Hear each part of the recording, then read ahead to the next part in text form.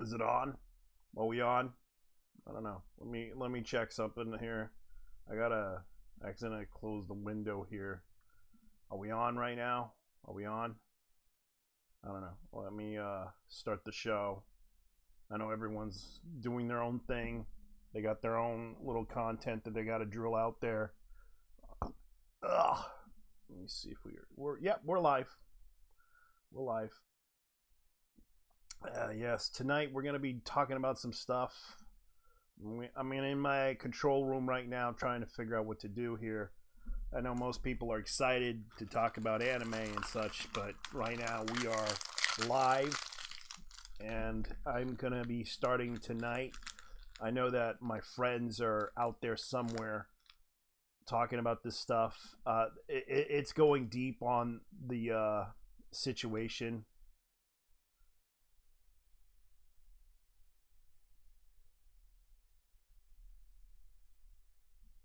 So we're going to go ahead and begin some stuff because right now we are talking about some things that are happening.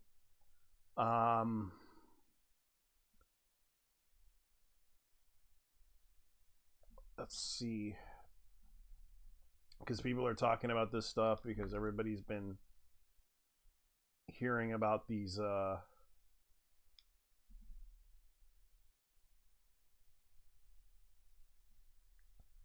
me see what we got. Let's see what we got.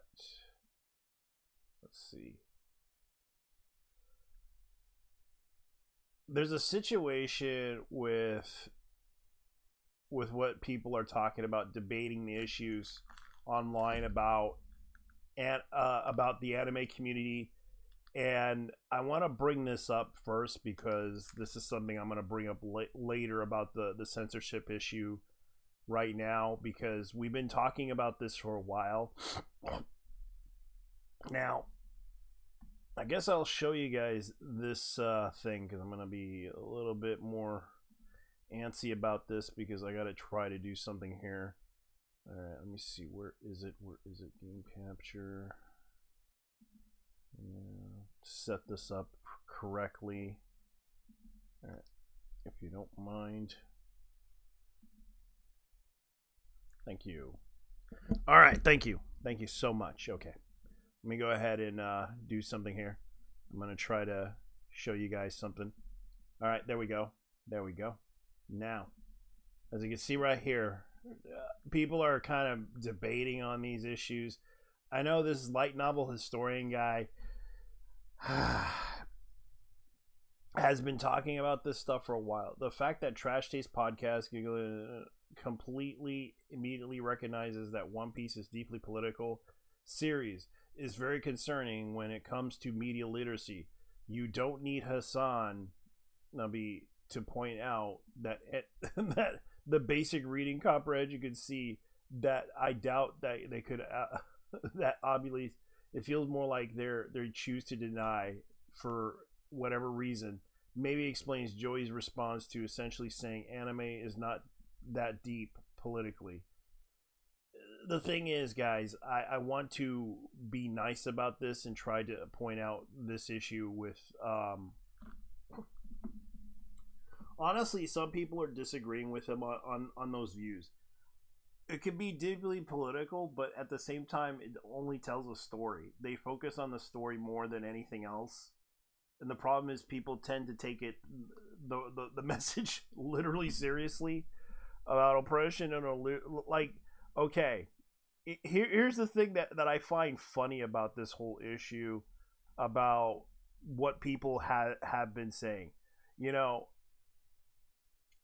Legend of Galactic Heroes addresses more about ideology than because it actually had more a philosophical approach to it, even historical approach to politics than anything else. The anime kind of explains it all, even historically, even in the future, historically expresses more politics than One Piece. Okay, an old anime has more is way more political than One Piece. Not, and people think One Piece is that deep, and I'm just like, and he's right about this, because people don't seem to understand what One Piece does. It's not that deep, bro, but yet people seem to think, and this is the thing, like everyone like this is the thing I'm going to show you. I'm going to show you some clips. I know I'm going to probably get copyrighted about this whole issue, but Legend of Galactic Heroes had more to say about politics than anything else. Okay? There are clips out there that explain everything. It explains it better than what people think. Like, you have to watch this series to understand. Even though it has a cool sci-fi message to it, it is a great series to watch. But it actually does talk about corruption and democracy. It talks about a lot of things, a lot of topics politically that people should listen to than One Piece, because it actually had more to say about political ideology, has to say about ideology itself, has more nuance on the issue of politics. But the problem is, people seem to think that every show like One Piece has something to say about politics. No, it has something to do with One Piece has something to do with Alex Jones, because even Alex Jones would say it better, because it's all about the world government and how and it's funny how people talk about it, because it is so deep in politics. So here, let's show a philosophical a conversation that they talk about. 30代になってもらいたくないね。ユリアン、こっちへ来て付き合えよ。そっちへ行くと不良が移るぞ。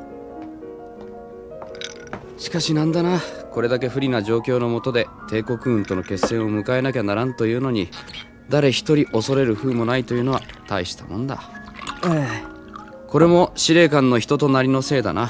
その人格的影響力、いや汚染力の凄まじさ、恐るべきものだ。連中だってヤン艦隊誕生以前は真面目で堅苦しい軍人さんだったに違いないぜ。まるでメルカッツ提督みたいにさ。例外もあるんじゃないですか。シェーンコップ中将のことか？だけじゃないと思いますが。じゃポプランだな。あいつも生まれつき性格が良くなさそうだ。そうだ、いいことを教えてやろうか。何です？この世で一番強いセリフってやつさ。どんな正論も雄弁もこの一言にはかなわない。ただで教えていただけるんでしたら。それもいいセリフだな。だがこいつにはかなわない。つまりな、それがどうしたというんだ。ビッテンフェルトの通信文にそう返事してやろうかと思ってな。あまりおちょくると後が怖いですよ。ユリアン、正面からまともに戦って帝国軍に勝つ目算は？皆無ですね。簡潔でよろしい。ということはだ、ここで何かやらかしても今さら勝率が低くなることはありえない。したがって何をやらかしても不都合ではないということだ。三段論法にもなっていないような気がするな。それがどうした？どうせ伊達と水郷でやってるんだ。今さら真面目になったって帝国軍の真面目さにはかなわんよ。犬は噛みつく、猫は引っかく、それぞれに適した喧嘩のやり方があるさ。喧嘩か。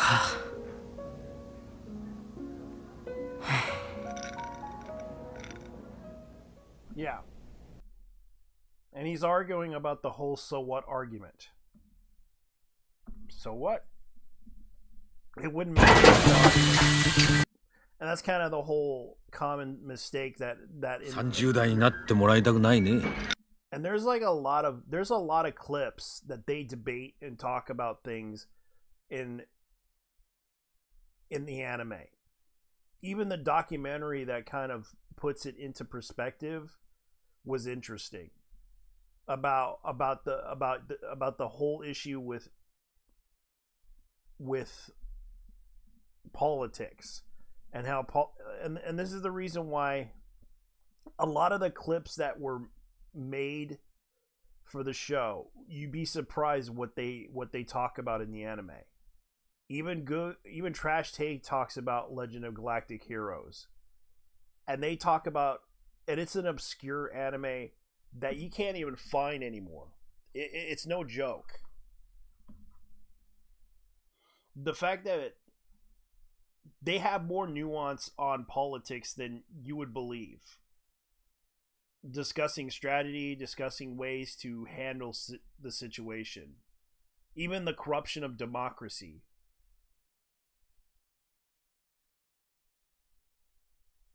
And that's the problem. Like, people seem to think it's basically how the future is going to be, based on philosophy, based on and it even talks about ideology, debating the issue, and yet people seem to ignore they think One Piece it has more nuance than this anime. And keep in mind, this anime was never shown, even though yes, they did show the second series, but never the original. And the original series had more nuance, and it was made in the 80s, released and I seen this anime around the 90s. And how did I get into it? This anime had more to say about politics than anything else. And yet people find it hard to believe it had more to say about politics than it does about One Piece. And yet they think One Piece is bad. And talking about democracy, talking about the issues within society, about disagreements, about war, strategy, it goes into it.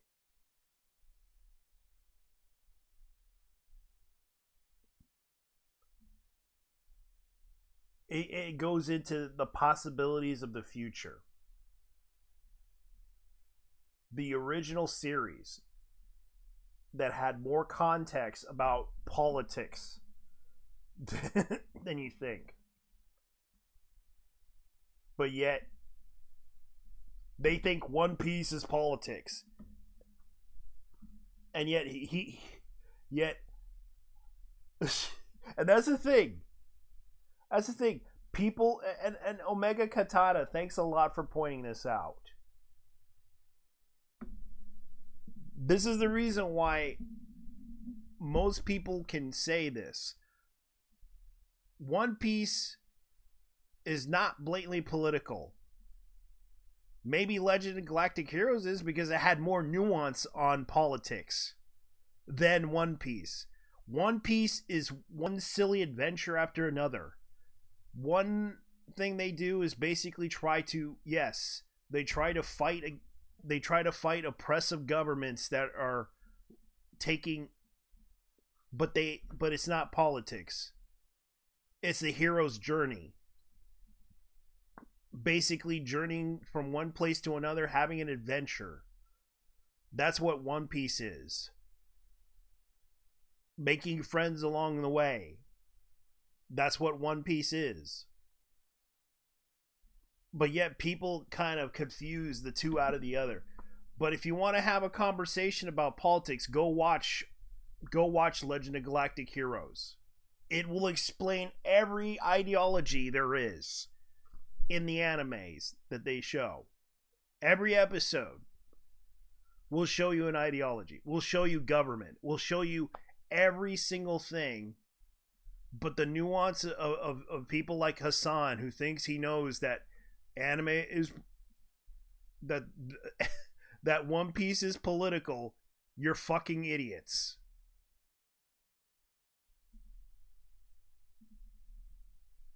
This is why I don't take Hassan seriously.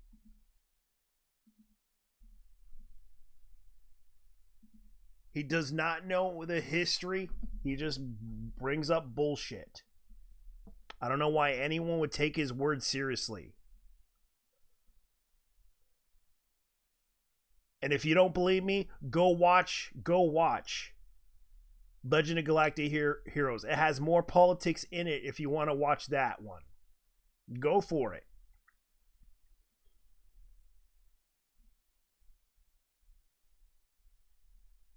And I don't know why anyone in their right mind would think One Piece is political.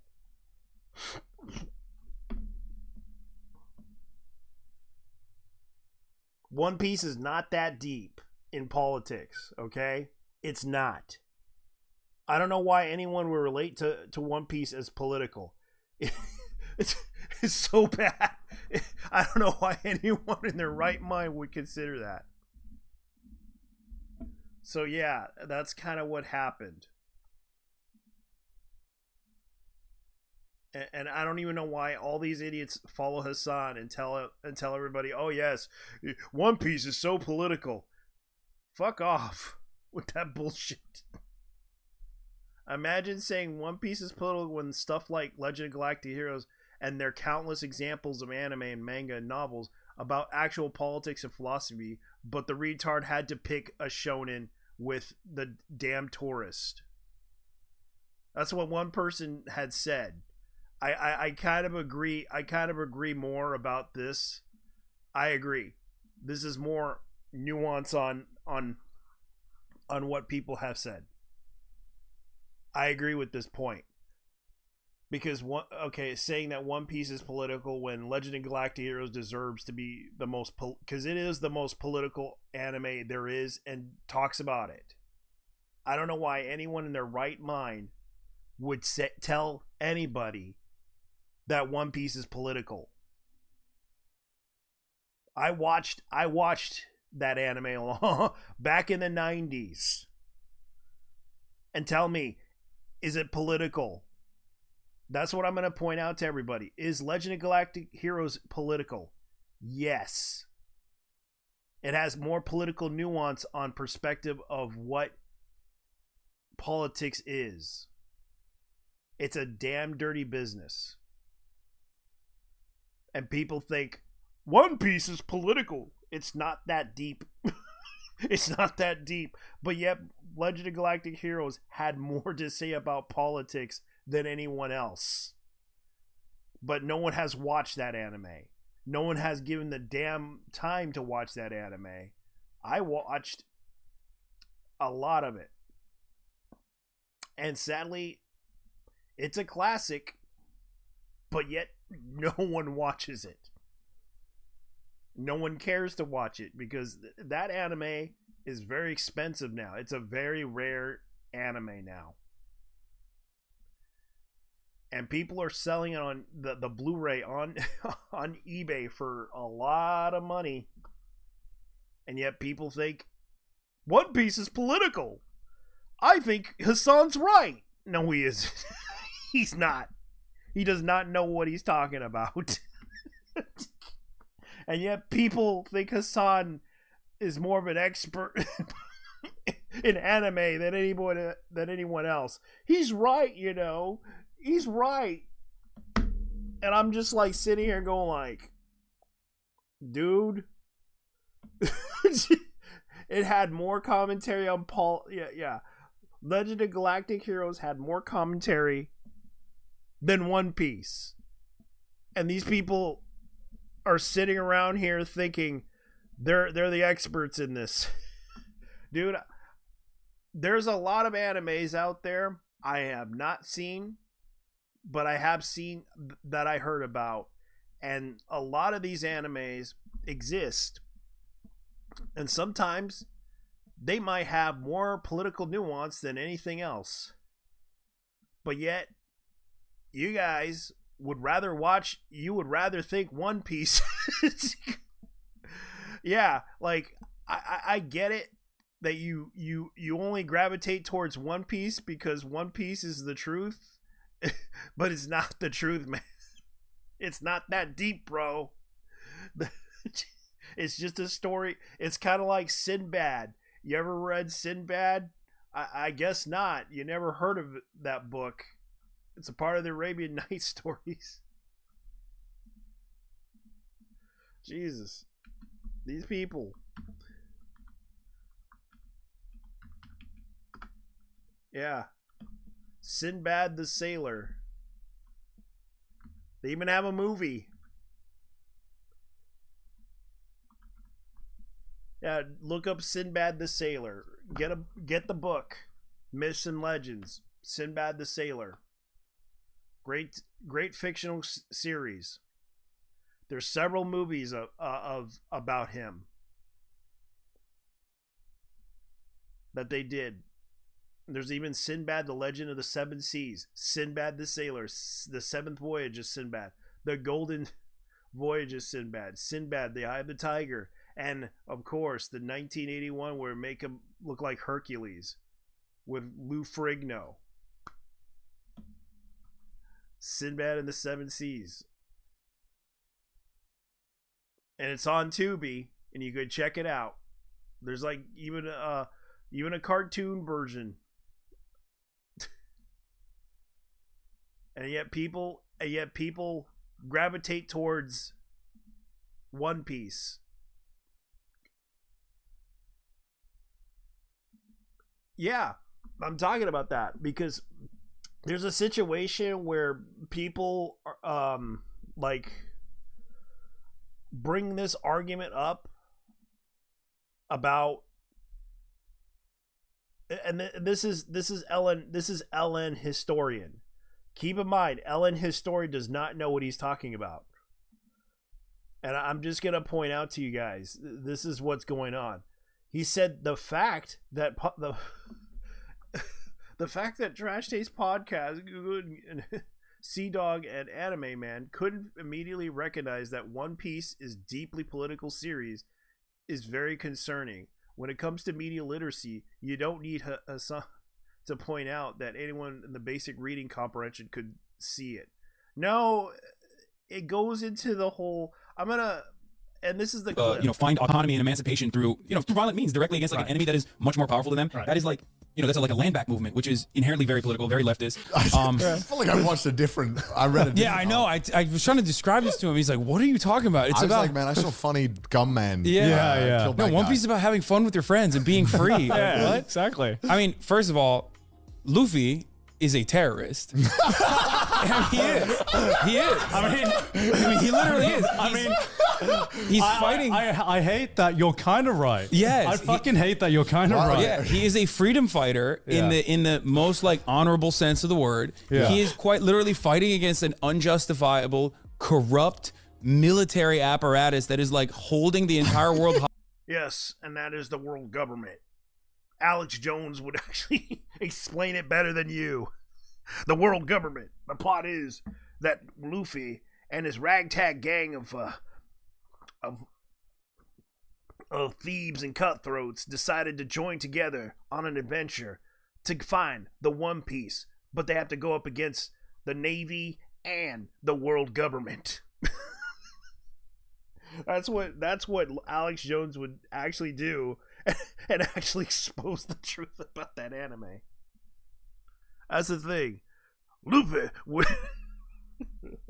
I can imagine Alex Jones explaining this to you. And the fact that responding to the Anime Man and the Anime Tourist colonization analogy, anime is inherently political. Yes, it is. Yeah, but One Piece responds to me essentially saying that anime is not that deep politically. When people pointed out Legend of Galactic Heroes had more nuance than One Piece. And that's the thing, like, it's not that deep. An LM historian is basically saying this. Now, I don't think One Piece, it's basically an adventure story. It's kind of like the analogy of Sinbad the Sailor, except Sinbad the Sailor, as you can see right here,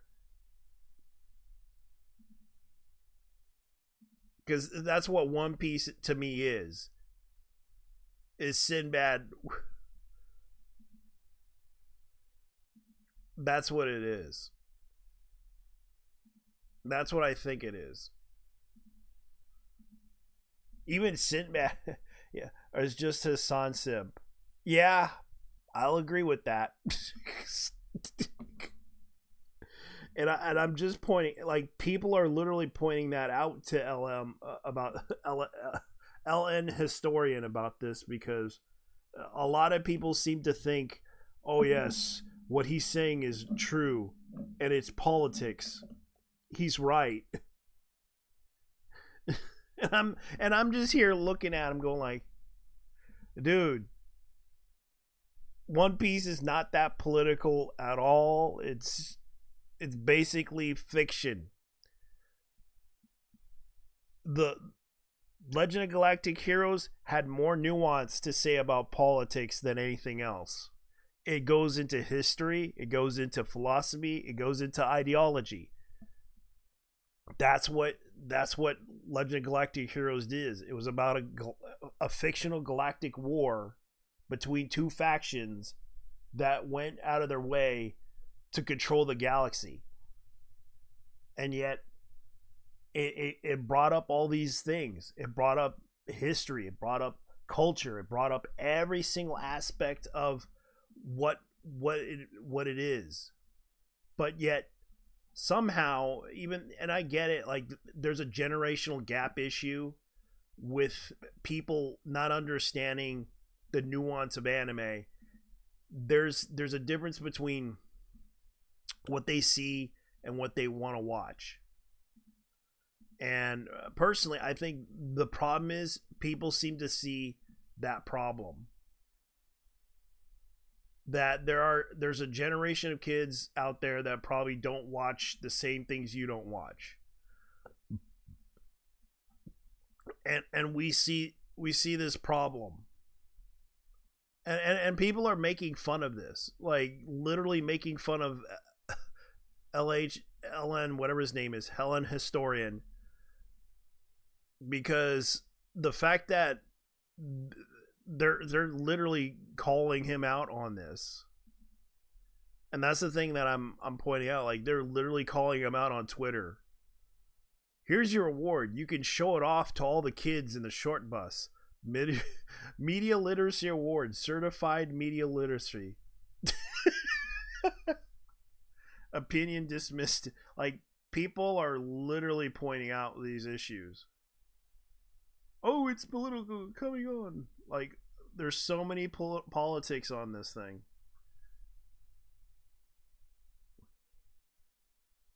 Like, oh, it's political with a twist coming up. Imposes unreasonable global tax. Calls a human population at random. Treats animals better than humans. Oppressed clans with connections to the past. The world government is a progressive evolved form. Oh yeah, it's political, but it's all the right wing. It's all right wing stuff. The world government is progressively evolved form. It's political, but a twist is coming. War god of the environment. Imposes unreasonable global tax. Culls of human population at random. Treats animals better than humans. Oppresses clans with connections with the past. The world government is progressively evolved form. And it shows right-wing ideology. And they don't even realize that, too. Yeah. Yeah, and it says like here, One Piece is political, but not really connected to real life politics. Just like many other stories, politics is just deeply rooted in everything. Also, using Hassan in any kind of example seems like a joke. The guy has the most autocratic takes. Yes, he's right. And I agree with that. It's like, seriously, that's the thing. Like, people are kind of like laughing about him, just literally brain injury. Yeah, like there are so many things that they're telling people about this. This is why this is why we try to keep the politics out of it.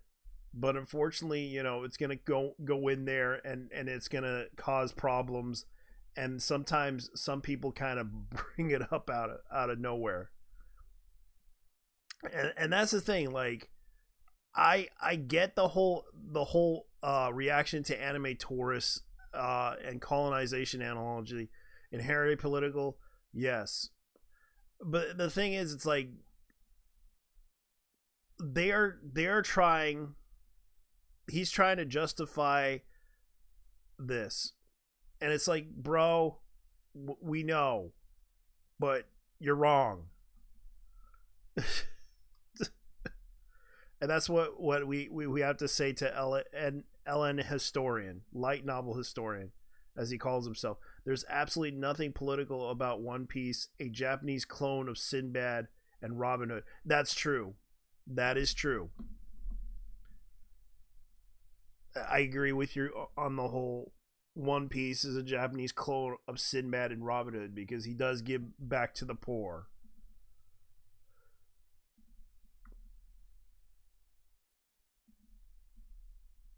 And that's the thing that most people are upset about, because people in the anime community keep trying to start shit in the community about this because they disagree with what one person's view of it is.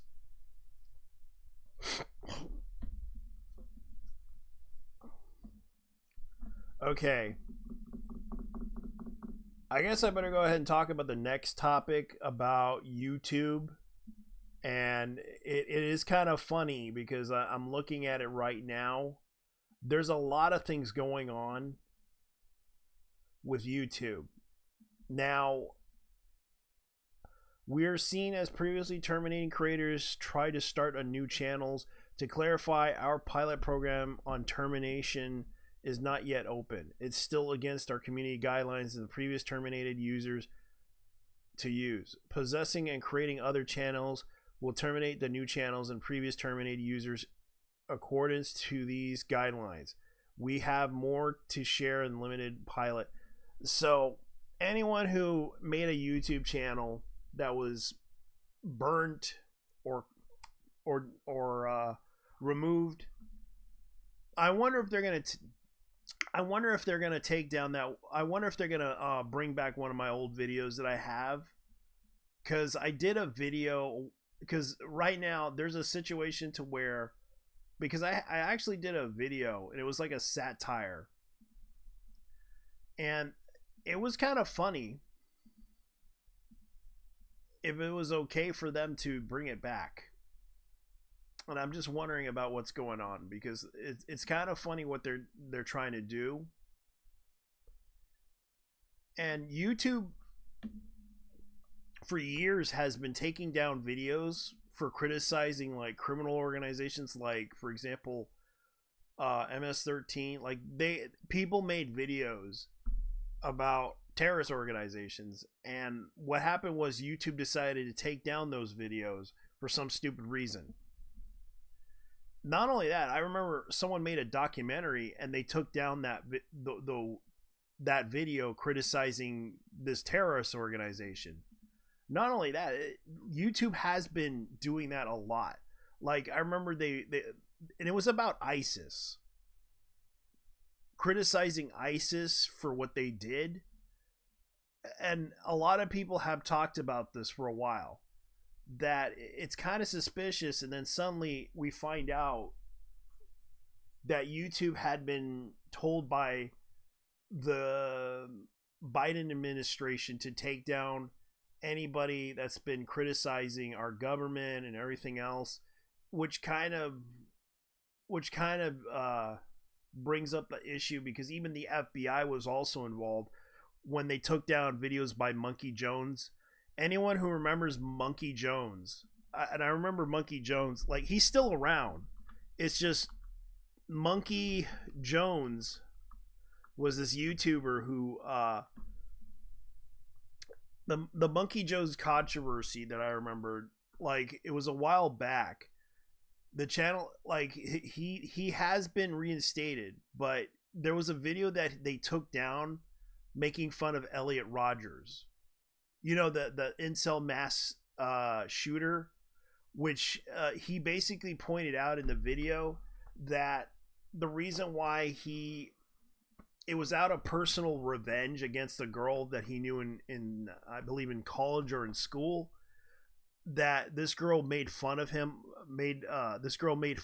a lot, and it was a personal vendetta against her, and he was making fun of it harshly.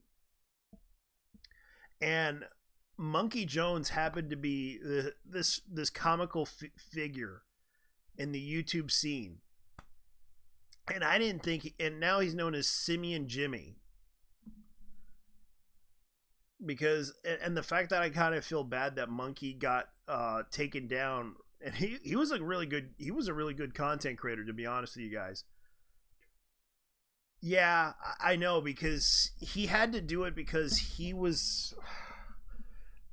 he kind of told people not to get into the whole situation because he didn't want to get involved, because YouTube was taking down his videos, and it was his biggest source of whatchamacallit.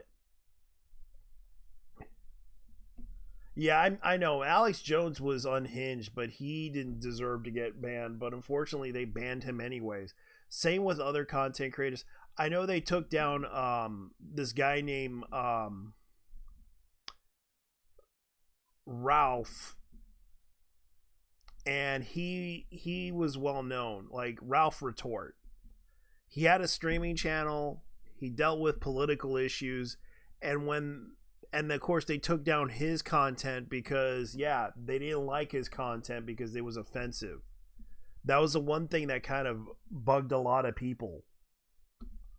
And now they are actually bringing back some people, but I think YouTube is trying to say to people, hey, we are looking into bringing back a lot of people. I know people want breaking for YouTube access, freedom of speech must be limited. So they're trying to get Nick Fuentes back on the platform, but that's not YouTube. That's people wanting him back on there. There's a lot of people on there that were removed for some stupid reason on the platform. Even Nick Fuentes, like they do not want Nick Fuentes on the platform. And I know there's a lot of content creators that have been banned off of YouTube, including Internet Aristocrat, and there's a lot of content creators that have been politically involved with the right that they banned, and it was mostly the right that got banned. There was also some content creators that got into trouble with YouTube, even with the media getting banned, and even and I think that using very controversial examples like Nick Fuentes and Alex Jones, if they approve the program, will reveal the truth. Which I kind of agree, because they're not only even though they approved Monkey Jones, he's trying to get back into the graces of YouTube, because if he says something that they don't like, he'll be forever removed. But he's still around. Yeah, Ethan Ralph, aka Ralph Retort. That's correct.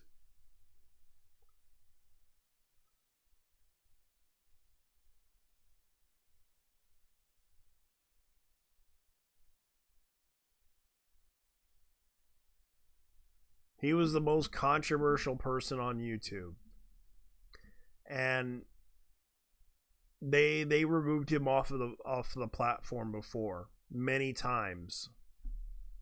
Even on Twitch, they removed him because he violated their guidelines.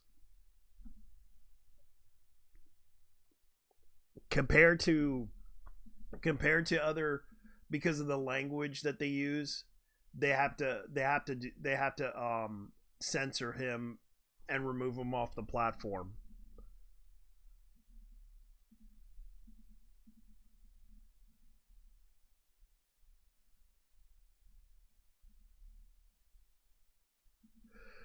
And right now, Google is on walking on soft eggs right now.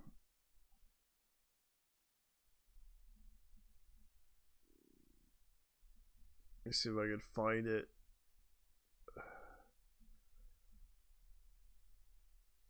See if I can find some news here, because I know there's a lot of news popping up.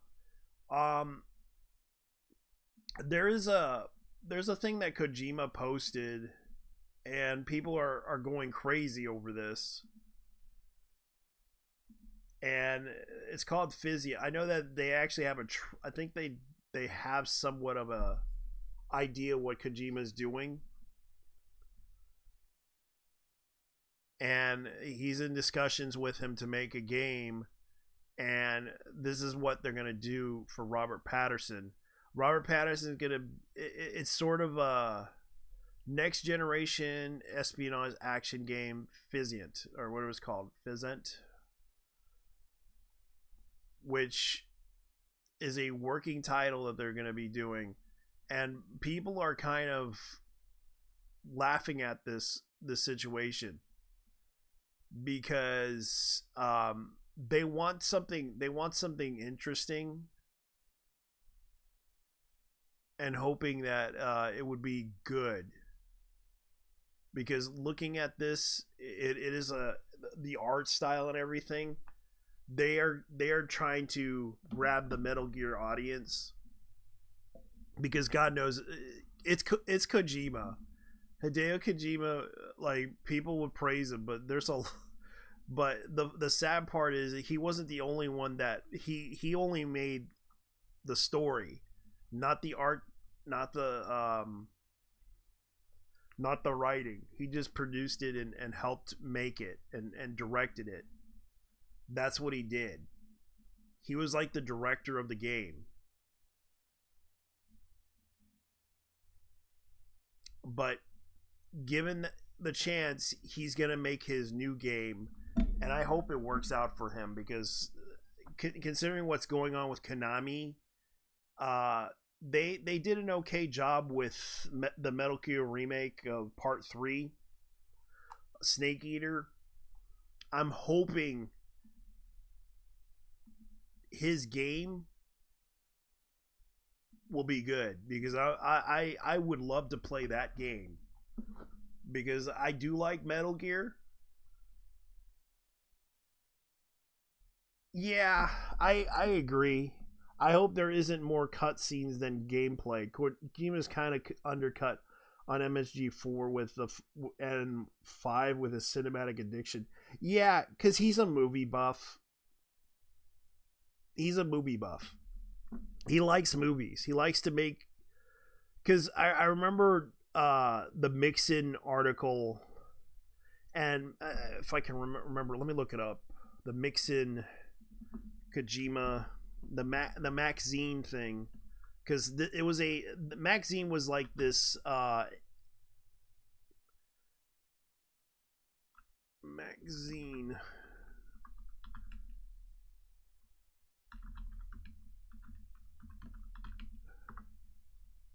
Let me see if I can find it. Where is it? The magazine.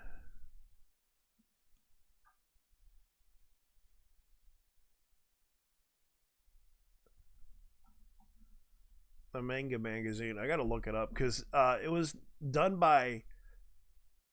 They rebranded to Tokyo Pop, but I remembered there was a manga magazine that had all these mangas, but they were in the U.S. and it was circulating in the U.S. back in the days, and it was basically, they sell all these mangas, And I remember there was a article by Hideo Kojima where they did an interview with him, and he talked about that he wanted to make games into movies. That was what he wanted to do in that interview. And he kind of explained it. Let me look it up because I know it was like a Mix Zine magazine.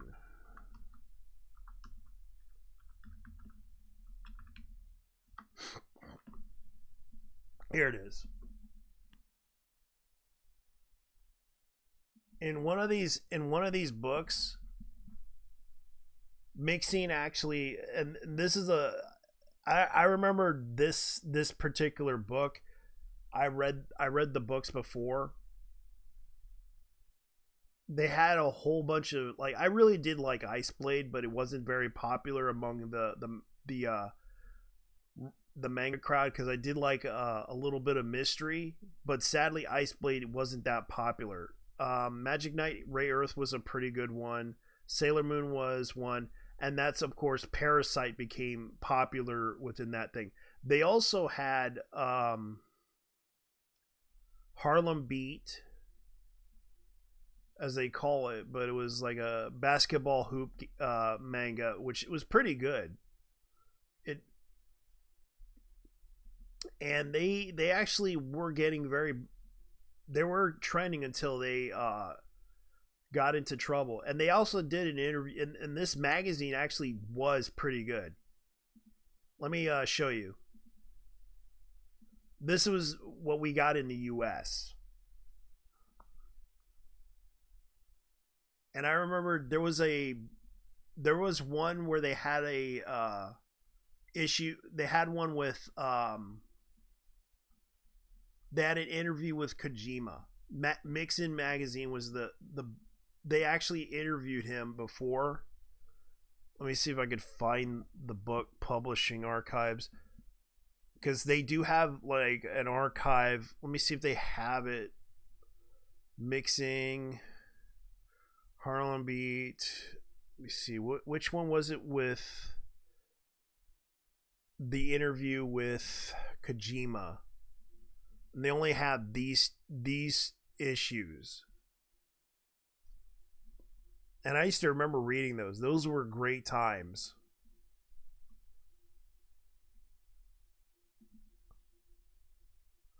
Let me see, which one had the interview with Kojima in it?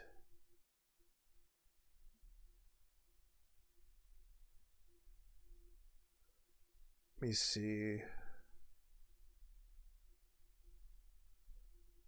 Mixing, and it was basically the Mixing magazine was kind of like Shonen Jump with manga, and they did that interview, and I swear they had the interview with Kojima in it.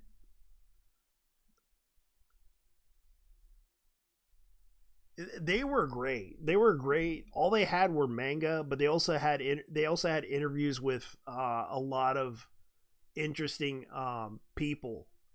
Even the creator of Sailor Moon, they did an interview with her, which was kind of interesting too. Like, she basically wrote a letter telling about, thank you for reading my stories. I appreciate that you guys are supporting me and everything. And that's kind of the thing about Mixin magazine. They really did help her career out a lot in the US, because a lot of people don't realize, like, Sailor Moon was another thing that kind of became popular back in the 90s.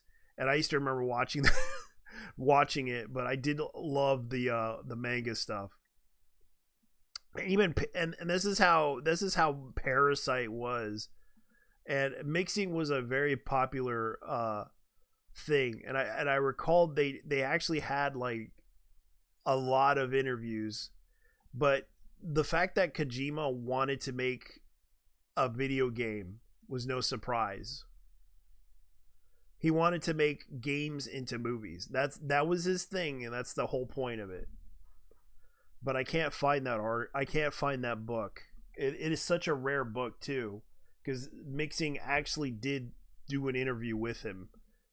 But I can't really confirm it, but I will say yes, that's what I remembered. he wanted to make games into the style of movies. Because based on his cinematic, ideas and everything with games, he kind of does make it into a movie.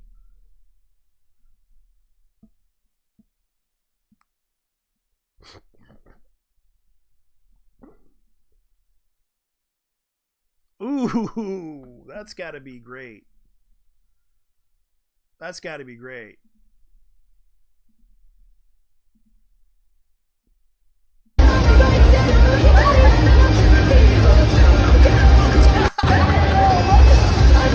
Sorry about that. It's like, this is the TSG 2025. This is at the Tokyo Game Show right now. They are literally going out all out on this one. I got to admit, that's a cute cosplay, but I know it's not real. It's not real, but it's cute. I got to admit, the girl did a really good cosplay. Yeah, and you can see right here what's going down right now at Tokyo Game Show. Like, it's really interesting to see. And I know they're promoting the Seven Deadly Sins origin stage for the video game that's going to be coming out. Hopefully it's going to be a good game, because I did watch this on Netflix before. Definitely a good series too. And of course the Silent Hill thing, like, it's pretty interesting. Like, I wish I could go to the Tokyo Game Show just to see it. Keldello Writer.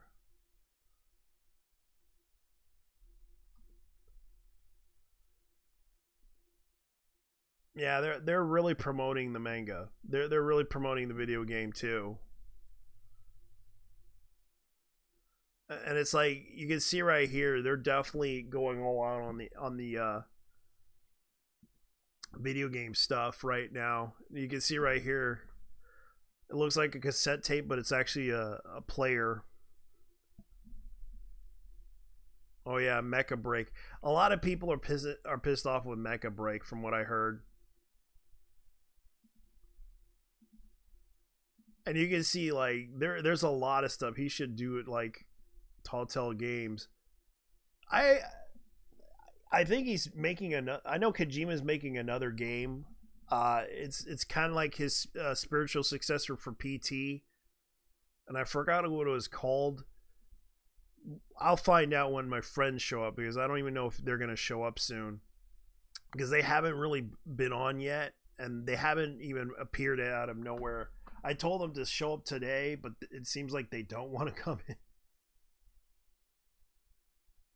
Like, let me see what I could do here. I don't even know if my friends are showing up today. But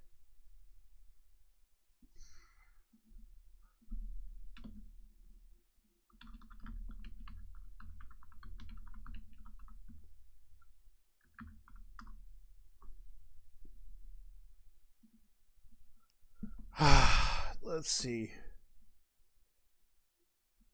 World of Tanks. Oh yeah, they're promoting Battlefield 6.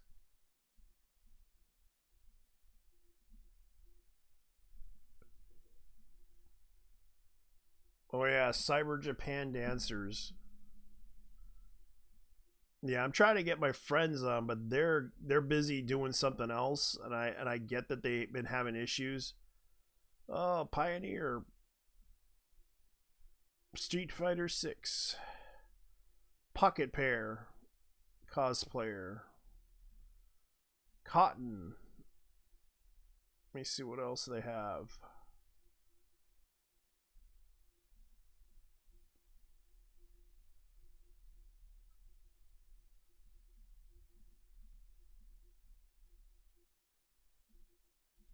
Let's see, what else are they, what else is going on in Tokyo Game Show that would be interesting? The new Virtual Fighter. Oh yeah, they're doing their new Virtual Fighter.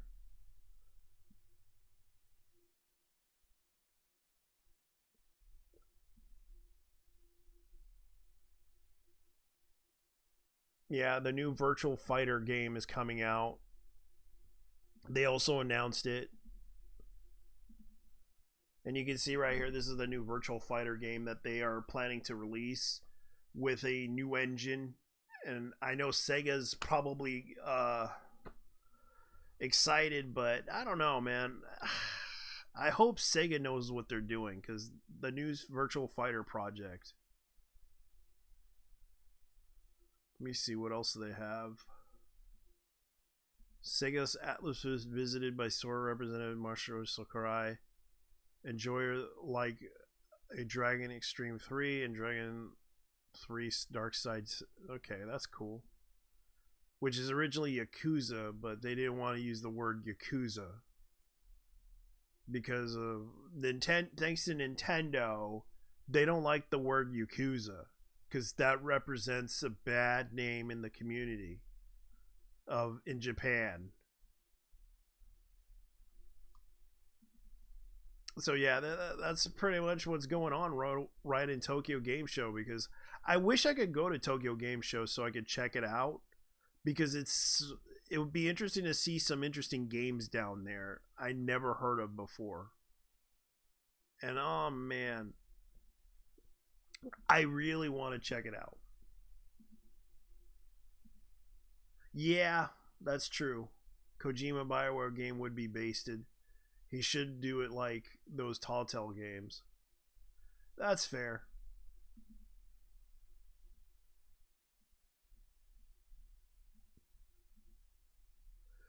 Alright, let me see what I could do here. I'm gonna look around for... And I know there's like a lot of news. Let me see.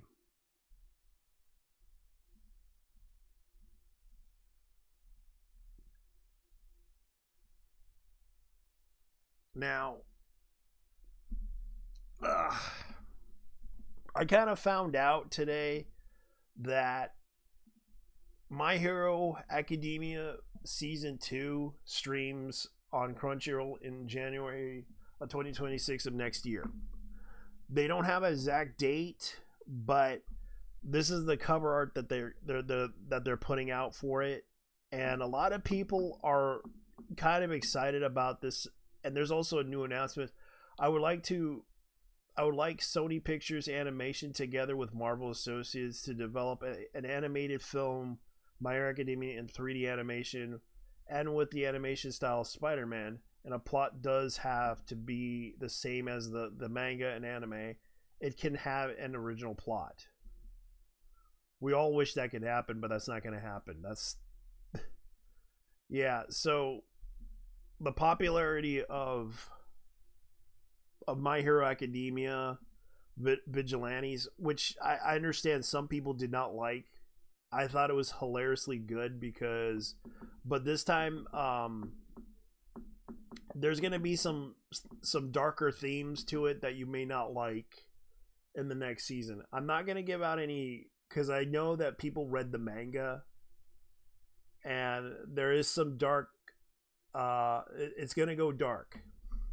Let me tell you that, but hopefully the crawler will come through like always, because it is going to be an interesting story for season 2. I can't give you guys the hint or anything. Let's just say the queen isn't over. The queen isn't done yet. Queen Bee isn't done yet. That's what I'm going to be saying. That's the hint. Because I do like that anime, but I know there's some people that do not like that anime for some reason. Because I like Pop Step, I like Knuckle Duster, because he's kind of like the Batman in this universe, and what's his All Might is Superman. Except Knuckle Duster's kind of a broke guy, but he's a family man, which I kind of understand why he did this, why he was taking it personally.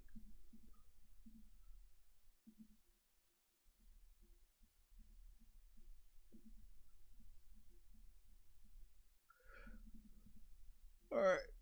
let's see here. There's also this thing, like everyone's talking about. I'm gonna show you guys something. This is something that popped up about that one game that's like the GTA slash which I thought it was kind of funny. It was Spider-Man mixed with GTA Online. Like, picking on me! Hey, Uglies! How about picking on me? Yeah. So, hey, Uglies! How about picking on me? Hey, Uglies! How about picking on me? The Ananata game is actually interesting because it's GTA mixed with, and of course, it's an open world game. They're saying that it won't be a gacha game as promised, but they will put it as a game, which people are talking about. Sony sues Tencent over Horizon lookalike. Sony has filed a lawsuit against Tencent over Horizon franchise. and people are bringing up that I think Anita will also get sued, maybe not now, but possibly later. Light of Morton was set to release in PS5, and it was Horizon. It was a Horizon ripoff. However, it later got sued by PlayStation. So people are bringing up the fact that they are using assets for this game. NetEase, who happens to be the developer, they're the same people who did a better version of Overwatch. Let's get that. Let's admit that they made a better version with Marvel Heroes. You know, that Marvel Heroes Online game that they did. They have really done better with it, and they decided to put anime characters into the game. with their creative excellence, it's kind of funny how they're doing this. Yeah, so you could tell they borrowed a lot of assets from Sleeping Dogs. Like, people are pointing out this stuff, and despite the fact that this game, it represents the fact that the industry is afraid of competition, yes, people have borrowed stuff from other games before. It's kind of funny how not many people admit that that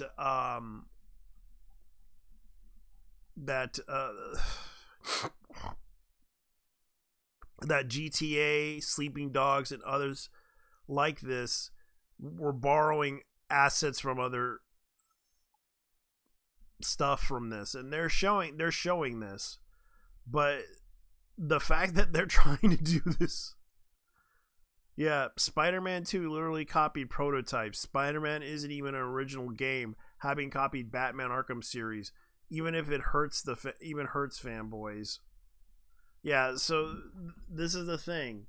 These people are upset over this whole issue, thinking it's a clone of a clone over a clone, which actually is a clone.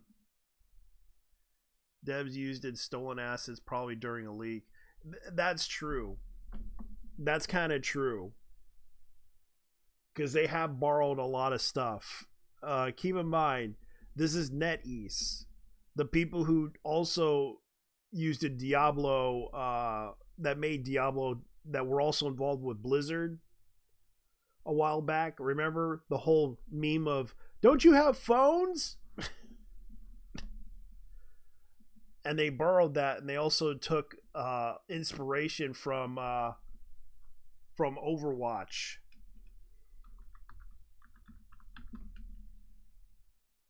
And made Marvel Heroes.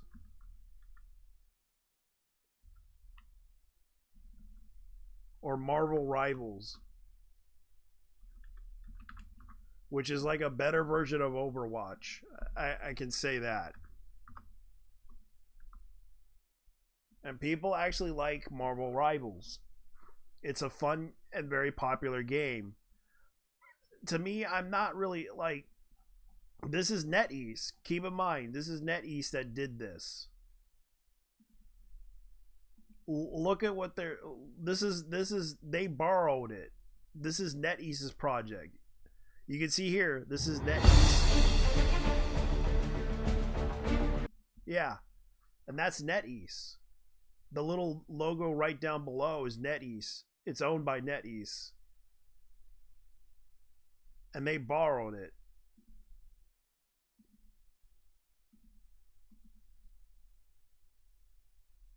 Because that's because they worked with a lot of stuff, Robert. They worked on a lot of stuff. They worked with a lot of companies. That's why they stole a lot of the assets from them.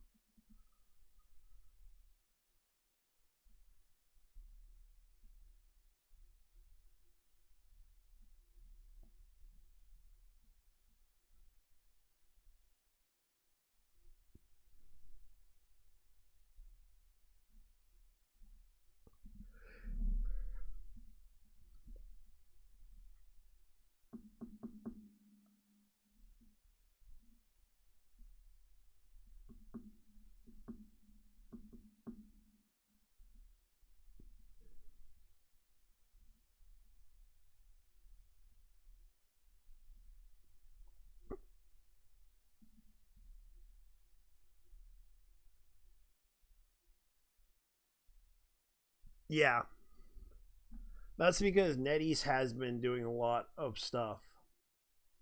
And a lot of people don't realize NetEase has been doing a lot of weird, like, and yet they were given full access to Diablo, even the engine and everything, because they've been given a lot. Because the reason why they worked with NetEase is because they needed a licensor to work with China, because they wanted to put out World of Warcraft in their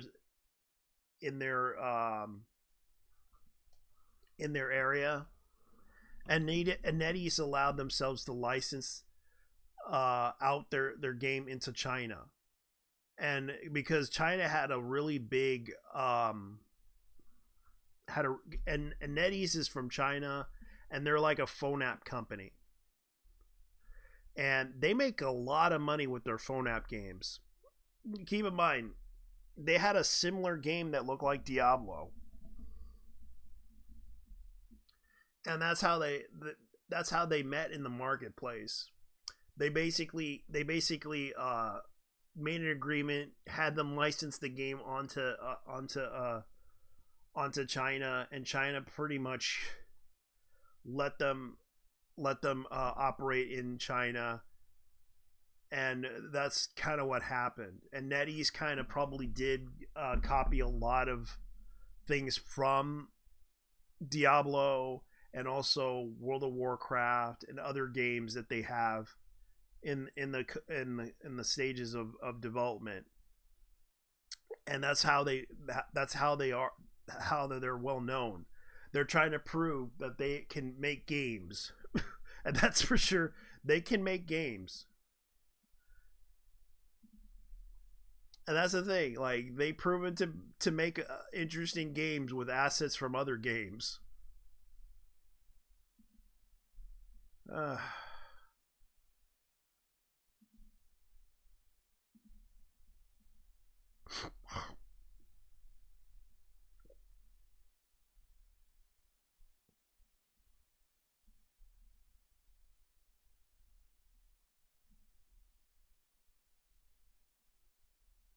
Let me see.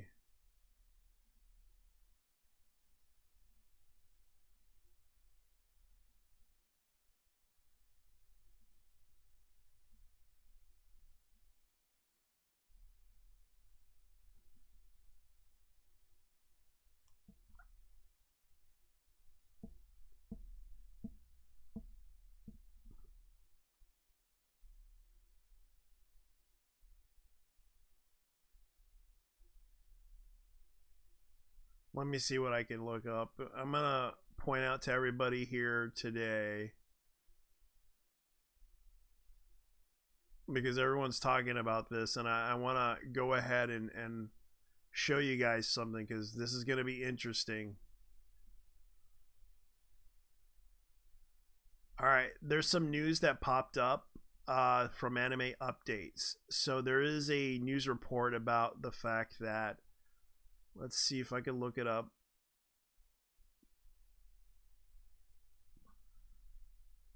In the manga.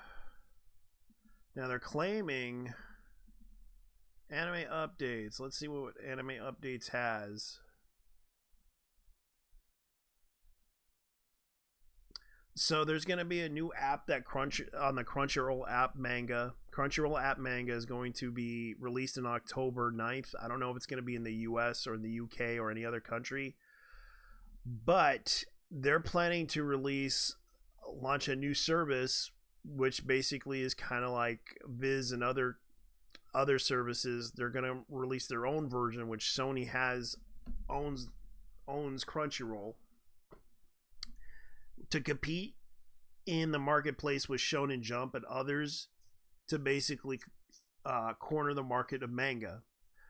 Keep in mind, they are trying to corner the market with manga too, and are branching out more and more. Considering that Crunchyroll is trying to make more money, they're planning to release a manga app on October 9th of this year. So yes, they are planning to do that. Remonster Season 2 is officially announced. That's good news. I actually kind of hope for that. And Dr. Stone Science Future Part 2 officially ends today. Let's see. Infinity Council, I already watched it. So yes, it's getting a lot of attention. Penny Stocking and Garterbelt's new season officially announced it at the end of the final episode. So they are planning to make another episode. JoJo's Bizarre Adventure Steel Ball Run will be released naturally looking CGI for horse animation. And Chainsaw Man Res Arc has officially earned up to, that's not bad though, for that much yen. Let's look at the how much that's gonna. Let's see, yen. How much does that cost in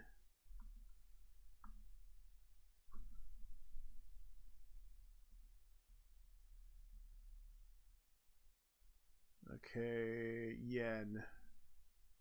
They made $10 million. In 60s, 10 million, 1,000. Wow. That's how much they earn in dollars. Let me see if I could go and do it in let's see, euros. Or in, let's see, euros, pounds.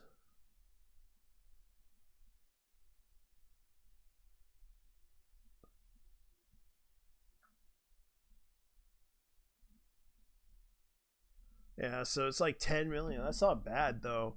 They made about $10 million for in release of that anime.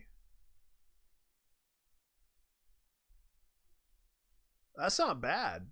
I have to admit that's not bad at all for that story. They made $10 million for the showing in Japan, which is gonna be a good movie.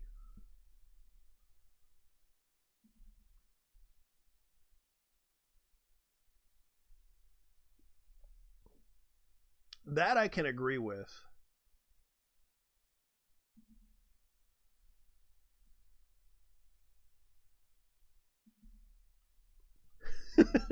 I agree.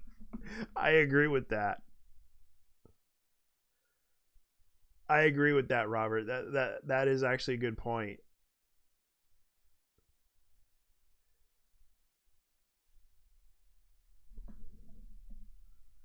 Should stick to I'm gonna wait. Like 10 million isn't that bad. Yeah, that's the whole point. I'm saying that $10 million is good, and they'll probably make more overseas because of the fact of how popular that show is. I know people don't admit it, but they do like Chainsaw Man because I've seen how sold out that Blu-ray is, because I actually bought the Blu-ray. Let's see what else they have. Let's see what they have.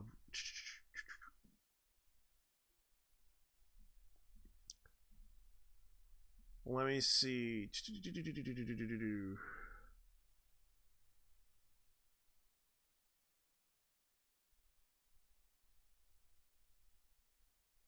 Let me see.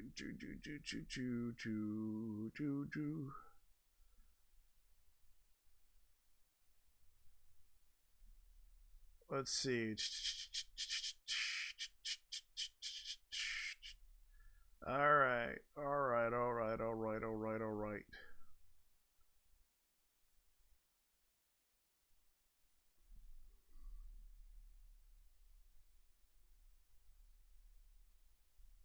All right, let's see.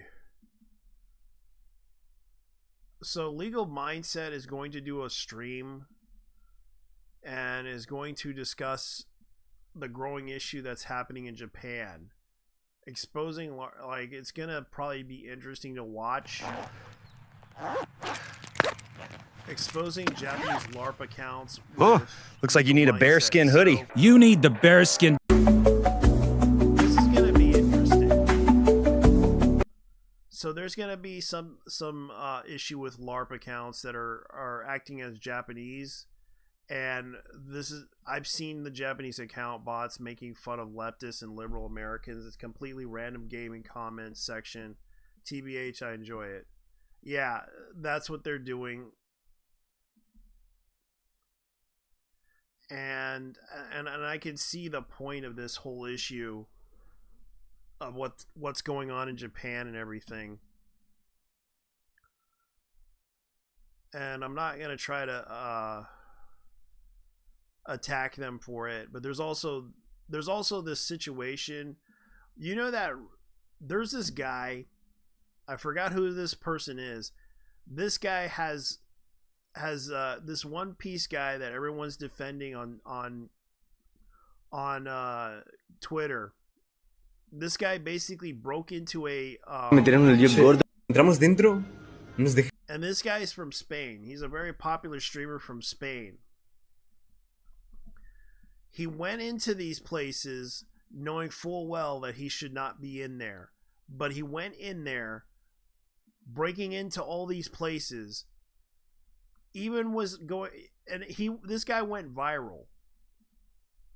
This guy went viral for pushing an old man in a train because the old man was trying to stop him, trying to tell him to get off the seat because it is a disabled, it's only for disabled people and elderly and pregnant women.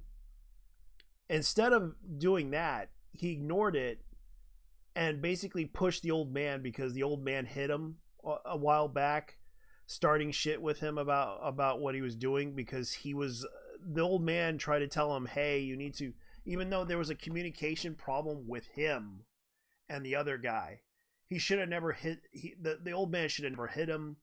But unfortunately, people are defending his the man's behavior to justify attacking the old man, which is kind of wrong.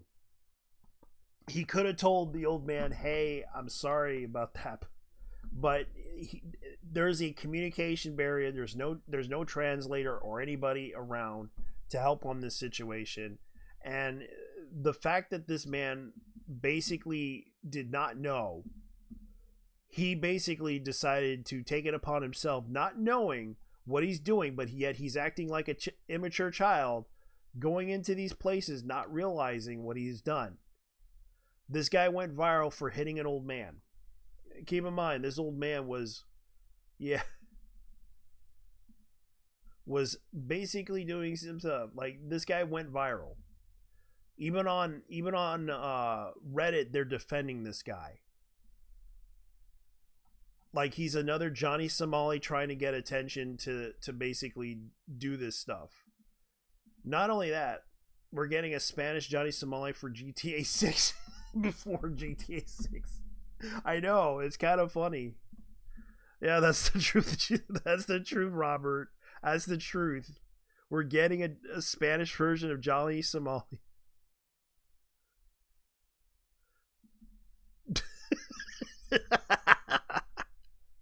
Yep, we're getting that. We're getting that. That's what's happening right now. And people are talking about this guy, the Spanish Johnny Somali.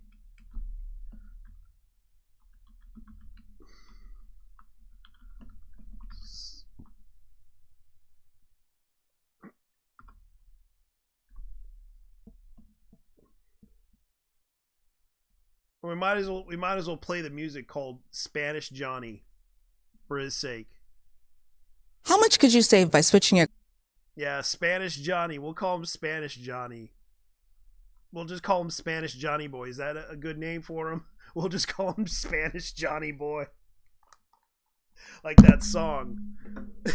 That old song. Yeah, Spanish Johnny Boy. We'll call him Spanish Johnny Boy.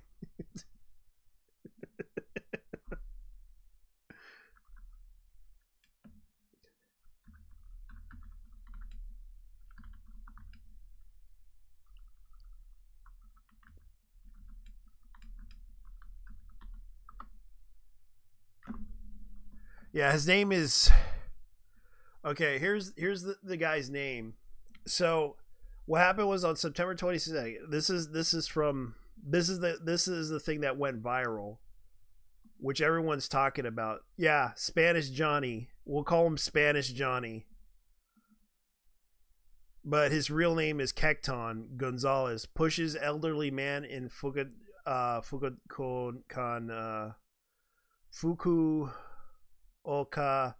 train, and the Fukuoka train. On September, Spanish content creator Kelton Gonzalez was cosplaying as Monkey D. Luffy, occupying a priority seat on the Fukuoka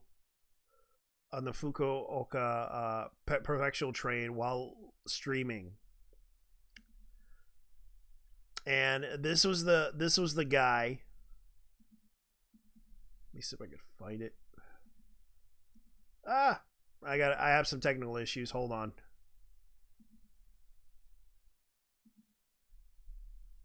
Let me fix this issue here. This is the guy that everyone's talking about, and this is the clip that happened to be this is the guy right here. Now, you see the old man basically talking to him. Hey, but it's okay. And he's gonna touch his hat. Che, and push oye, it che. out of the way. Date quieto ya, Dios. And he pushed it un poco, again, Dios. which he shouldn't Hey, have stop, done. bro. Don't touch me, bro. Stop, che. Dios. Oye. Ya está, Dios. No, sí, ¿qué ha pasado? Nada, no pasa nada. Which he did it, which he should have never done. Because that can lead to him, and of course he was on the run for that stuff. Because he knocked that guy and could have injured him, but luckily the old man was okay. Yeah, the Japanese man doesn't say anything about the priority seating. He is complaining about the foreigner being loud. Basically, what it was in the whole situation was he wasn't supposed to... it's considered rude to basically stream on trains. You're not allowed to record on trains. The man told him to please... He was being too loud, and a lot of trains do not like noise. The guy basically kind of went off on the man on the wrong way. Now, do I think he did wrong? Yes, because he should have never pushed him again. Because that just shows you're not only being rude, you're also being disrespectful. Which it kind of does point out the issue here. Well, right there here, goes he did hit him. There goes the stereotype that Europeans are very more civilized than Americans. Yeah. When in other countries. Yeah, but this guy came from Spain. Of course. Es un gilipollas. He's a cocksucker. Yeah. Yeah, so... Yeah, he's Gonzalez. Kelton Gonzalez. His name is Kelton Gonzalez. So yeah, and there's also the other context. The old man did push his head. Yeah, because you can see right here, he did push his head.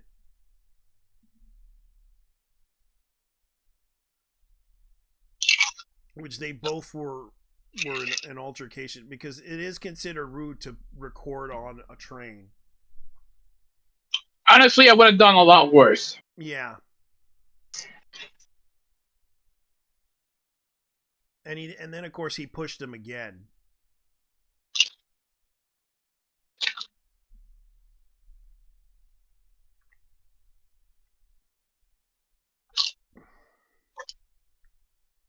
And here we go.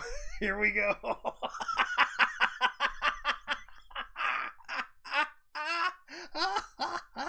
Our favorite hero, Zephyros Sword 57. Reminder that if you ever encounter any of your gaijin doing anything similar in Japan, I will introduce you to my fierce...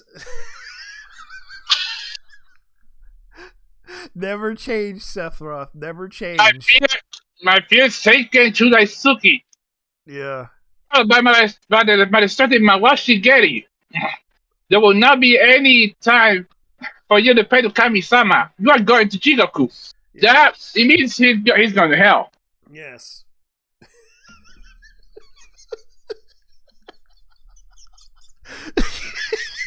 Sephiroth Sword 57, the greatest Swede since PewDiePie. Yes. Never change, man. Even though I disagreed with you on certain issues, you were right about one thing. We kind of hate the nuisance streamers.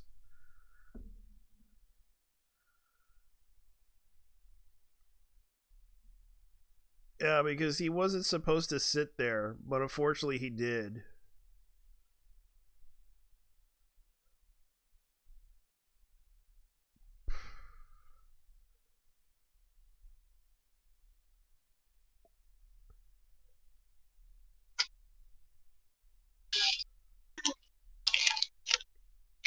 Okay, so here's the other thing: the cancel Johnny thing. You know that the account that went after Johnny Somali, now they're going after him. Just as well. Yeah, the infamous Spanish streamer YouTuber Kelton on Kelton Live, who fled Thailand the morning after the assault incident, has released his third suspicious half-crying apology video. And please, I know apology, bro. 1P. I apologize to Japan's P. And so on, showing obsessive fixation on P. Sparkling buzz that he doesn't seem to remorseful at all. Anything's fine, but you don't need to come to Japan. That's basically what he did. Another viral Chroma Shibuya Rama Japanese nuisance streamer filmed himself dancing inside Anara Todaji temple. It's odd that there hasn't been much an attempt to legally crack down on the problem of nuisance live streamers. Oh, so this was in Nara. That's in Kansai. That's near yes. Yeah, and he's like doing his little stupid dance. And oh no. He had the straw hat too. You know what this means? He was dressing up as Luffy. Yeah. Fucking hell. Oh god. He hates One Piece. I just noticed that. Yeah, I noticed all these nuisance streamers are going on dressing up as One Piece characters.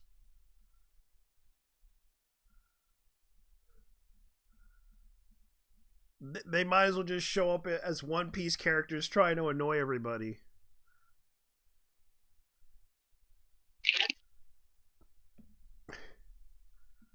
Honestly, though. And already people are posting this on there. Japan is not a theme park. Temples and shrines are not social media backgrounds. Public spaces are not social media backgrounds. Torii gates are not fitness appliances. Subways and businesses are not performance stages. Pagodas are not climbing walls. Temple shrines are not performance stages. Let me add one. Yeah. Highways are not a no hesi server. Yeah. Love hotels.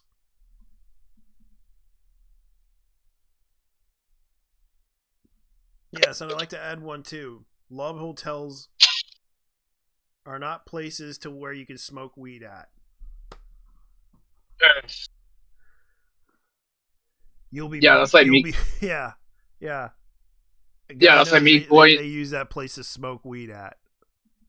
That's like me renting a Lexus LC500 to go at the Japanese Wangan Highway. Yeah. At 300 kilometers an hour. So we called him. You don't do that. You know, we nicknamed Kelton Gonzalez. Right. Spanish Johnny. Oh yeah, I'm reading that. Spanish Johnny Somali. Yeah, so we called him Spanish Johnny. No. It would be because it's based on a song. Would you believe that? There's a song called Spanish Johnny. In Spanish, that would be Juanito Somali. Juanito Somali. Oh yeah, Juanito Somali. We'll call him Juanito Somali. But most people like to call him Spanish Johnny. Spanish Johnny Somali. So I'm reading what Robert was writing about Ananta. Yeah. So devs are gonna keep an eye on Netties and every project they're involved in. Well, here's the problem. The West thought that they were unbeatable. And then the Chinese and the Koreans decided,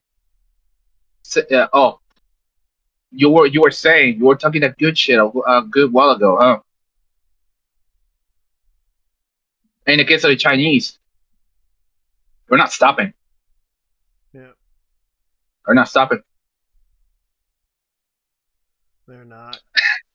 Look, they're going to be making games thanks to Blizzard giving them the assets and also the engine that they probably copied. Hold up. Yeah, wait, wasn't Blizzard like yeah, oh yeah, Natty's had that one joint venture with Blizzard, didn't they? Yeah. Oh, that explains that. Oh, they're making fun of Pippa. Oh yeah, because she's slaying Snowbreaker's Payment such a night. Yeah, but here's the other thing. They're making fun of her, calling her Hispanic. Really? Yeah. I'm not joking. Really? They're making a joke about it. Like, look. Why are you brown? Piki pipa, pinche coneja toda culera, güey.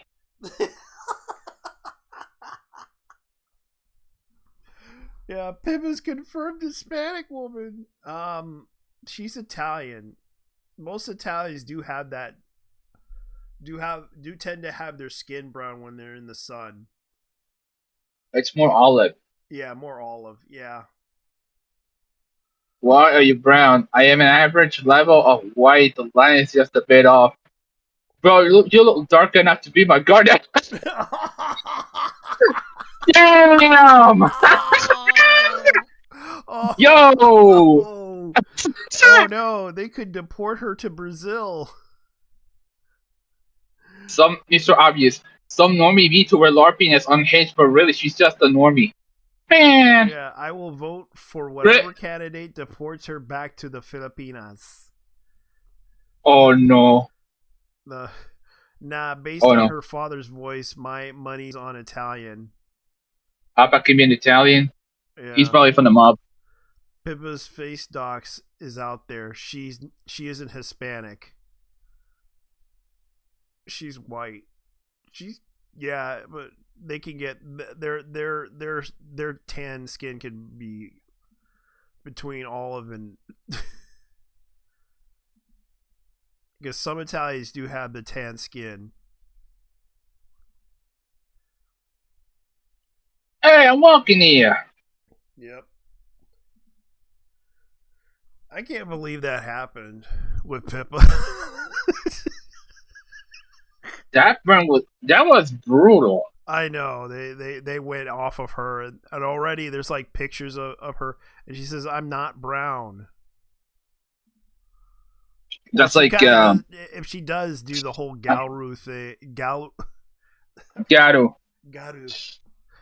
it'd be funny. Oh, JT, Garu. Gad. If I said, fuck it. Garu. Close enough. If I Sicilian. Yeah. Close enough. Fuck it. Close enough. Close enough. Yeah. Oh yeah, definitely. She's definitely a Ganguro. She's definitely a Garu. Yeah. But the thing is, she's too black pill to be Garu. Yeah. I know. What's her name? Mari does have the Garu style because I remember her fingers had like because she had the Garu style with her fingernails. Okay. Wasn't there? Didn't somebody once dox her because she was French or something? Yeah. Yeah, they looked at some account called Collect something. Mm-hmm. Definitely not her real name. Wow. You came. Look what the cat right then. Yes, we're talking about the fact that we found out today that people are making fun of Pippa for her skin tone. Oh, that. Yeah. Nothing. Not surprising for me, to be honest. Yeah, we're all just laughing about that. like because she's white. Yeah. But we know she's Italian. Sometimes their skin can go a little bit olive in the sunlight, so we're not really that. Yeah, for me, I get like some people accusing me of they think I'm Indian, which I'm not. Because of my skin color. And you could have told them you're Egyptian. I'm Egyptian. Yeah. And do it with a what's his name voice? Sean Connery voice. I'm Egyptian. I'm part Egyptian, but still, like, I still have some Egyptian. whiteness from my dad's. Yes, I'm Egyptian, but I'm also a quarter black and a quarter. You're such a mutt, dude. Yeah. Yeah. I'm just a mutt, to be honest. I'm a mutt, not an Indian. You just say, I'm a quarter Egyptian and a quarter. Yeah, I'm just a mutt, to be honest. Excuse me, I need to get a salad. Yeah. Even though most of my family, still have that Muslim trait, from my mom's side, like, can't eat pork very much. Oh, fair enough. I understand. Because, they're not actual Muslims, but, their ancestors were, to be honest. Yeah. Yeah. But still, someone kind of, like, gave me some comments about my computer problem. Like, one of them told me that I need to use a different wire to connect it to the TV. Yeah, because it seems like the issue is that you need a good because if it's a 4K, if you have like a television that's like 180p, is your TV out 180p? Yeah, I think so. No, 4K. 4K, then you need to get a 4K. You need a 4K. Whatchamacallit? HDMI. I do have the HDMI on my TV, so I might get to reach it anyway. I mean, get a new one. Don't worry, it works anyways. It's the same HDMI works. It's a longer one. Oh, okay. That's why. But like, and the thing is, I might connect it, then maybe fix the the graphics card issue, and then that's it, like that, right? Yeah, or it could be that the graphics card is dying, but then again, you're gonna have to probably look, or it could be connection issue with your graphics card. Like maybe check what's inside of it, right? Yeah, be sure to check the HDMI port to see if it's not like broken. Yeah, and at the same time, try to check thermal paste, like clean it up and put a new one in, right? Somewhat, yeah. Yeah. Yeah, be sure. But still, go ahead. I was gonna say that paper bin. Yeah, these people calling paper brown. It's like the. Okay, you know what that reminds me of? Trolling. They're just trolling. I know. Yeah. I was gonna say that it reminds me of when Philin gets called a Filipino boy. Yeah, that was because of that whole. Her name's Fillion. Yeah, she explained that the AI kind of messed up the name. She's still a Filipino boy, though. Yeah. Even though about that orange VTuber, which I should not name which I don't remember well. The thing is, she's also friends with Fillion, which it's another thing I'm aware about that, Yeah, Fillion's friends with everybody in the VTuber community. It's not like she's gonna try to, regardless of what you may think about it, man, it's not a big deal. The only thing I will say. I think about it, like, I would be careful if Fillion would try to drag me into her stream. Because I'm kind of too shy to see her, And I know and right now, Bao is, like, practicing using guns now. Because God knows everyone's trying to kill her. Yeah, she saw the Charlie incident, so now she had to protect herself. It wasn't the Charlie incident that changed her. It was the fact that people are trying to kill her. Yeah, because because there's some people out there that want to kill her. Because of what? Any reason why they want to kill her? She played the Wizard game? No. Let's just say it involves the Chinese New Year. Yes. Yeah. The Chinese say. It's not even dude. She's Vietnamese, I believe. No. Yeah, hold on. This shit actually pisses me off. I'm not even Chinese. I'm not even Asian. Yeah. It's Lunar New Year, not Chinese New Year. Yeah. Lunar New Year. So she's basically being trained by a bunch of gay ass Chinese ultra nationalists. Yeah. Yeah. Basically. Yeah, and they went after her over this issue. That's why she's getting herself a gun to protect herself from it. Is it because you say Taiwan is a country? No. Yeah. But it could be a catalyst too, because the Chinese claim that Taiwan has been more like the Chinese government, the CCP claims that they own Taiwan, but Taiwan is just some country. Yeah, that's something that the CCP has never been able to cope with for the last 50-something years. Oh yeah, and that's the thing. Like Fillion, the thing was Bao gets attacked a lot online, and DJT. Mm-hmm. This is interesting enough.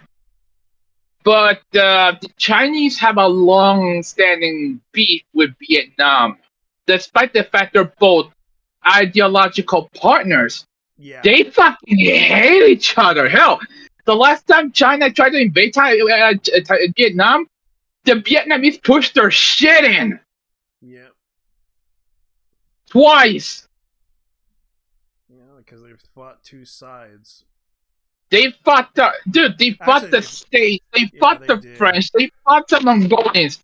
Let's be honest here. The Vietnamese, who did they fuck with? And ended up winning. That's because people want to colonize their country. Yeah, China in their communism, it's not gonna last very long, I tell ya. Not necessarily. It's just depends on what they're trying to do. And already, you can see this meme that's popping up. Like, I get it. Like, Fillion, she's funny, she's entertaining, but some people hate her. Some people hate her because of the George Floyd joke. Yeah, that too. Yeah. But I know Fillion messaged me, but like on the blue Twitch for some reason, like I thought like she wanted to play a game with me on stream, but no, she just made a typical lie. Oh, she got you? Yeah. I don't know about you, but I would have taken that offer. Why? I mean, honestly, you want to be a VTuber? Yeah. And you have someone at Fillion trying to get to do a collaboration with you? Yeah. I would have taken it. Yeah. Yeah, I would take it, but what it is, she kind of like, let's say this, she want to make a different type of game, basically. It's basically, let's say, like, she have a bunch of pictures in a bundle and want me to pay me, like, let's say, over 70 for some sort of bundle. Say, oh, let's play a game, choose a picture, and all the stuff. Are you telling me she was doing a humiliation ritual against you? Yeah. Okay, that's crazy. Yeah. Basically, take a picture and use that picture for what? Like take a picture from her album and see what I like, something. Okay, just pick a picture and do something with it. Well, I'm not sure what she's gonna. I don't know. It's like what it makes no sense what she's saying. I'll be honest with you.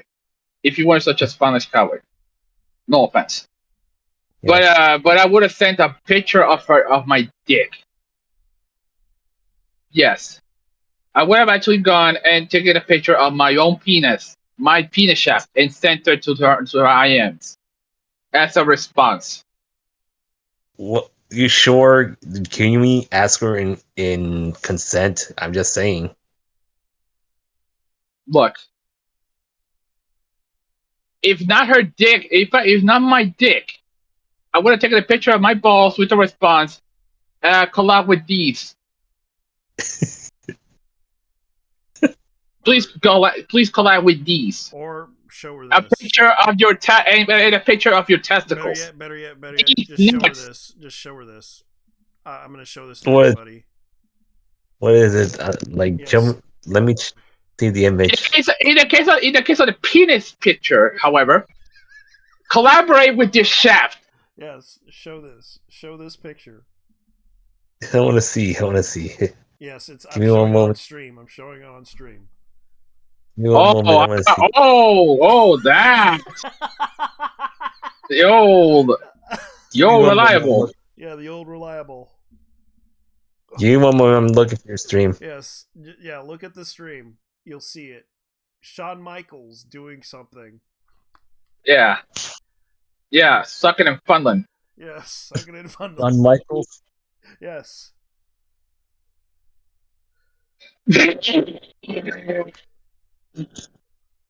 Holy fucking shit, man. Yeah, I saw it now. See what I mean? You gotta treat VTubers like you're like the rest of the opponents. If you're gonna be that cutthroat. Yeah, because you gotta learn. Yeah. You gotta read that one book. Yeah, it's all 50%. It's all like con artistry and bullshit. I'll tell you, if I ever collab with Fillion, I'm just gonna say one thing for sure. That's what it is. If she wants to play an actual game with me, okay, I'll play an actual game with her. But like which game that I have. If she have the same games I do, I'll play with her. If she doesn't have the same game as I do, well, I couldn't able to buy the game until the sale. Yeah, I get it, but just remember, you gotta tell her the truth and tell her honestly, like, hey, I don't have this game. I might play with you next time if I get it. Yeah, that's the thing. Like, don't try to. I get that you wanted to work with Fillion, and Fillion could have helped you out, like get you a lot more viewership on your channel. Yeah, but so far I'll be rebranding soon, like in December. But I'm not sure if it might get delayed because of my computer. So maybe around the new year. Okay, that's fine. Anyways, I'm gonna go ahead and bring up a topic here. You remember that Is it- movie? No, hold on. You remember that movie that you told me about, the Super Inframan? Inframan. Remember that movie? Never remember that. No. It's a part of the Shaw Brothers movies. It was kind of like it was like a Chinese. It was Hong Kong actually. It was Hong Kong's version in response to tokusatsu shows. Oh yeah. Yeah, Super Inframan. They decided to make a 4K Blu-ray of it. Wow. Okay, who's doing the licensing though? It is Arrow Video. Never heard of them. Yeah, so they're actually putting out the movie in the Shaw Brothers collection. Oh, wait, the Shaw Brothers. Yeah, it's a part of the Shaw Brothers collection, Volume 4. You can see right here. Arrow Video. I know what they are. They're actually a company that I actually bought one of their movies. Oh, I've actually seen this movie on YouTube. Shaw Scope, Volume 3. Yep. And they have the Inframan video in there. Dude, I'm surprised that has Warner Brothers ever sued them for that logo? Because Warner Brothers, Shaw Scope. They probably licensed. They probably lost. They probably licensed to them about that one. The Mighty Peking Man from prior sets. The Boxer Omen. Like, I have to say, like, we were like talking about this, going like, yeah, this is that film was actually pretty entertaining, I have to admit.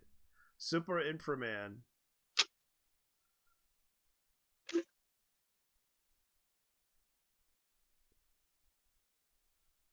So yeah, they're actually releasing this on the Shaw Brothers Volume 3 collection, because they have a collection of Shaw Brother movies that they're releasing, and I want to buy that, but unfortunately it's going to cost a lot of money to get the movies, because there's like a lot of movies in that collection, but I wish I can get that one movie.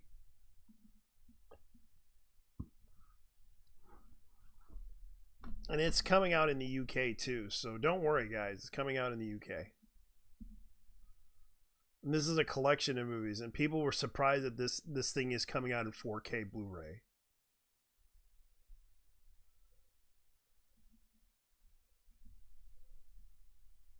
Anyways, guys, okay? Yeah. Honestly, I would like to say that Hong Kong needs to come back to what they are, what made them great. Regarding the whole, I agree. Their new ones legit kind of. They just don't do it, Yeah. Yeah, like give us some corny ass, give us that corny ass golden era type of shit. Yeah. Yeah, it was that golden age of kung fu movies that were pretty good. 70s to 90s. The 70s to 90s. It was the golden era. Yeah. And everyone's excited about that too. But now we're dealing with. But the thing is, but here's the thing. You know what? You know why why Hong Kong cinema was the way it was? Yeah. Because they had a lot more freedom, creative freedom under the British rule. Yeah, they did. As ironic as much as I hate the British, well, the British government, as much as I hate the British government, yeah. The irony is that they actually did pretty decently when it came to. Be right back, guys. I'm gonna change because my face a little itchy because facial hair. Oh, that's fine. Go ahead and take care of it, man.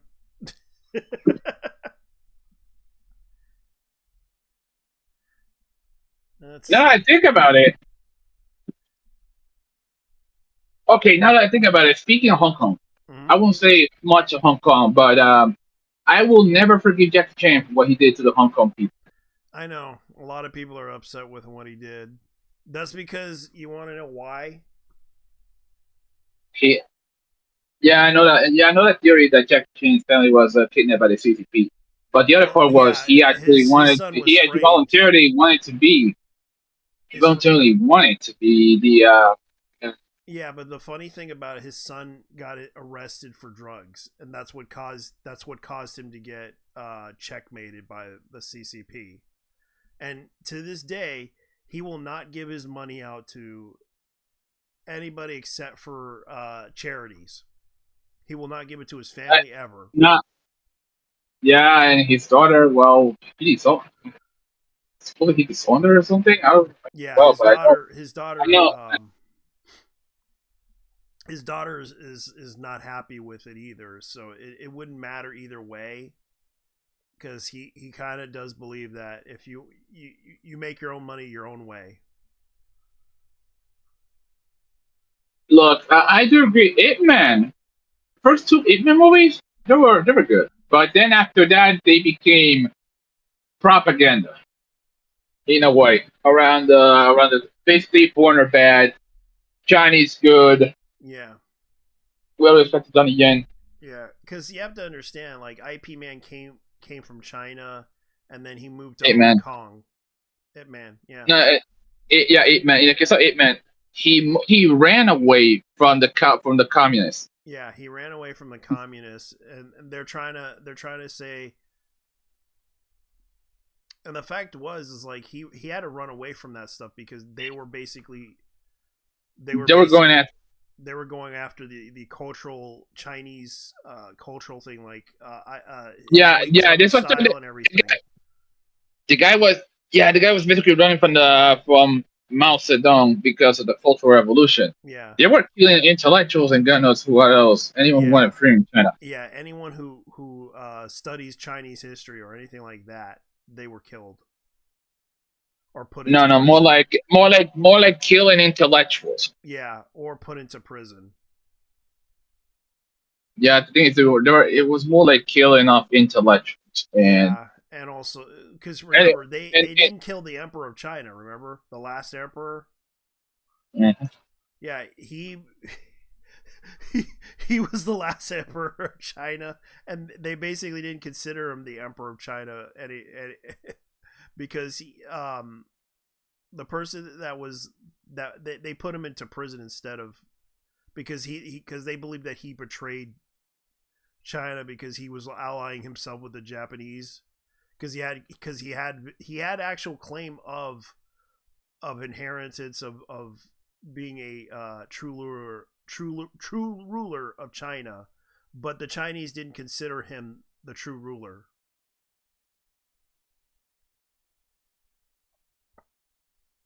Yeah, whitewashing Ip Man into being closer to the irony. Yeah. Now that I think about it, one of the I don't remember if it was the third or the fourth one. I think it was the third one. Mike Tyson was in that one. Yeah, he somewhat was. Oh wait, was it Mike Tyson? No, it was. They had some experienced stuntmen in that movie too. But the problem is that they're doing this. There's also, he was in the third one. Oh, guess he was in the third one. He was the bad guy. So he was, but then again, I'm gonna have to bring up another thing as soon as we're done with this one, and it's gonna be an update on the whole situation with Nintendo and Pokemon. Oh yeah, you're talking about Doug Bowser, right? Yeah, Doug Bowser is leaving the company. Yep. Which is a good thing. Yeah, people are bringing that up. Yeah. Yeah, because he has announced his retirement. Because he just said it like right here. He's saying it right now. Today, I announced my plan to retire Nintendo, effectively December 31st, 2025. Nintendo has been an integral part of my life for 44 years. Yeah, right. Oh my god. He was not. Yeah. He wasn't. Starting with Donkey Kong Arcade as a kid in college, it's been an honor contributing to incredible company, bringing our beloved characters to the world of fans through video games, which is kind of true. He did try to bring out the movies during his reign as. And not to mention with Doug Bowser, he has so much excuses about he got Nintendo so expensive with the Switch 2s and the games. And that's what happened because even though Vietnam is less expensive, we're still. I think it's more to do with the fact that there's a situation with and this is what he's saying. I extend my best wishes to Devon Pritchard as she leads Nintendo of America forward. I thank you all, and this is only for Nintendo America forward. It doesn't mean like he's gonna rule. He's gonna rule. So Gabe Bowser is retiring from Nintendo of America. Yeah. Yeah. And of course, Devon Pritchard's salary and net worth. How much Doug Bowser's Nintendo? Like, this is the thing that people are bringing up the articles about her. A warm welcome to the Nintendo's new American CEO, which is a Devon Pritchard. Now, Devon, which is the first woman president, of course. Yeah. So we got to look up her background and see what she did, because I'm kind of curious as to what her experience is. Devon Pritchard, that's her name. Yeah. Like, look at the background, and we'll wait and see. Because I hope she might do things right, of course. Because no, she won't. I have a feeling she won't. She won't. Just wait and see. Just take the Jade pill, dude. Take the Jade pill. Jade pill. Oh wait, the Jade pill. All right, let's see what she did. Let's see. Was executive vice president of sales and marketing communication with Nintendo America. Pritchard had been serving as an acting executive for sales and marketing since November 2021, while holding the role of executive vice president of business affairs and public relations. She has been credited under special thanks to 3 games to date: Metroid Prime Remastered, Punch-Out!, Disney's Illusion Land. Pritchard has worked for Nintendo since 2006 and is on the board of the Boys and Girls Club of Boulevard since 2014. Yeah, so what was she involved in? Oh, special thanks. That's her contribution to 3 games. 3 games? Yeah. So she... Well, she only did for 3 games, but public relations might be she does more of caring about the customers and all this stuff. Yeah, and the thing is, what bugs me about this whole Boys and Girls Club thing of Bellevue, that's Washington. Yeah. That's in Washington, which I think I heard so much about this situation with Boys and Girls Club. Right now, they're thinking about closing down certain areas. Yeah. Yeah, because this is her involvement with the Boys and Girls Club of Bellevue Youth Center. Well, the thing is, we don't know what's gonna happen. The thing is, I'm not gonna jump into conclusion, but I'm more of a wait and see type of person, We'll wait and see, but the thing is, I'm just pointing out, like, you shouldn't be trusting in people all the time just because they might just because they replaced the evil Doug Bowser. The only thing she has is marketing and public relations. Public relations, because due to the fact that Devin Pritchard's company executive vice president for revenue, marketing, and consumer experience. Yeah. So you know what's funny? What I remember, Susan Wojcicki used to be one of the presidents of Nintendo of America back in the day. Was she a CEO before she became the Satan herself on YouTube? Yeah, which she kind of caused a little bit of a mess on YouTube's side of a little bit of a mess, eh? A little bit? Oh no! You mean that Puro that was the apocalypse? Yeah. Yeah, and the thing is, with Susan, she's like, she's a woman and she's Jewish. We know what, Honestly, I'm gonna say it. May she burn in hell. Yeah. Yeah. May that woman burn in hell. Yeah, because what she did. The one thing that kind of happened to her was what she did was she caused the apocalypse, but it also caused a lot more problems with YouTube. And the thing is, she fell for the whole lie about the advertiser situation because we all know about the censorship. No, it's the advertisers did pull out. Yeah. That's because all the advertisers agreed with the journalists on the issue of they did not like certain people. Yeah, but there's more deep than that, to be honest. Not just only that. It's like there's different advertisers I know of. That's what goes on. Let me see. She had two sisters, Janet and Dr. Pathology, an entrepreneur who co-founded the CEO of 23andMe, which went out of business. Yep. Yep, and you can see right here they're losing money. 23andMe. And most people don't buy from them. Yeah, because they weren't really legitimate because of that whole scandal that happened with them. Grew up in Stanford, blah blah blah. She was in Palo Alto. Like the thing is, I'm just pointing out she worked at Google before. Yeah. Before Google, because she worked in 2003 as a seminar advertising product at AdSense. So she knew what she was doing. Then she took over the whole YouTube thing. Then she took, but sadly, she suffered a lot. Yeah. You know what's really funny about Devin? She does look like my former friend who went against me. Like, let's say this. That's the thing. I'm gonna say this. Don't trust anybody that works at Nintendo because chances are they're not gonna do things in good faith for the YouTube or any other the Nintendo community that are fans of Nintendo. Because a lot of the Nintendo fans, I'm going to have to point out to people, there's a problem with the Nintendo fans. There are fanatics and there are those that are like, I just want to buy this game. I don't really care for the drama.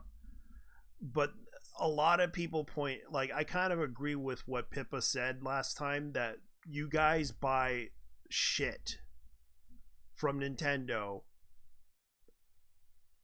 and basically never question Nintendo, never bother to do anything because you want to play a fun game because Nintendo, let's be honest, you guys like their games. But the problem that we have with this is that they have the worst, crappiest hardware and you're buying it for more money.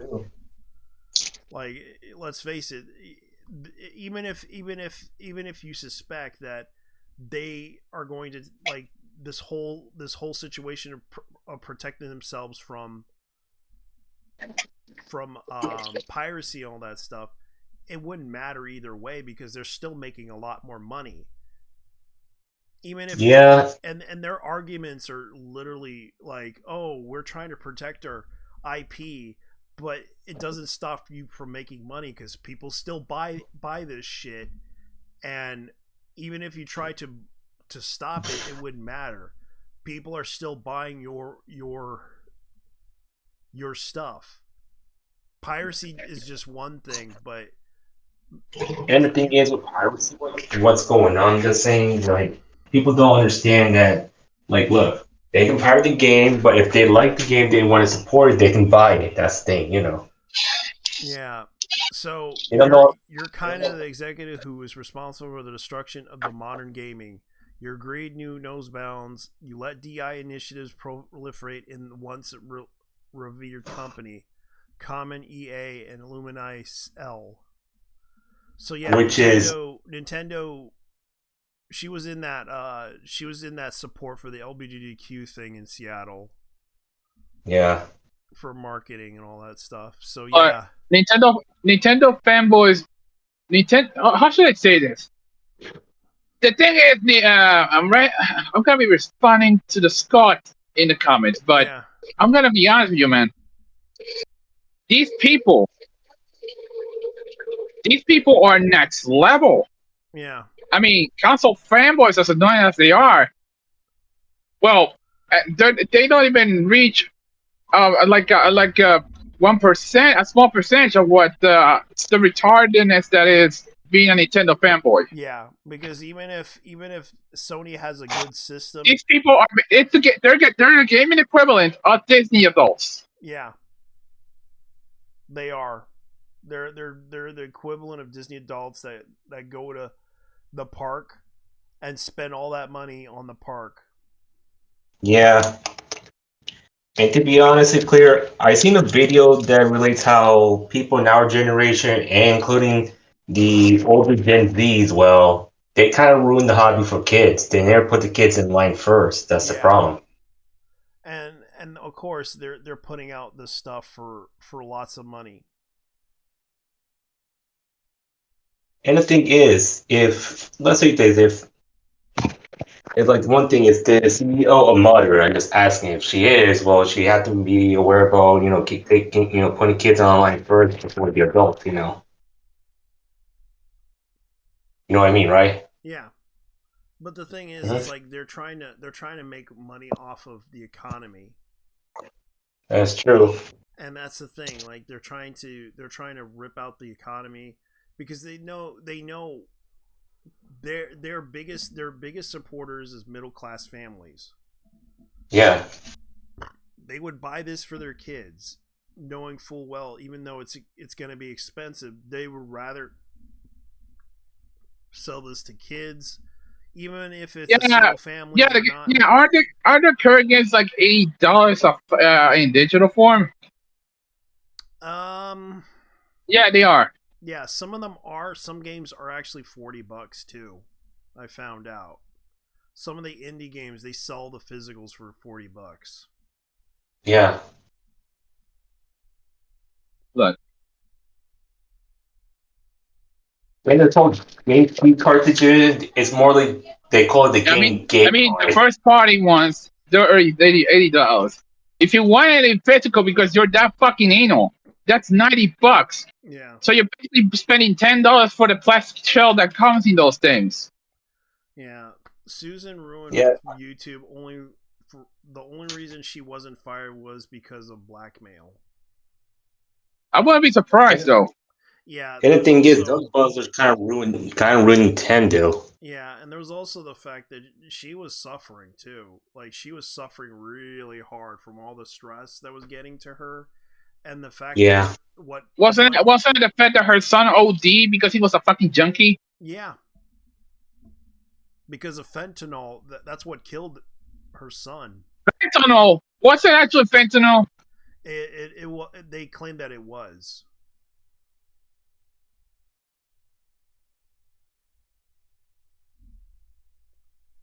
I don't know if it was fent. I don't know if it was. Or it was okay. The one that says Camel or whatever it's called. Ketamine. It was ketamine. Yeah, it was ketamine. It was special case. It was ketamine. Yeah. So not exactly as fentanyl, but just as fucked up. Yeah, and that's the sad part about that too, because it's like people were talking about drugs and everything with whatchamacallit, the move, that one movement that was like showing up in every city. They noticed that there was a pattern, and of course YouTube blocked them for that. Whenever you bring up something about them, they basically said, "Oh no, that's not true. That's not true. You're basically lying. They're not bringing drugs to the protests. The fuck they were. You saw all these homeless people that were like running around like all high and everything at these protests. Like it was so ridiculous." And of course, YouTube decided to go like, "Oh no, you shouldn't be talking about that. You shouldn't be talking about that. We should focus on the protests. We should focus on protests." And it's like, dude, they were literally high. You don't. And here's the thing. You don't believe. And here's the thing. There might be.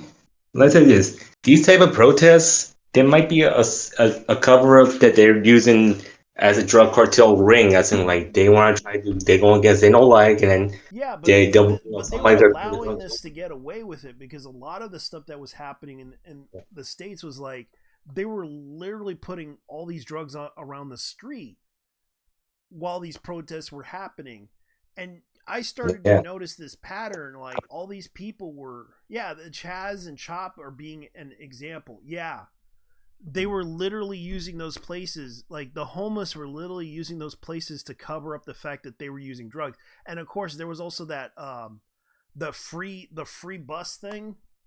That whole free bus thing was used as a way to transport drugs via backpack walking, and that was another thing that happened because they were taking advantage while this was happening with the protests.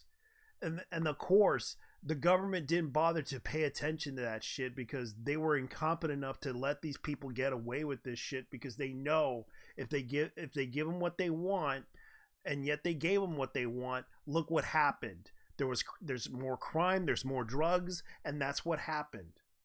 People don't seem to understand this situation. You should have enforced it on both sides, whether they were right wing or left wing, but you didn't. You let them get away with this stuff. Well, there's also the fact that a lot of the blue seats end up giving them free crack pipes and syringes and shit. Oh yeah, they were giving out those things for free, which was a waste of fucking government taxpayers' dollars. And that didn't work out. That one, all you had was, look what happened in San Francisco.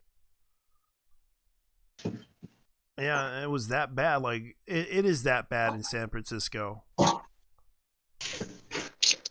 I mean, you had these guys trying to do their best impression of Indians taking a shit on the fucking streets. Yeah.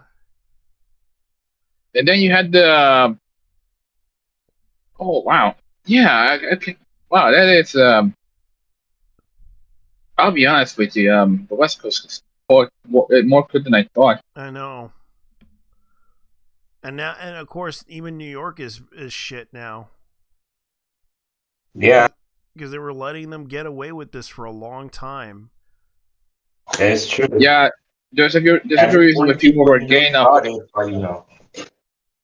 There's a good reason why people were getting the fuck away from the cities during the pandemic. Even Microsoft is thinking about getting out of Seattle because of how bad it is. They do not want to make another convention over there because of what happened. Okay. For those who don't follow or don't know, what the hell happened? All right. What happened was that they had a protest down there that even homeless people were even going after people that were in the tech business. Microsoft was holding a convention down there. And what happened was they saw people on the street doing drugs, crap pipes, you name it, on the street. There was so much homeless people in Seattle, it's bad. And so, I mean, it's not as bad as Portland, Oregon, though. Yeah, but they do it. It's bad over there because they have a lot of problems over there than they do over in Portland. Yeah. And of course, like I read the articles. A friend of mine went to Portland a couple of times. Yeah. He lives on the outskirts of Portland. Yeah. And it's a lot worse than you'd think. Yeah, it's bad in Portland. There's a reason he fucking moved to get. The thing is, the irony is that the dude moved to California. Like, not in the progressive part of California, more like the Jeffersonian part of California. So, He's a Jeffersonian nationalist. This is what happened. Microsoft will not hold a build developer conference in Seattle because the crime and drugs were really bad in Seattle. Because the homelessness allegedly blamed for that situation. They basically said this. This is what Microsoft, because Microsoft will not hold a build developer conference in Seattle, Washington 2026. The change appears to be permanent, less long term, because the tech giant has reportedly canceled holds to the convention center used to build for all future years. Our plans to build a 2026 have changed, but our vision to empower builders and developers at a major event next year remains unchanged. Microsoft spokesman told Seattle Medium, "We appreciate the city and community for their support over the years.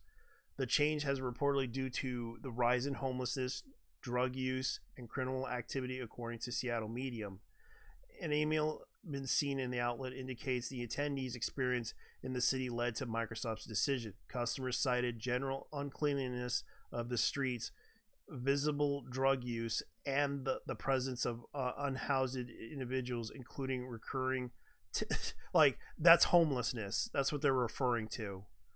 Unhoused individuals, including the recurring tent of arch tunnel in an arch tunnel, which is basically like a tent. That's what they called it. They can't even pronounce tent. The email, the same message stated that Microsoft raised concerns about issues previously. These are rich people that basically refer to them as unhoused individuals. I don't know, but somehow that's more condescending than homeless people. Yeah, similar issues we believe to have led to Microsoft's decision to relocate and build from San Francisco, whereas held in 2023 and 2024 and into Seattle in 2017. Well, good luck with that, because San Francisco is also fucked. Yeah, because they're thinking about moving back to San Francisco. San Francisco, yeah, these motherfuckers are dumb. Like, I can't believe they fucking think. Yeah, and there was also an incident with one of the protests in 2025. All those protests that centered around Microsoft cloud contracts with Israeli government. You know, the whole Free Palestine movement. They went over to that event. Didn't someone die in one of those protests? Oh wait, probably something else. I was thinking of something else then. Yeah, no, not really. That wasn't that one. That was the BLM protest. Oh yeah. Yeah, so what it is that the Palestinian protesters showed up to the Microsoft build event to protest against them for having a contract with the Israeli government. Oh, basically Microsoft had a deal with Mossad. Yeah. That's what happened. And of course, a lot of people don't talk about that situation because they're too stupid. Yeah. I won't say they're stupid, but some people really don't want the Charlie Kirk treatment. If you know what I mean. Yeah. Yeah, and the thing is, we know about the whole, Charlie situation, but yeah. Yeah, that's why I'm not going to bring it up again, because we already brought up last time. We already said our piece. Yeah.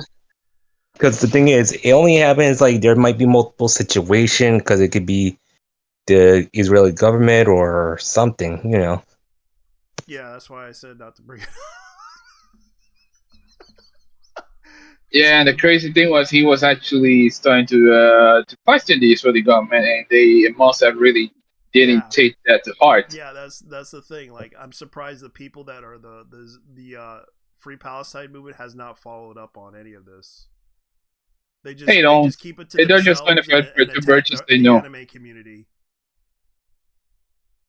They're just trying to purchase. That's the only reason why they were even blind. The Palestinian flags supporting Hamas to begin with. Fent addicts all the way from Scotland too. I sympathize with you guys. You're Dude, with those guys. Fentanyl is global. Fentanyl is a global movement. Yeah, that's why guessing that's why we believe Antifa is involved with fentanyl.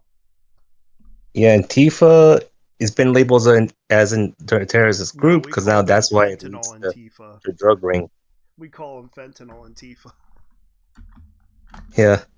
And the thing is, it's funny enough, let me tell you this, that you know about Pokemon the Pokemon Black and White series, right? Pokemon Black and White series? As in the games. Yes. Well, basically, you know how Game Freak kind of made fun of PETA by becoming Team Plasma, which they dress up as knights, but in the sequel, they're not knights. I haven't played it. So, but go ahead. Okay, in the sequel, 2 years later, Team Plasma looks different. That they made Team Plasma to look like Antifa, which they're basically the Pokemon version of Antifa. Oh yeah, you mean the motherfuckers? Oh yeah, wasn't Team Plasma basically like trying to pull They basically wanted to get rid of humans. I know one party that gets this. The guy who was in Slaughter wanted to get rid of humanity. Yeah, and the thing is, like how Game Freak's made fun of activists like PETA and Antifa. Yeah, you know the whole deal. Yeah, and there's also there's also, if you go a bit older, around the Ruby and Sapphire era, you got Team Aqua who wanted to flood the world, and then you got Team Batman who wanted to terraform the fuck out of the Earth again. They're basically eco-terrorists based on, Yeah, so basically they were making fun of eco-fascists. Yeah. Yeah, and not to mention, well, the fourth generation, if you play Diamond, Pearl, and Platinum, Team Galactica is based on the Illuminati because they want to make the New World Order. Yeah. Huh. Because the thing is, they want to use Palkia and Dialga to create a new world, of course. But as for Pokemon X and Y, they made a character based on the Nazis and Hitler itself. Oh yeah. Oh yeah, they were basically the Nazis in the basically the Nazis, but they were French. Yeah. Unfortunately, the unfortunate part is these people, because they were French, well, they weren't going to take it seriously regardless. Yeah, that's how I figure out. And as for Team Rocket, they're based on the Mafia in the Western side. Yakuza. I would say more like the Yakuza. Yeah. I'm actually surprised that Game Freak haven't. I'm surprised the Mafia haven't, the Yakuza haven't gone that far against them. And the thing is with Game Freak, well, in the Western side, because they kind of renamed the characters in English with Italian names, like Giovanni, which is Italian, Yes, the mob. Yep. La Cosa Nostra. And then if it's in Japan, it's Yakuza, it could be like a Yakuza name. Mm-hmm. Like, at least the whole truth what goes on there.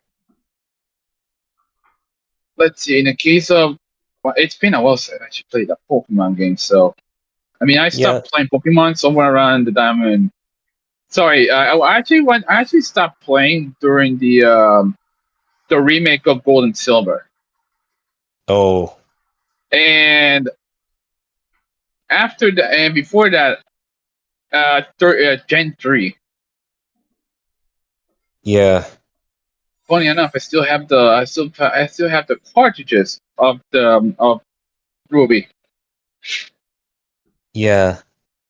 And to be honest, with Pokemon, the remakes that's in the Ruby and Sapphire remakes, they didn't brought back the Battle Frontier because how I say Nintendo got too lazy after those years that they didn't brought back anything. I know that the Game Freak kind of lost their motivation after Satoru Iwata's death. Yeah. Like That's the after, and they also realized that they couldn't. They were aware that they could never reach the peak that was the, black and white regarding the storytelling. They peaked. Yeah. From what I read, I read from a lot of people that Pokemon actually peaked. The last time Pokemon peaked was actually during black and white. Yeah. It got peaked when, the Unova region's basically based on where I live, to be honest. Yeah, And so they were basically. Yeah. Unova was basically New York and New Jersey. New Jersey. It's basically in the NYC, Long Island area, and New Jersey. Because the thing is, I know some places around of Unova. Like, I couldn't go too far because there's some neighborhoods that are kind of bad, to be honest. You know what I mean, right? It's. Oh yeah, let me guess. You guys had the Latin Kings too, and doing all this shit. Latin Kings, you got the gangs. Yeah. Or there's some ruffians, to be honest.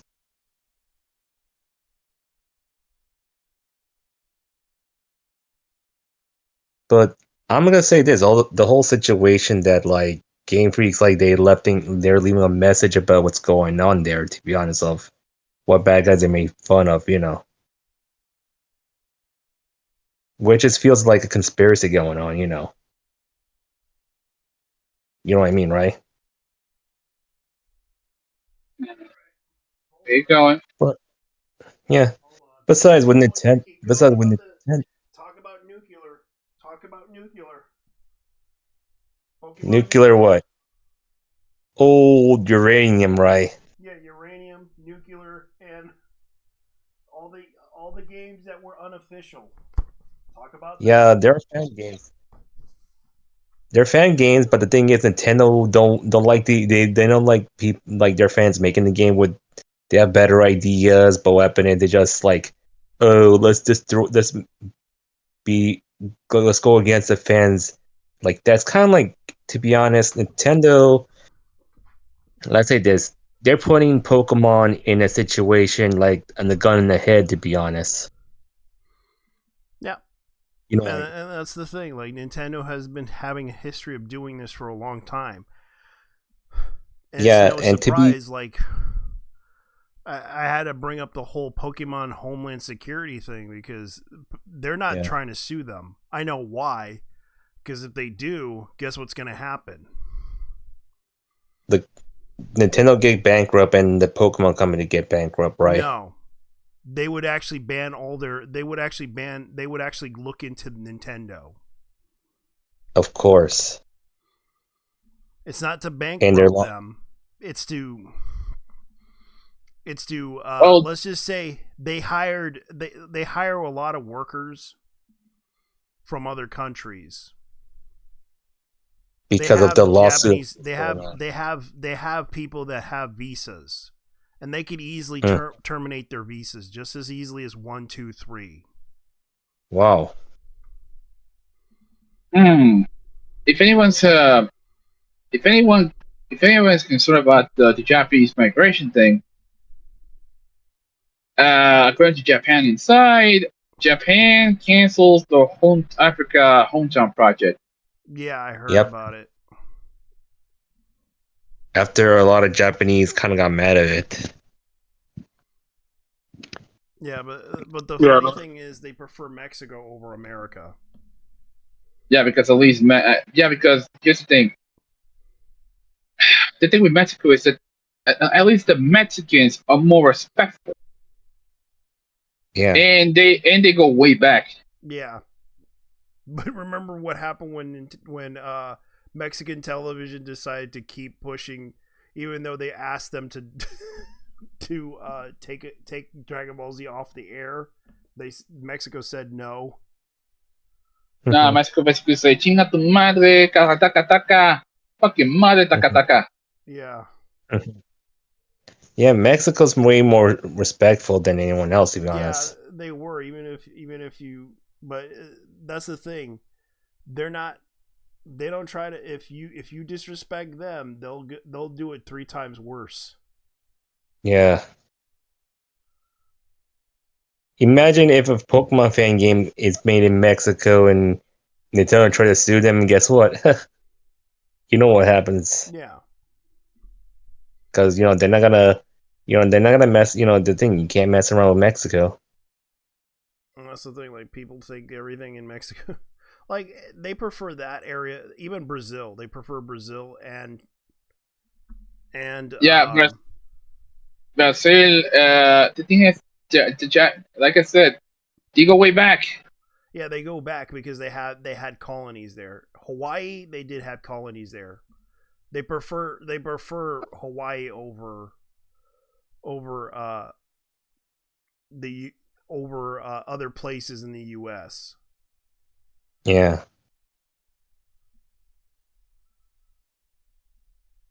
The thing with the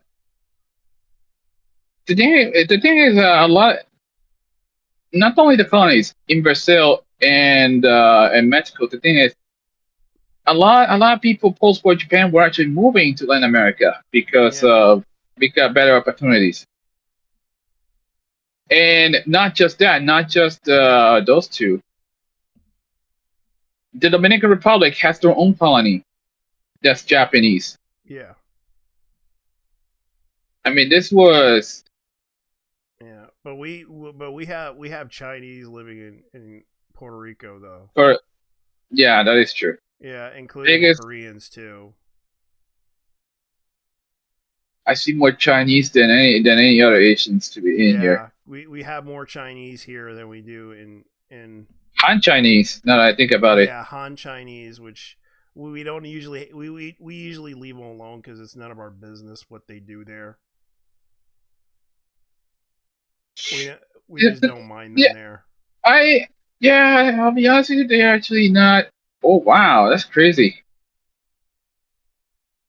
Yeah, because we don't really mind the Chinese there. We know that they just want to start a business there. Yeah. Yeah, they actually. So in fact, I think we have the most Chinese food joints per capita in the island. On the island. I mean, here's the thing. My town alone, there's 2. One is literally 400 meters, like a quarter mile from the other. Yeah, we just leave them be and just be like, yeah, we don't really have a problem with you guys. Mm-hmm. Even though they I remember the story that the guy told me that they overcharge tourists versus Puerto Ricans.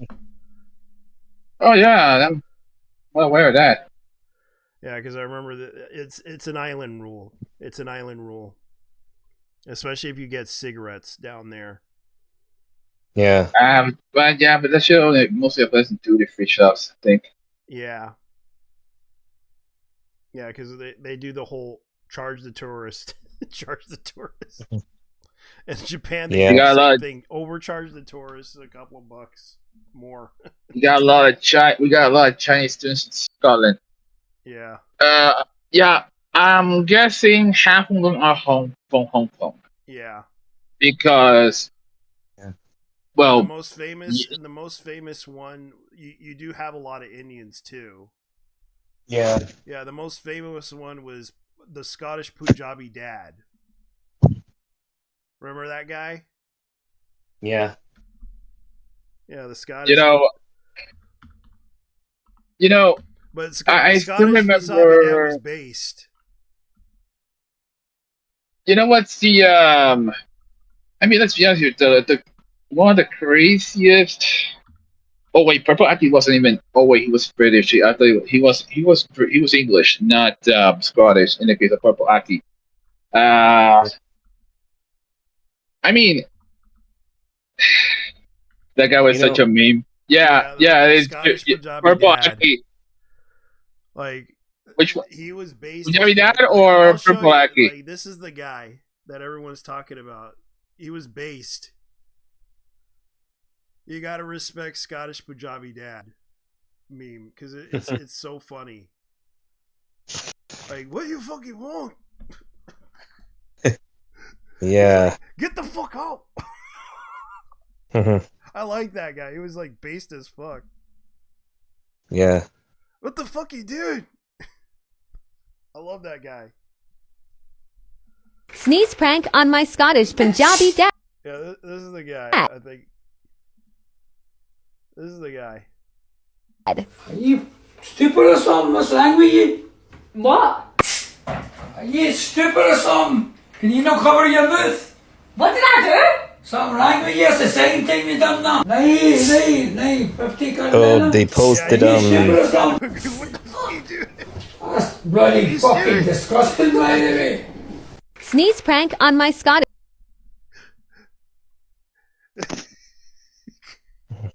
I'm fine prank on my Scottish Punjabi dad. Yeah. How is it? That's Isn't it.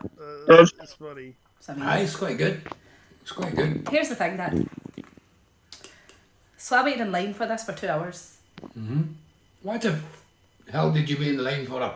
Just for 2 hours? That's not the... Because it's Prime, right? But that's not the thing.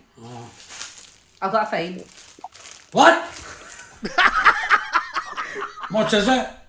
Well, it's £60, but it's £30 if you pay it in 14 days. So you got that for waiting 2 hours in the line, plus a fine, and that's going to cost me over 30 quid? Oh, you're paying my fine? I'm a hell. Are you stupid or something? You just said it's going to cost you 30 quid. Get to hell, go. I'm fine prank. He's based as hell, though. I that's what I kind of agree with him. 30 quid. He's based as hell. Yeah, he was the Scottish Punjabi dad. He was such a meme. Love him or hate him, he was based as hell. What the fuck was that? Scottish Punjabi dad. No, I meant the bag that she was holding. It's like a. It's Robert. What the fuck, Robert? What the fuck is that thing? Yeah, that's what he's asking about. Hold on. We Scots are in a constant state of shock and confusion.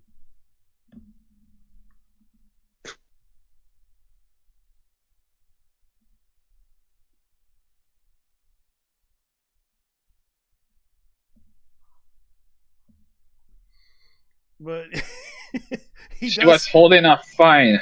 Yeah. Oh, defiant as ever. Like, what the fuck you want? I like how he said it too.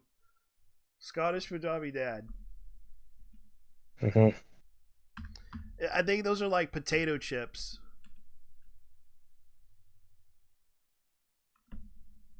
Yeah.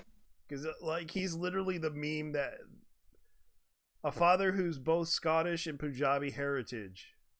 Common backgrounds, people living in Scotland and Canada. Really?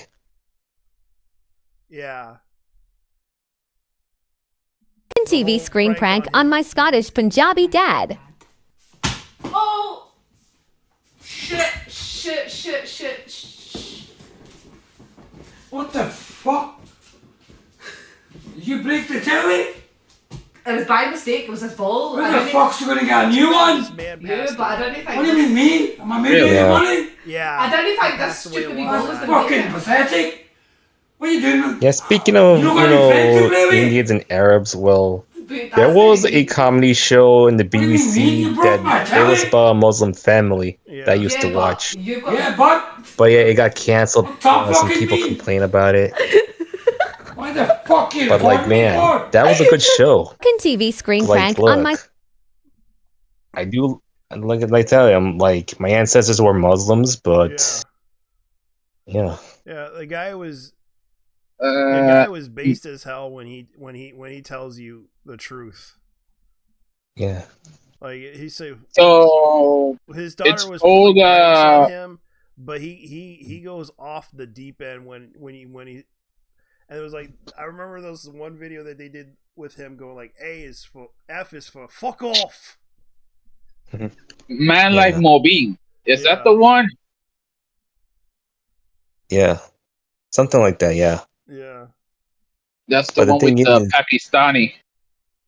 Yeah, the Pakistani, and to be honest, like I enjoy that show.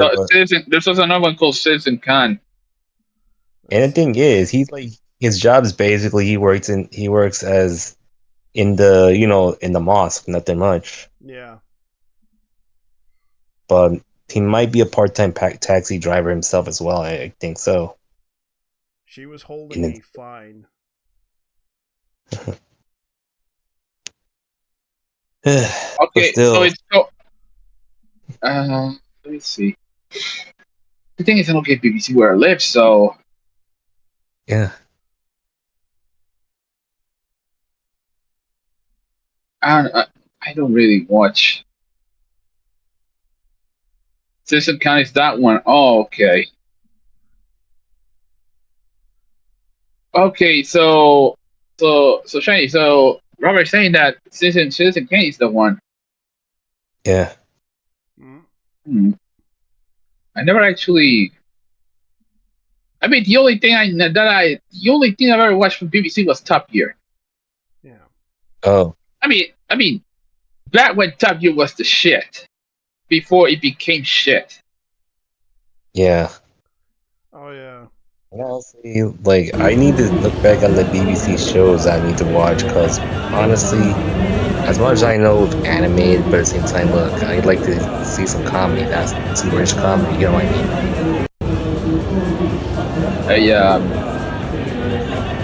Speaking of media. Okay, speaking of media, have you guys heard about the Nika collaboration and how some people are freaking fuck about it? Dude, I would say James May and Richard Hammond did just as well, but Jeremy Clarkson did in fact carry the damn thing. Yeah. Yeah. Jeremy Clarkson was the biggest asshole in BBC history. But he was our asshole. And here's the other thing. I wish that guy was actually the Prime Minister of England, at least the King of England. Yeah. I would actually have someone from the British family I would not hate. At least not since Princess Di. Yeah. Well, I'm just cleaning some parts of my bed up before I go to bed anyway. Well, my family still has tabs from Spain. But they're not from Gibraltar. I don't even know who my fucking ancestors are. Well, if you want to know, let me guess. I gotta send some DNA sample to these cocksuckers at It's the what's their name? Most of the Spaniards that came from that had the negative typo, whatever they're called. The negative blood? Yeah, typo negative. Typo negative, which is the they start with a Q. I forgot their name. I know a Spanish teacher told me that a lot of people from Puerto Rico came from at least from the Spanish side came from a couple of small islands in the south of Spain. Yeah, which is the Canary. I think it's the Canary or the. Canary. The Canary Islands are in the west. Yeah, you're right. It's the Gibraltar. Yeah, Gibraltar is Easter Islands. Easter Islands is fucking Chile, motherfucker. Are you stupid? Let me look. Yeah, you're right. I'm trying to look up. I forgot the name. I mean, it's been, dude. The guy told me this when I was in high school, so 20-something years ago. Yeah. Let me see. Let me see. Where are they? Palma. Yeah, they're from Ponte Negra, Vila. Yeah, it's somewhere around these islands. From somewhere around, I'll show you. It's one of these islands. It's not like from Africa. Vila Barra. There's also several other islands. Santa Cruz de Flores. That's Portugal. Portugal. All of it's Portugal. But according to this, Spain. That's probably where the island is. We went to, and then we went down over here. Santa Cruz das Flores. Yep. That's Portugal. Yeah. Horta. Yeah. Anga do Heroísmo. Porta de Gana. Yellow Porto. Yeah. Funchal. Villa Mareira. Santa Cruz de Tenerife. Yeah. But Maspalomas, Arrecife, and Santa Cruz de Tenerife. Yeah. I have Basque ancestry. What is it with? You know, it's funny. I know someone who told me that they're from the mother side. They're Spanish. Yeah, they're like, to my understanding, they were like between I believe my family came from somewhere around between France and Spain. And I forgot, So they're from Andorra. Somewhere around there, but it's not that area. So they're probably from Andorra, Barcelona. Yeah, Donde San Bastian or somewhere around that area. Yeah, Basque. That's Yeah,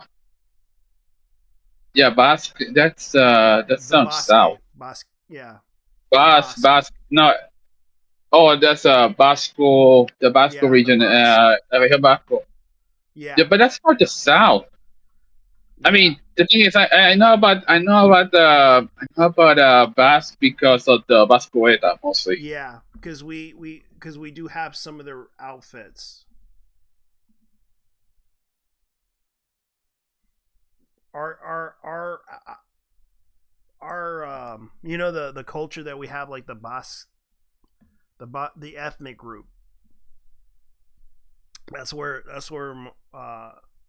because some of the Basque people moved over to Yes, I mean the E silent, so in English. So yeah. So that would be Euskadi. Mm-hmm. Yeah, it would be Euskadi or I'm gonna put it in English. The boss. I'm in Spanish right now. Hmm? Yeah, that's around that's Bilbao. Yeah, because because you may notice that some outfits, like for example, like these, those outfits changed. The red sash, that's where it expired from. But our difference is we wear the most Puerto Ricans. Oh, okay. So the Basque Autonomous Community or the Basque Country. Yeah, but you notice the red sash and the pants, the white pants. Mm-hmm. And that's what Puerto Rican farmers used to wear. Ah. No even el Boricua, so explain. Well, I mean, he would. Yeah. Without some of our fashion evolved from the Basque.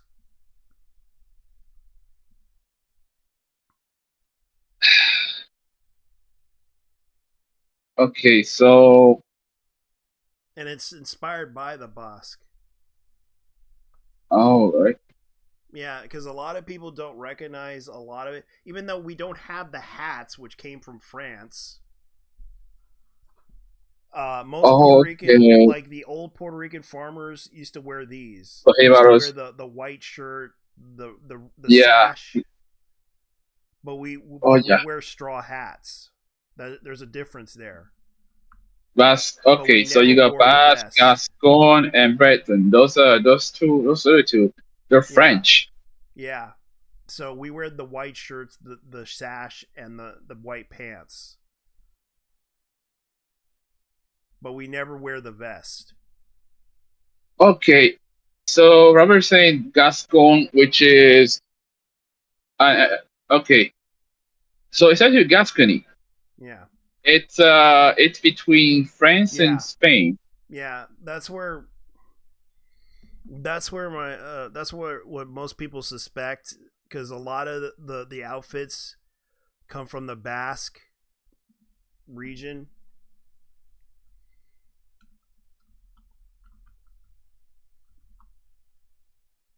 Let's see what else. Oh wait, Bordeaux. Why is this place so familiar? Bordeaux. Yeah. Oh wait, that's where I want to show you the difference there.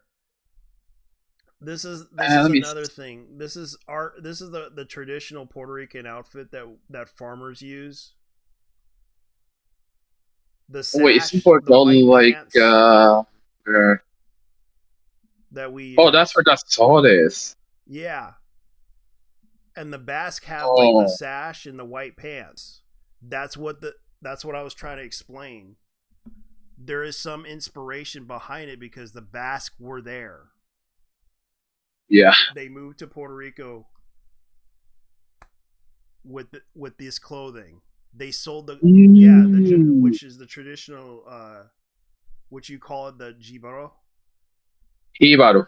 Yeah, jibaro. Yeah. No, Jibaro. I think it's he like you. Oh, cool. Yeah. Yeah, because this is like the traditional outfit that the Puerto Ricans use. He like He-Man. Yeah. And the Basque had the sash, the red sash, and the white Unfortunately, pants. the unfortunate thing is it kind of has another meaning. Yeah. Thanks to Bad Bunny. Yeah. Because this absolute fucking LARPer actually thinks that he's a Hibaro. Oh please, motherfucker! You grew up in a caserío in fucking Vega Baja. You grew up in a caserío in Vega Baja, and you're gonna tell us that you're from the country? Get the fuck out of here! Yeah. A caserío is basically a project building, public housing. Yeah. That's where some of my family lived. My sister-in-law came from one. Yeah, I used to remember those big buildings. That one apartment complex that they had. My grandma lived there, and they had to increase They had to increase the rent on that place. And my grandma had to move out. It was like a huge ass building. Yeah, but the thing is, a lot of these places are infamous because of the shootings, mostly. Slumlord renters. Yeah. Yeah, so this is the Puerto Ricans, how they dress up, but you can tell that outfit right here came from a different culture. The other one came from the Basque culture. Which you can see the similarities to the red sash. Even though they don't have the bells and everything, and they might have the sandals, because we wore sandals back then. We never wore the polished Docker shoes, as they call them. Yeah. But that's like the inspiration of the Basque. But instead of the red, the hat, we get the straw hat. Oh yeah. And that's I'll be honest with you. Scottish culture is not easy. Yeah. Especially when it came to the Highlanders. Yep.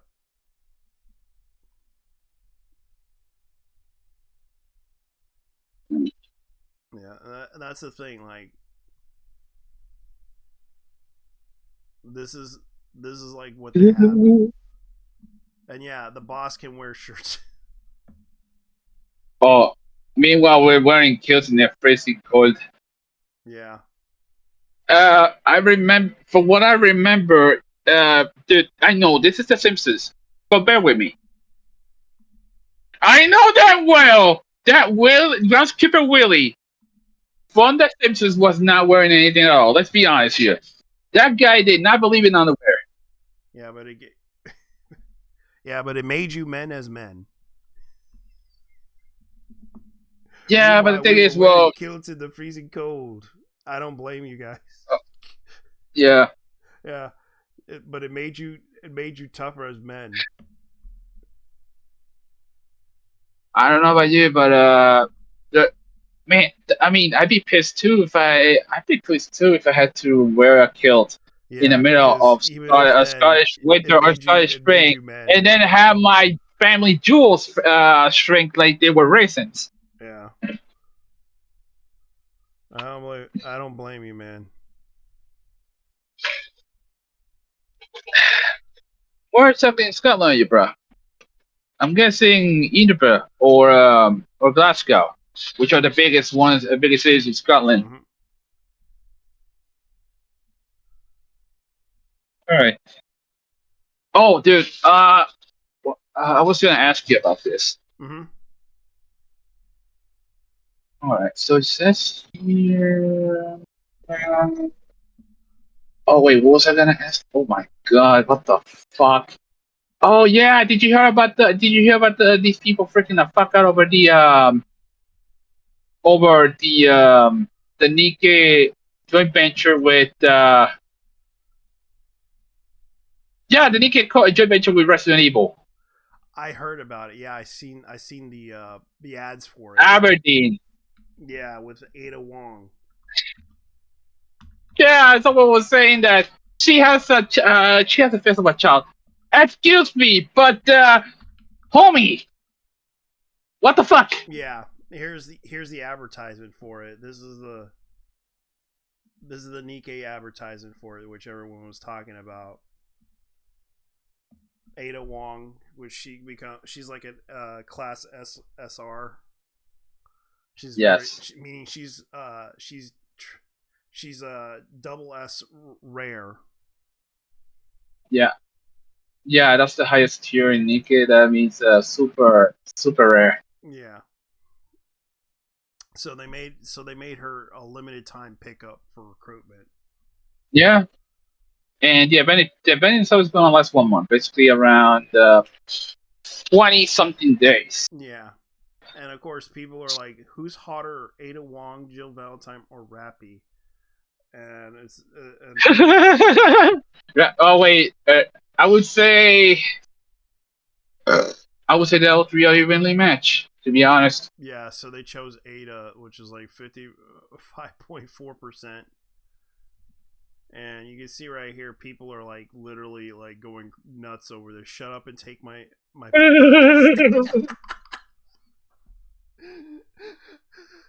Shut up and take my pistol.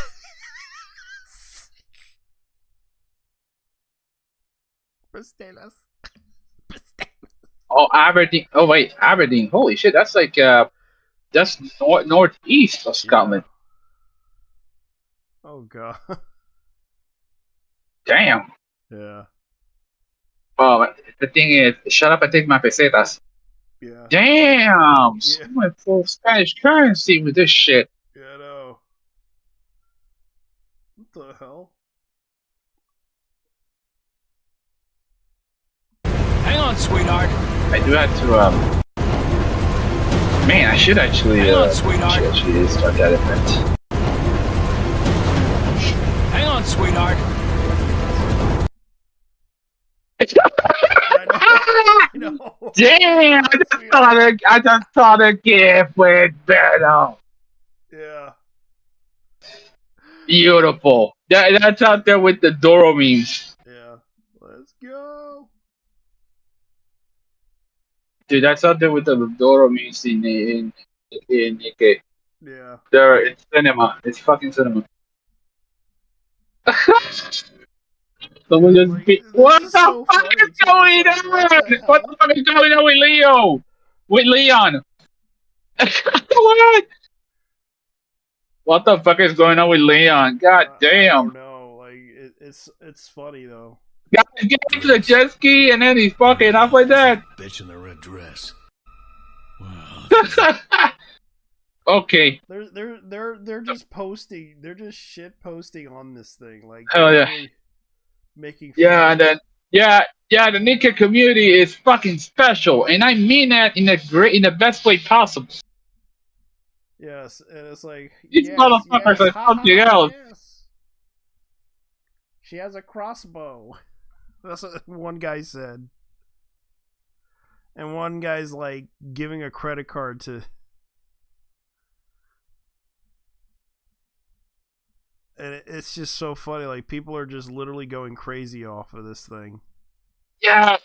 Basically the answers are going Gunner game.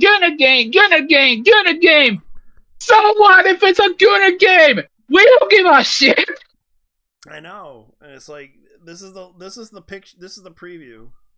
My identity? I don't give a fuck if it's a Gunner that's a game, you secret. fucking tourist ass nigga. I am willing to hear your story, though. Yeah, this is the preview. Yeah, Nikkei is legit one of the best tourist repellents since Blue Archive. The Korean games are fucking tourist repellents. Oh, and go look at this. The person who was crying about Nikkei being a Gunner game because of this collaboration. Guess what the bitch plays?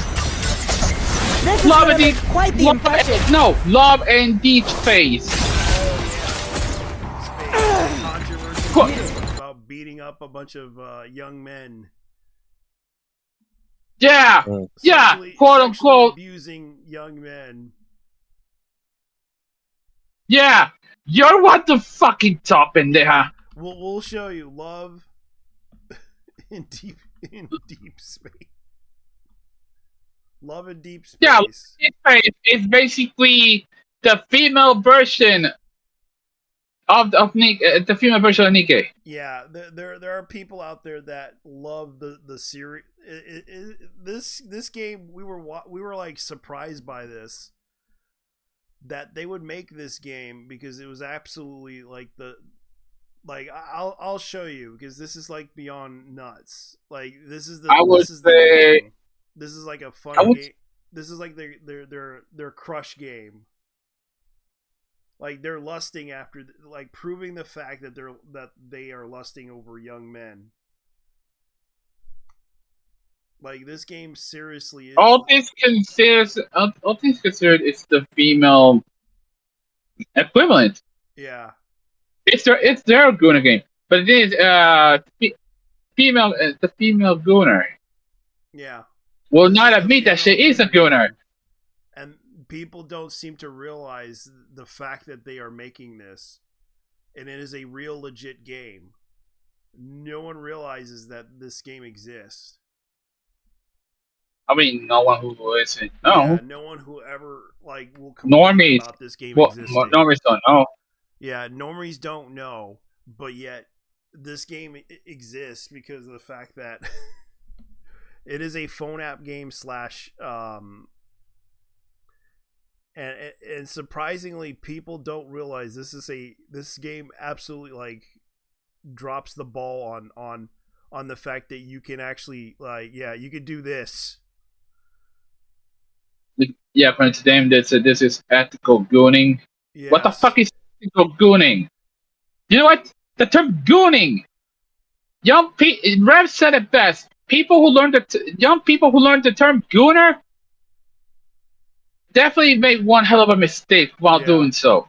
Yeah, so you'd be surprised what they're doing with this game, because the fact that this game exists and women are drawn to this game because yes, you can abuse them, you can do things to them that you wouldn't do to a girl in real life, but Like I remember like they made this S&M event where you Love in Space, you basically because I remember the advertisements for this game. They had so many advertisements for this game. Like there was a scene where you had to influence the boys to like you. You got to the whole entire game was basically torturing them. Like, okay, no joke. This is one of the pictures. JT. Yeah. I just learned that there is a female term for gooner. Yeah. It's called schlicker. Yeah, schlicker.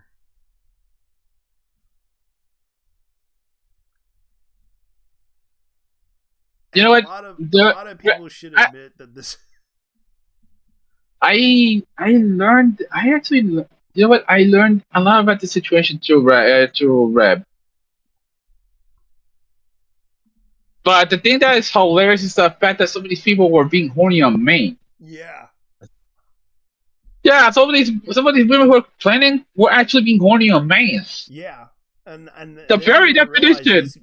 Like Tomorrow File was just so ridiculous. This was like the expansion that they did for Love in Space, where you have to torture this young man in a room and basically try to force him to take damage to save his life. That was the whole point of it. Like, this is another one because he's a bad boy and you have to punish him. Yeah, two are not enforcers and predators. Each one is only bound to this life of death. It's a thrilling journey you have. He carved out your future you desire. Trust the two hearts intertwined by fate. Unravel the truth hand to hand towards promised tomorrow. JT, yeah. You want to know something interesting about Love in Deep Space? Yeah. The game is Chinese. Yeah. Ironic because the CCP really has a thing against gay people and gay men. And yeah, but this is straight relationships. There's a difference. Which is pretty ironic. Yeah, ironically, this is straight relationships. It's like, and they're basically doing this whole thing like, oh yes, you get to meet this SS officer in Love in Deep Space, which is kind of funny. Or you get to torture these young men. And they even have they even released a soundtrack. They released a soundtrack. That's the funny part about this. They make gay relationships with being and platonic on purpose. Yeah. Of course. Yeah. Of course. Women moments. Yeah, that's the thing that people don't realize. Like, this game is basically that. Love in Deep Space. Some people a lot of people realize it's probably not gonna get it. Yeah, they're not gonna get it. No, they're not gonna admit it. Yeah. That this stuff exists. Yeah.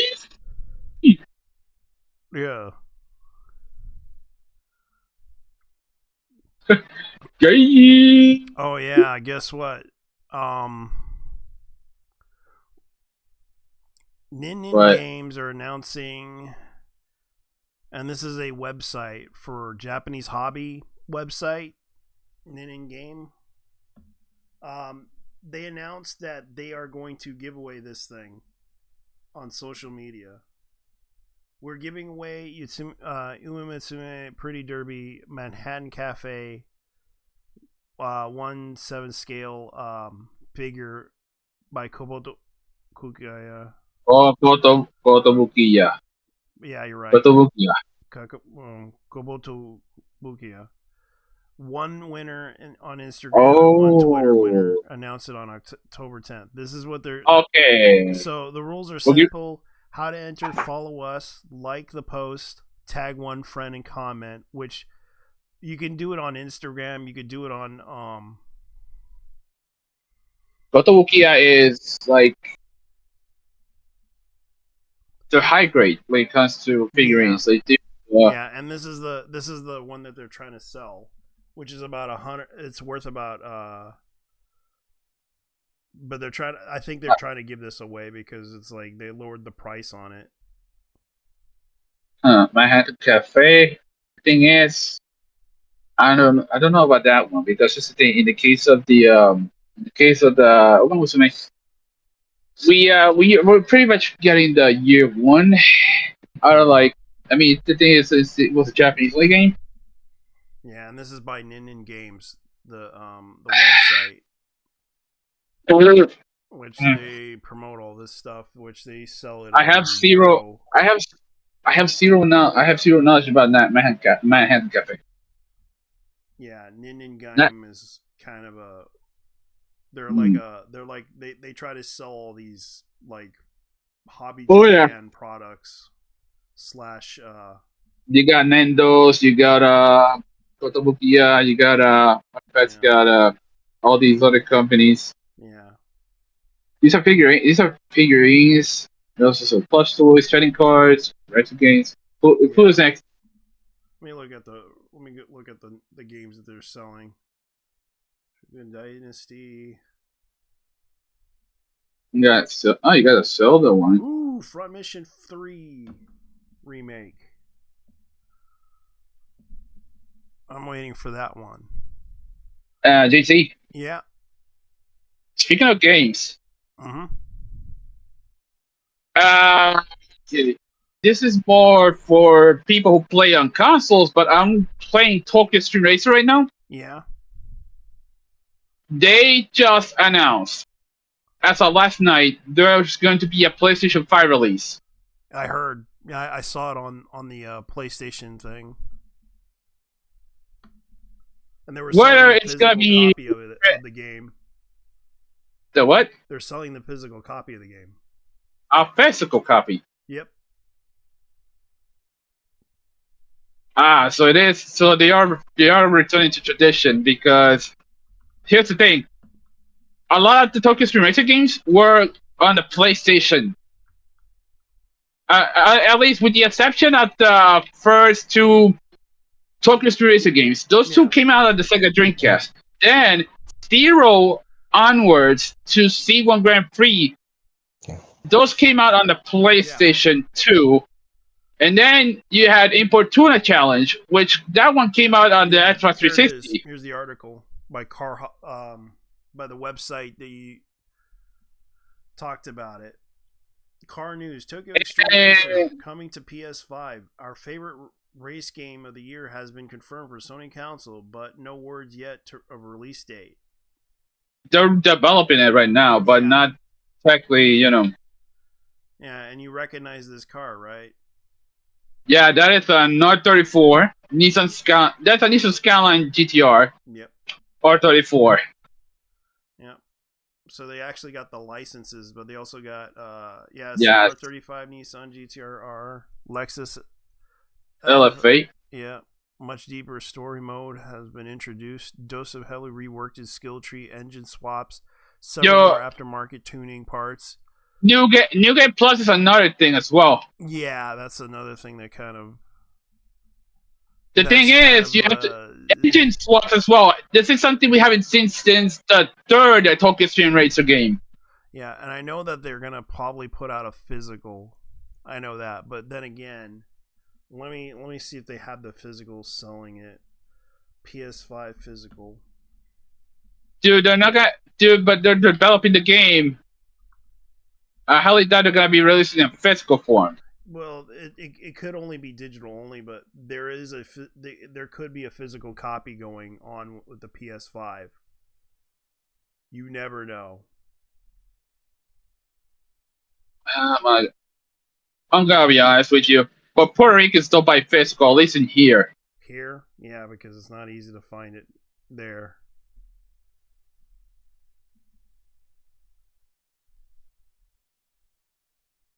Tokyo Extreme Racer is headed to PS5 last. Well, that is actually the That is actually they're developing, they're working on it right now. But the thing is, I'm knowing the console itself, they're gonna run that thing on 30 frames a second, 60 probably on the Pro. There's a possibility it will. Early access today on Steam with the game now costs $50 instead of $30. But oh no, it's no longer quality of life improvements that lacked it at the launch. Better yet, you already bought the game in early access version 1.0. Simply free update for you. Generous as ever, Genki. I did actually ask Genki to add an option so you can freely customize the soundtrack. Yeah, I kind of agree. The soundtrack matters the most because if I'm gonna be driving around, I want a banger so I could go like, and the adrenaline pumping, rushing game like in the game just to drive. Not so much that, but rather one of my favorite songs in the game. Yeah. In a playlist like they did in Zero. Oh really? Yeah, you could do this. Yeah. Oh, what's this? There's a thing that you mentioned here, Steam Deck, that is just the tip of the iceberg. I didn't get an update in advance, so I'm looking forward to exploring it coming days. Because he mentioned something about the engine swap and 30 frames per second support is less powerful hardware, like the Steam Deck. So not only I mean it's an option if you can run that on 60. I'm running this on 60 frames per second. My frame limit in that game is 100 frames per second. That's good. And you're enjoying it? I'll be honest with you. Mm-hmm. I'm taking my time with it. Fair enough, man. But I am digging. I am digging the new part. This is a very classic. Like this is a classic franchise that's been around longer than I can remember. Yeah, it has been going around since the NES days, believe it or not. Yeah. Oh wait, yes, NES days.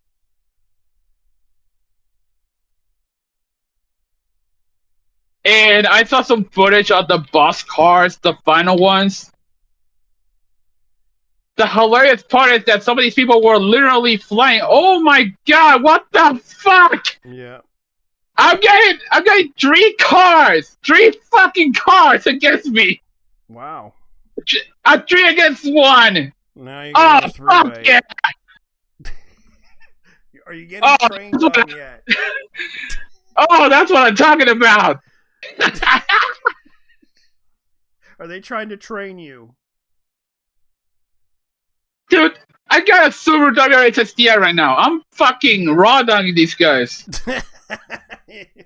And they're right behind you. Yeah. They're right behind you. Well, I'm on my Steam Deck, guys. So the thing is, how do I make it not too hot and not to drain so much battery? From the whatchamacallit thing? The Steam Deck. The Steam Deck? You can't. You got to plug it in. Oh. Look, if there's something I wish Genki would do in this game, I wish I could get the license for the foreign cars they have, like Ford, Stellantis, Lancia, Fiat, that kind of stuff. I know they can. Yeah. The French cars, the Peugeot and the and Citroen. Genki Racing Project, their signature cars were Renaults and Peugeot. They use French cars. Yeah. And then you have some of these brands like I mean if you can't add Ford of America, at least Ford of Europe. Yeah. And also Italian brands. Japan has a thing with Italian brands. Like for example, De Tomaso or even Ferrari. I mean, there is an issue. Apparently, I heard that you cannot paint. How should I say this? You cannot paint lots of scars right now. Oh, really? That's something I read. I'm not sure. I mean, I'm not sure if it, I'm gonna have to try it out once I unlock Lexus to see for myself if that's what's going on. Yeah. I'm not because if that's the case, we Genki has some explaining to do. I'm guessing it's part of the licensing deal with Toyota, which is absolutely fucking retarded because you can paint their cars already. Yeah, but not their luxury brand cars like the LFA. Come on, man. Yeah, that's true. Like custom colors, they can't have custom colors right now. Well, okay. I want to show you guys something. This is a game called Speed Trigger that just came out, and I'm just like, this could be a good game. Like, I'm looking at this game going like, okay, this is an Indonesian developer that's making this game, and it has like a cool looking like art that looks kind of cool, and it's a third person that combines gunplay with spellcraft. Will be available on PC and Steam. Release date not announced. And I was like looking at the gameplay and everything. Like it has that Resident Evil vibe, but it has that kind of like you can dodge a bunch of attacks.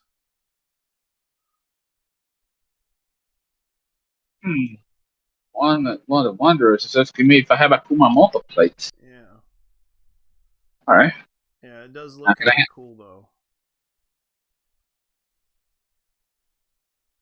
And it has like a bullet time too. This is kind of has that remnants of bullet time.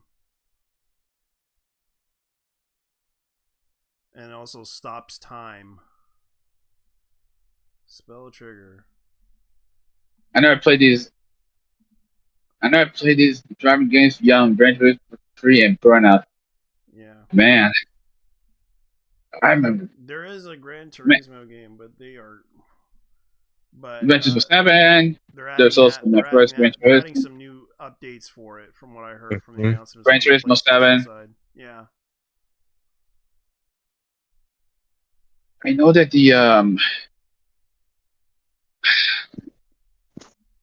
tried to get my nephew into it. I downloaded my first Gran Turismo on the PlayStation 4. Yeah. He wasn't into it. Yeah. That actually makes me sad. There's another game, Terminal Brigade, which is coming out on Xbox, which I thought was interesting to look at because I never thought they would do something like that. Yeah, and you can tell like it sort of looks like a gacha game with all the characters. And some of the characters they copied too. Like you can recognize some of the characters. Not really. Oh, of course, it's in Tencent.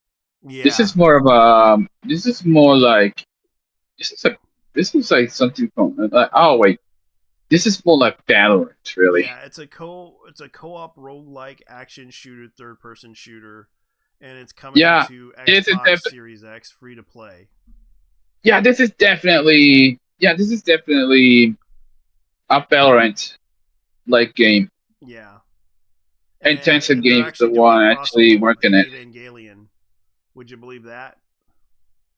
Not really, because and it's coming Chinese out have a October 31st, 2025 for Xbox.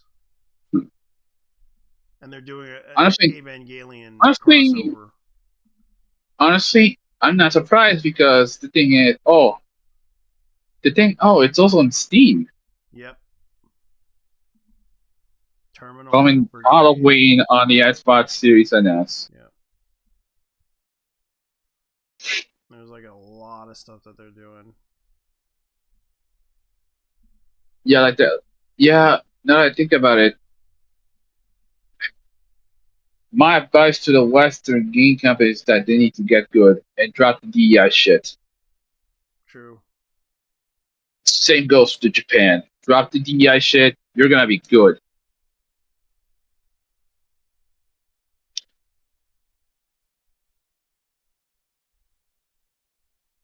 Huh? Center.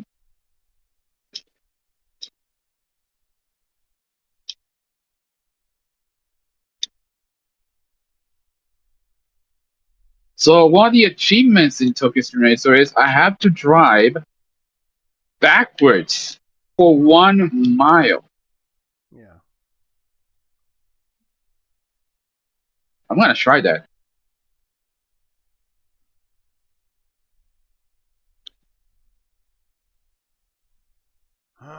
Let's see what we got. Common Rider booth.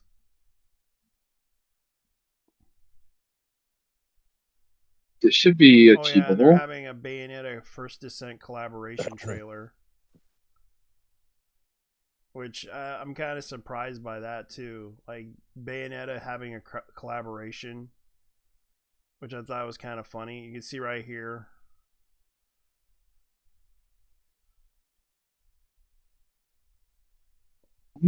Ooh. Raspberry Kids. I haven't seen this wonder in a long ass time. Yeah. Wow, this is funny. And this is like, I forgot which boss it is, but it's a fairly easy boss to fight.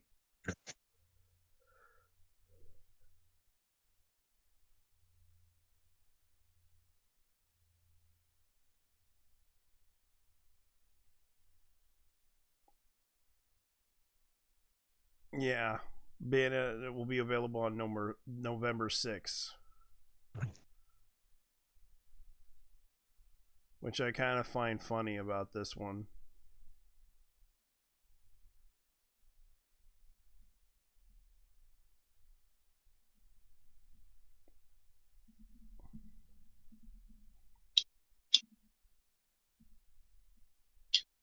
Yeah, that's another thing that's coming up with a lot of these games that are coming out.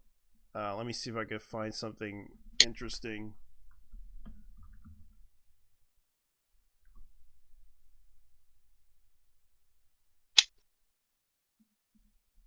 In the news side of things, because I'm going to have to look it up. Oh boy, this is not going to be fun.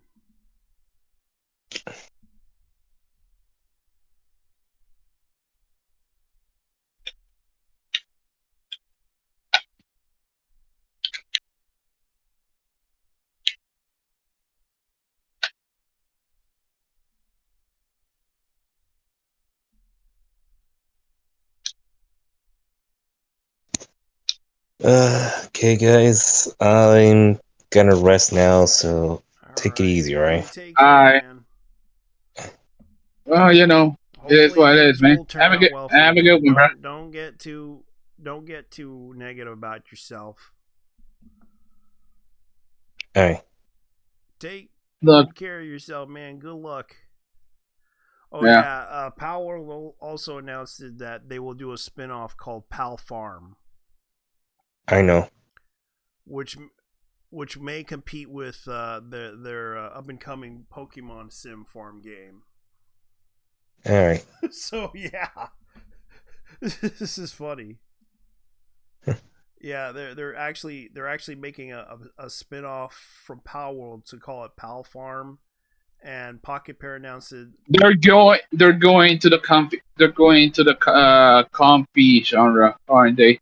Yeah, the cozy game genre. Oh my god, what the fuck? First spoilers, now these people. Nintendo's plan to make a Pokemon farm game. Jesus Christ! First is MiHoYo with Petit World. Now this shit. Yeah.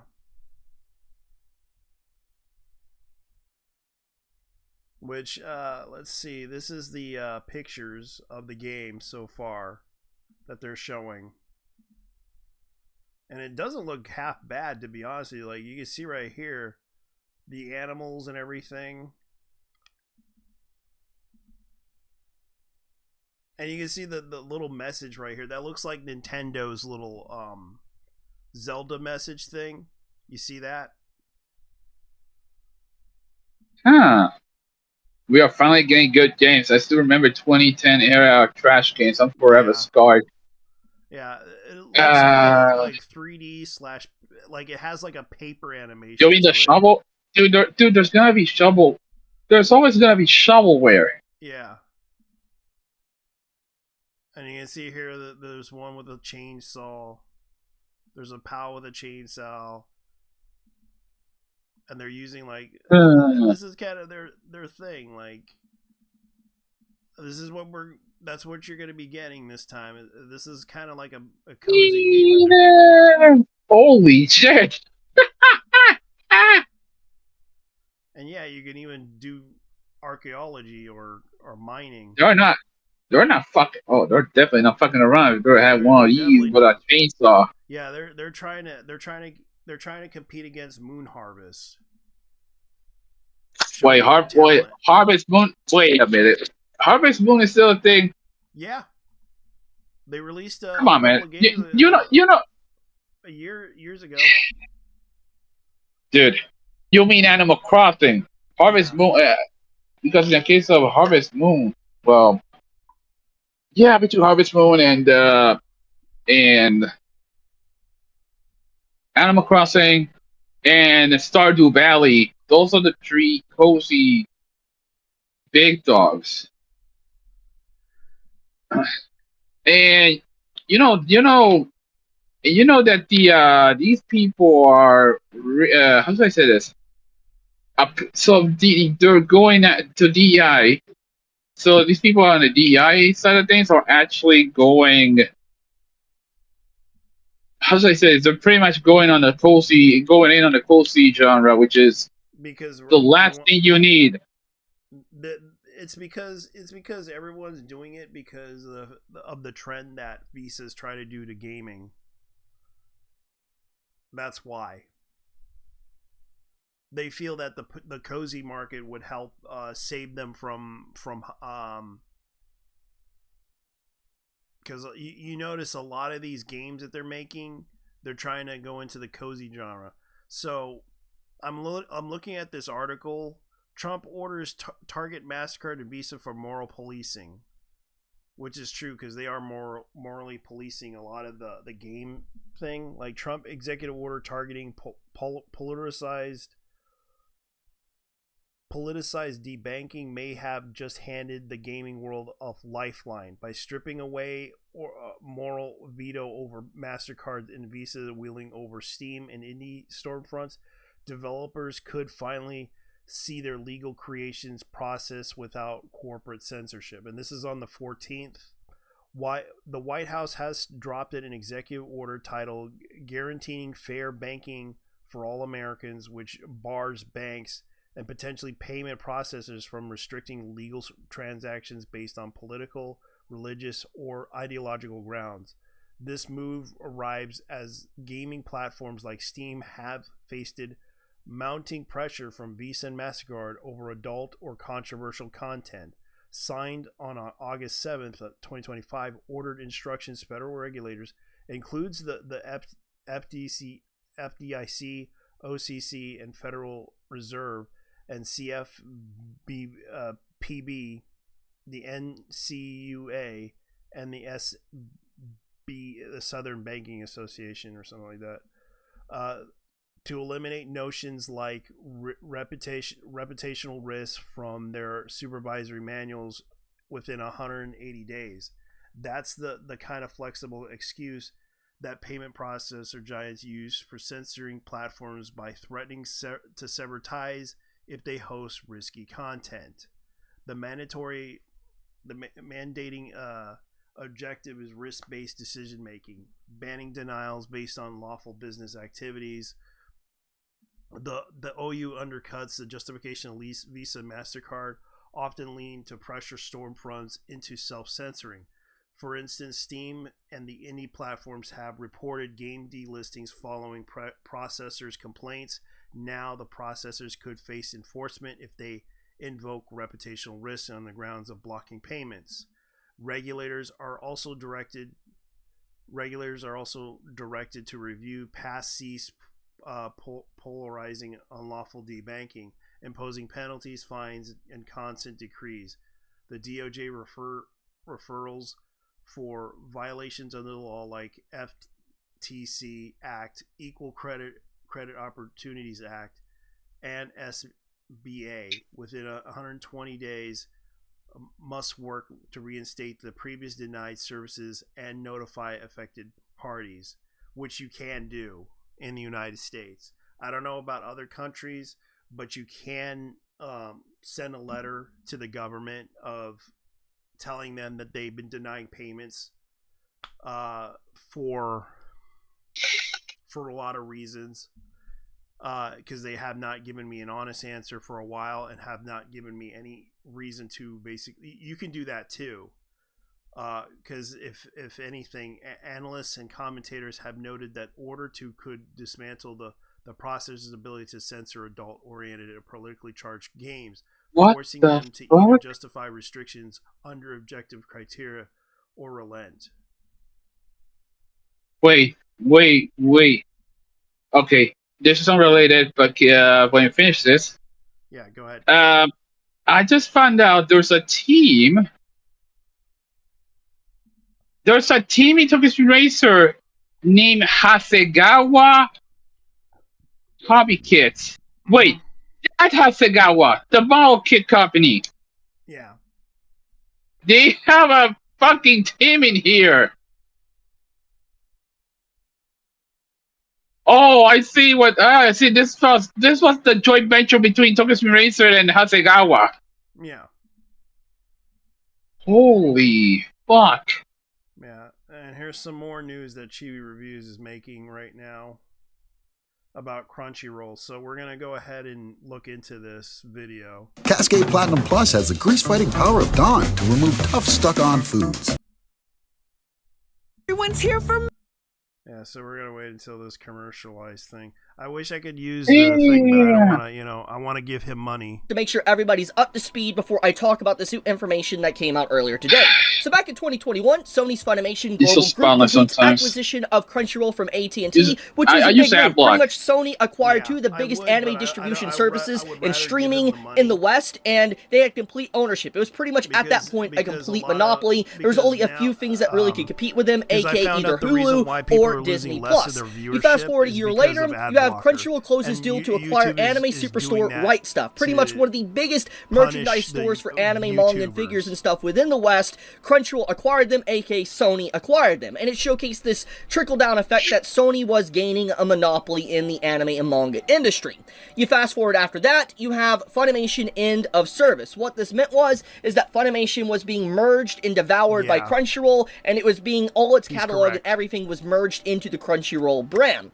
Then you fast forward into 2024, Kadokawa and Sony agree to form Strategic Capital and Business Alliance. For those that are unaware of this one, basically at the end of 2024 last year, there was this big controversy where Kadokawa was going to be potentially bought out. Like, there was going to be a potential acquisition from foreign entities, foreign, companies and stuff that wasn't necessarily in Japan. So because of this worry and this fear, Kadokawa decided to make a deal with Sony, and 10% of Kadokawa was bought by Sony, which was a radical move, such a massive shift, because Kadokawa is a huge company. They own so much. It is unfathomable how much they own in the anime and manga industry. That's not including other things like gaming, etc. Like, they own FromSoft. Yeah, that FromSoft. The people that own Elden Ring, Dark Souls, Bloodborne. You get the point.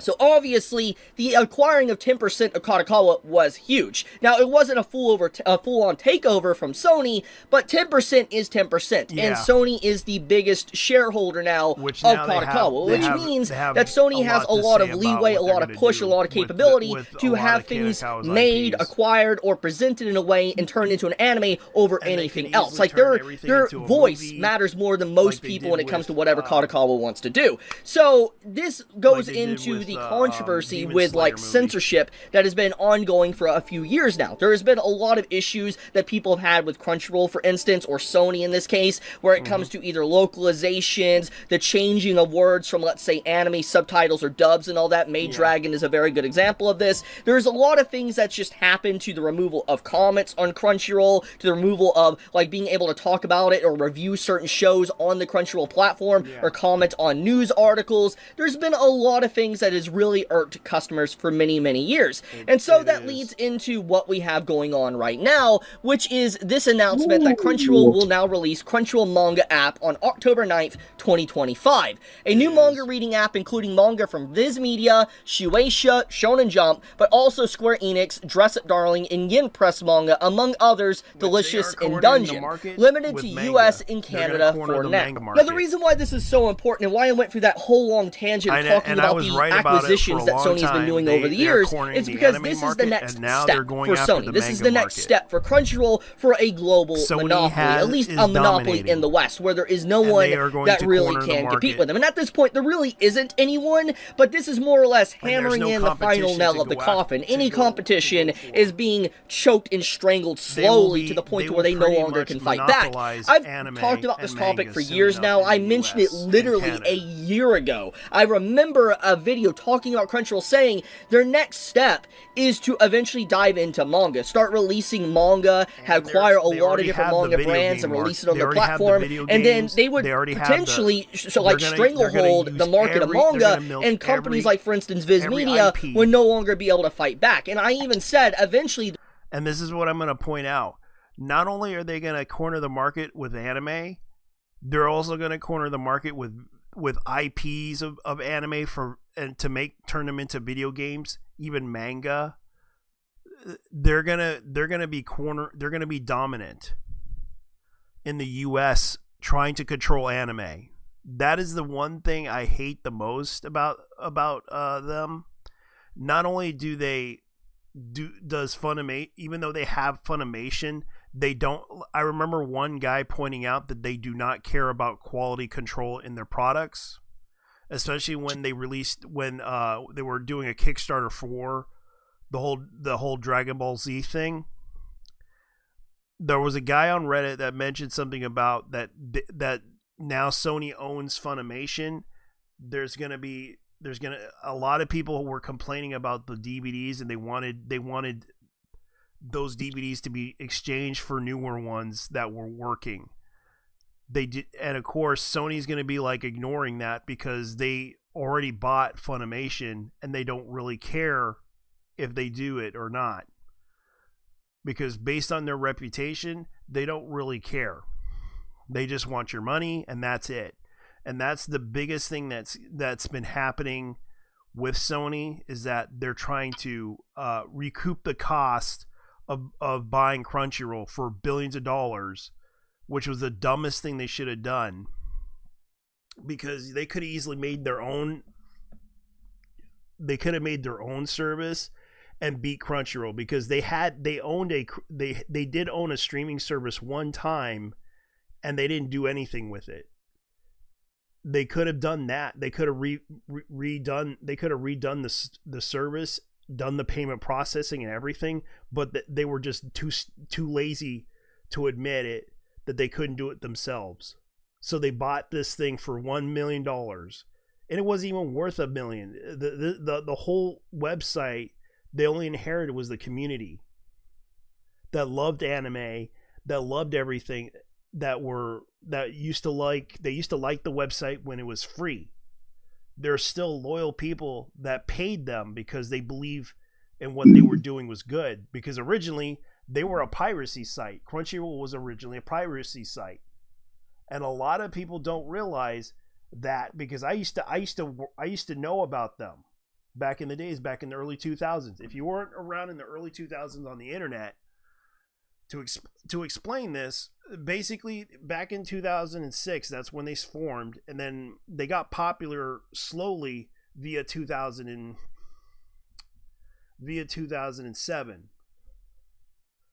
And they were like they were streaming like a lot of anime, including they introduced Bleach and Naruto. That's how they got popular. They even showed like old ass anime, like bars and other things.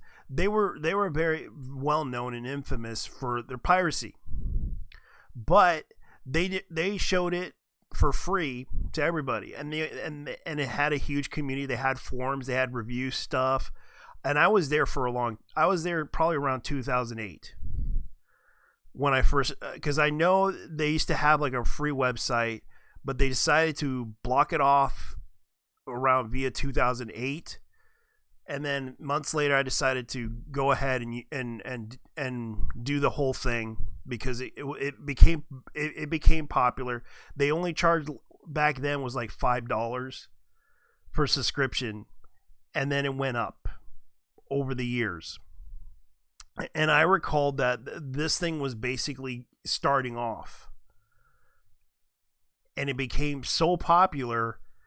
It was crazy that they did this. I really kind of miss the old Crunchyroll, but I understand that they weren't really doing much with Crunchyroll when it was owned by AT&T. AT&T didn't do nothing. Sony's very much trying to recoup the cost by dominating in the sphere because they didn't really understand. Like, AT&T was trying at the same time. They were doing conventions. They were doing everything to advertise Crunchyroll to the masses, but it just didn't really have like the hype of people watching anime that were interested in watching the shows that they had. Unlike Sony is actually trying to bring the hype to people to watch their titles that they have on there. And the thing is, they're competing on a way that they have to because they spent a lot of money, invested a lot of money. Not only that, they're cornering the market by dominating the market with their animes that they have on Crunchyroll. And also they're going into the manga business, which is no surprise, which they're trying to do because they have done a manga service before, but it just didn't hit off very well. But they decided to go, but that was when AT&T did it. And of course they kind of like broke that off because it just didn't do so well. And it wasn't really, it just wasn't a good app. That's the reason why AT&T gave up the manga thing. They do have it, but it just wasn't that popular in a way. And now Sony's doing it.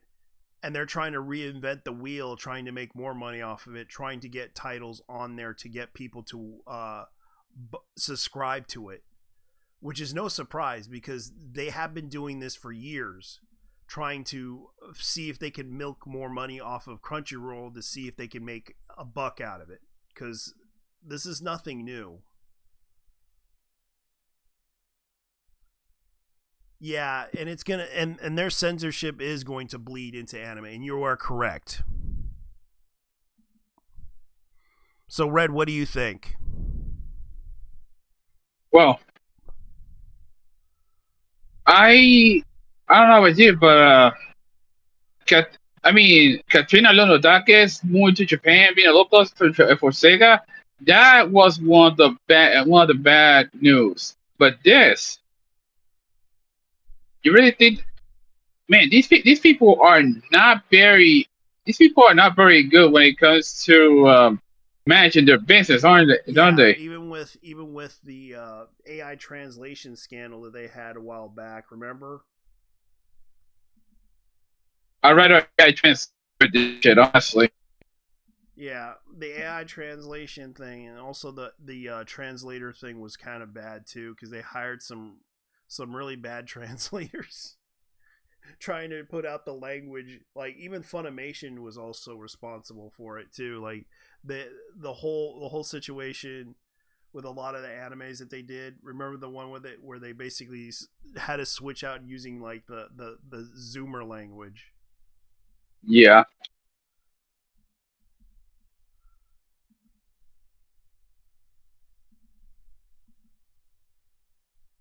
And it's no surprise. Let me go ahead and continue.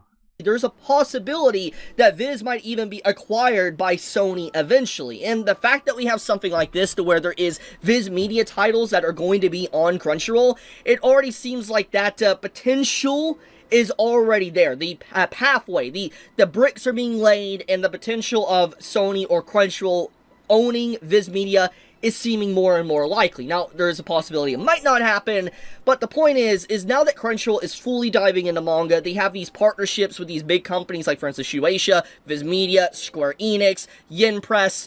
That's a pretty big deal. It is very interesting, however, that they don't mention Kodansha. I'll talk about that in a second. That's very relevant to this discussion, because for those that are unaware, Crunchyroll did technically have a manga application for a while, which was discontinued back in 2023. This is an old article, by the way, that says Crunchyroll's manga app died today. We found out the probable cause. Now, basically, what was stated is that Kodansha released a new app, which, if you don't know, Kodansha has like its own app it releases its own manga on.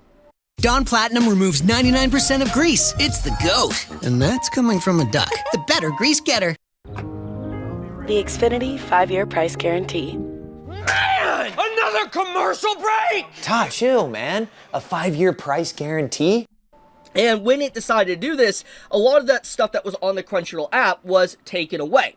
And so Kodansha pretty much became its own service, Crunchyroll lost a lot of titles, and pretty much everything they relied on kind of fell through, and their app no longer could really function. This happened basically, as you could see, at the end of 2023, and ever since then, the overall manga on the Crunchyroll site has been effectively gone. Now, to talk about my personal experience with the original catalog from Crunchyroll, it wasn't good. And what I mean by this is that the very app, or the way it functioned, was horrendous. It glitched out, it froze, sometimes you'd have to restart the app and all that just to get the next page to load. It was terrible. I did not like the app. There was just so many better apps, and I'm just gonna say, I'm not a sponsor, but like Viz's app is just so much better than what the Crunchyroll's like app was for manga. It was just awful. I would not read manga on their platform. And if they decide to use the exact same format for their new Crunchyroll app coming out this upcoming October, then it's dead on arrival, or at the very least, not a lot of people are going to like it. However, that doesn't matter when they have a big stranglehold on the main official market, to where there would be no other companies that really compete with them. I'll get back into that topic in a second. But the point is that yes, Crunchyroll did have manga for a while, some might remember that, but it wasn't good. And with Kodansha pulling out like that, it explained why the app got shut down a while back. And so, that gets into this topic. The fact that they're doing partnerships with Viz, Shueisha, Square Enix, and Yimpress, but no Kodansha's here, I think that's a pretty big deal. It showcases that there was definitely a falling out of Kodansha with Crunchyroll to some degree, and I could be completely wrong there, obviously, but I think that the fact that their name isn't mentioned here is pretty big, especially since they housed their titles in the past.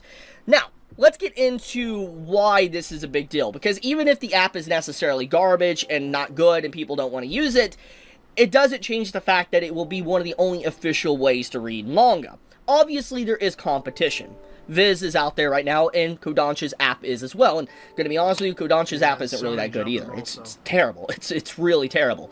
But besides the point, the thing is that if Crunchyroll is getting so much big names and companies to work with them, that means that anyone else that's their competition will be drowned out. And eventually, the only way to legitimately read manga legally would be through Crunchyroll. And this leads to a bunch of other issues. We have seen already in recent years that you'll have sites that, let's say, house a lot of pirated manga or different series like that, they get completely taken offline. And I've discussed this already in Link before, that it's well within the right of companies, even Crunchyroll and Sony, to take down these sites. However, a lot of these sites that house certain manga, house manga that isn't even, like, translated, isn't even actually in the States or in the West. They are strictly just in Japan, with no official translations or any way to legally obtain these series whatsoever. And so obviously, if people want to read these stories, they will go unofficial.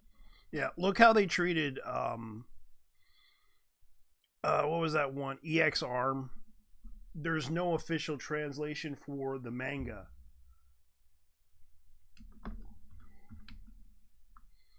There is no official translation for an English EX Arm.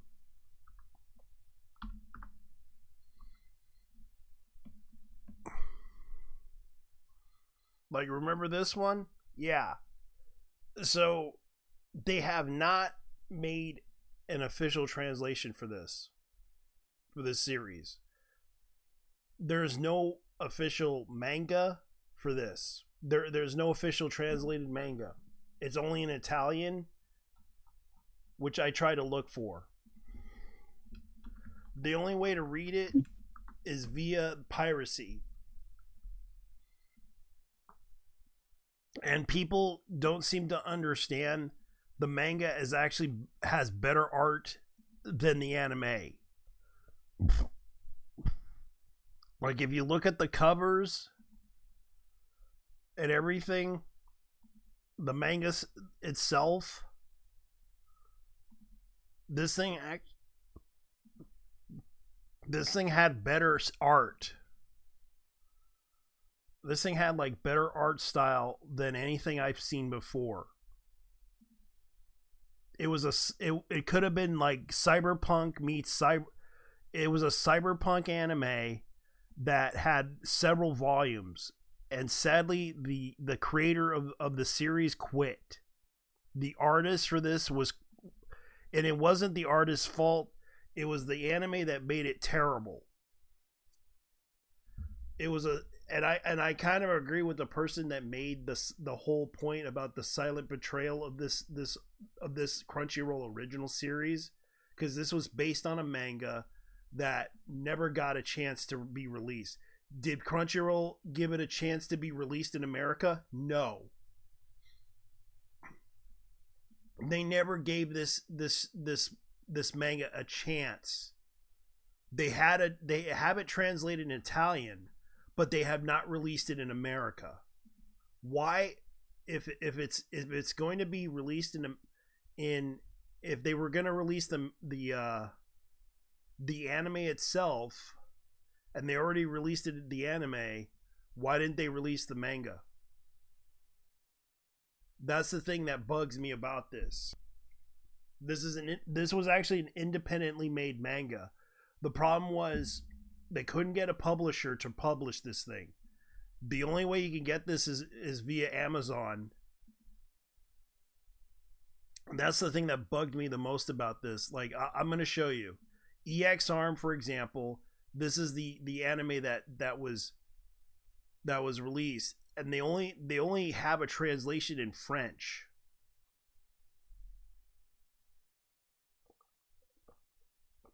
This is a French edition of the manga. There's no English version of this. There are several releases of it on paperback that have yet to be released in the US. Yet they released it on Crunchyroll. Whenever you see them make an anime, there's always a manga behind it. At least in most cases. Yeah. And I agree, they chased the Ruby hype. Akiba Maywar didn't have one.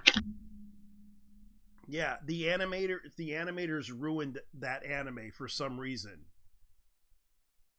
It had a good story. I read the translation of it by the pirates. This was a really good manga. It could have been Ghost in the Shell meets Ghost in the Shell meets Isekai. No joke. That's what it was. But they did not translate this in English. Because even I know whatchamacallit had, when they released Chainsaw Man, that had a manga release.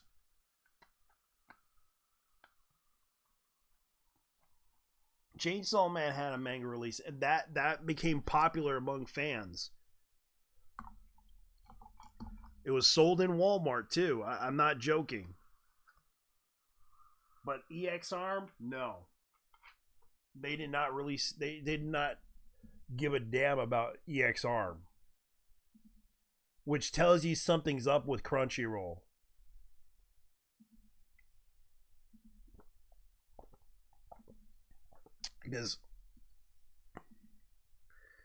Which tells you something was wrong with Crunchyroll. They did not know what to do with stories like that.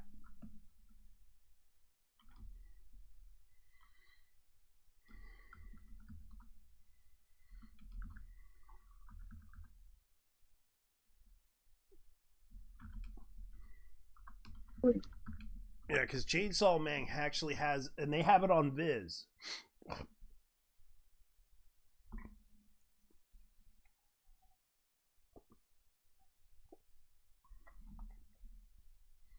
And also the fact that the upcoming race arc is coming soon. Yeah. And keep in mind, EX Arm was basically independent. It was an independent manga. But Viz had a backing with Chainsaw Man. And they released it under that.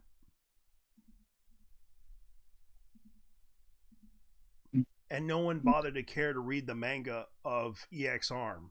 They just laughed at it.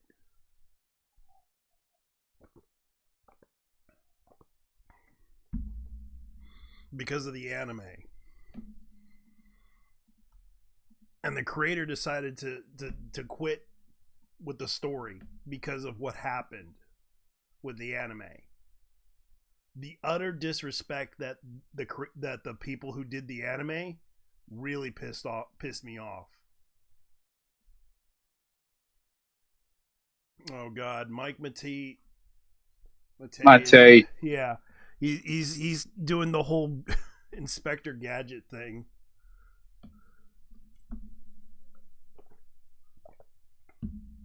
Like everyone's joking about him for his love of Inspector Gadget. Go Gadget, go! Go Gadget, go! Yeah, I remember that show.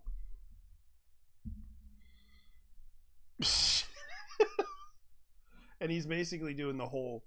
Yeah, Mike Mate is doing the whole. So where the design for Mega Man came from? Time Boken 1975.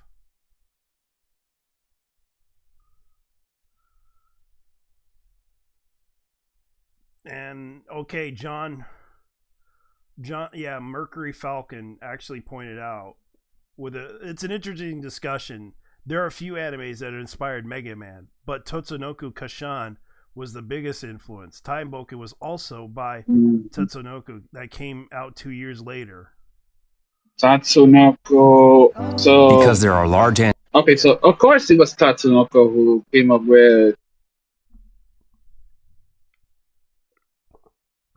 Look, forget JT. He's dyslexic. Yeah. Yeah, I'm a very dyslexic person. I apologize. Yeah, Time Boken. Yeah, I apologize for that. Tatsunoko Kashan was the biggest influence of Time Boken. And also by Tatsunoko. And yeah, that's basically what it is. You can see right here the biggest influence of it all.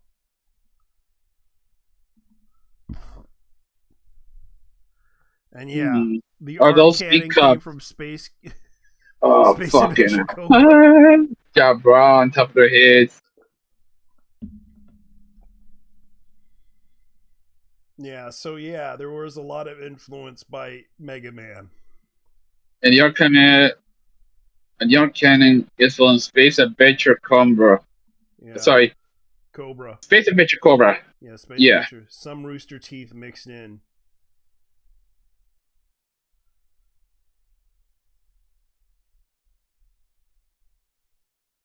Yeah, a lot of the Crunchyroll staff are former Funimation, so incompetence carried over. Yeah.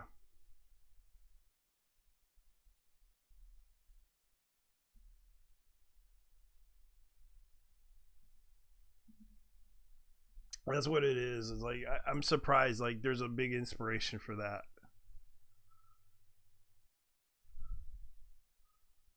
Oh God. They're doing the inspiration for Mega Man was weird science.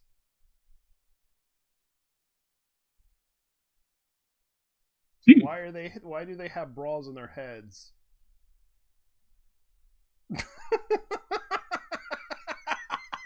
Well, they had tits and that on top of the head. And they're like making fun of it. Go. Like the inspiration for Mega Man.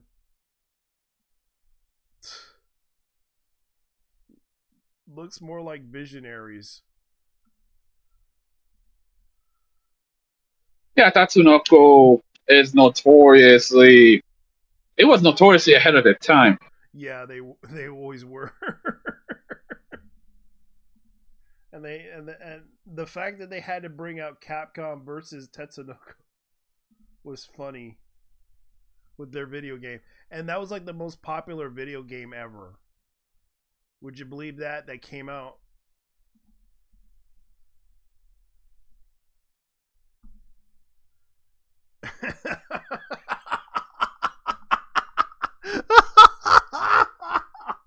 Oh God, this is so mean. This is so mean. I'm gonna show you. This is so mean.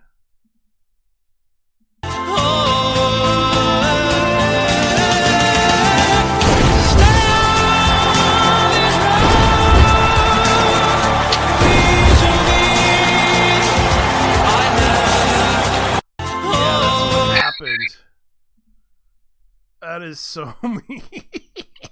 That is so mean. That is so mean. I was like watching that whole thing. Well, show it. Oh yeah, Ellen Historian has backed out. Well, you might as well. Okay, let me see. Oh, of course, the fucking string. Oh! Yeah. Your followers, you know. Nothing to see here yet.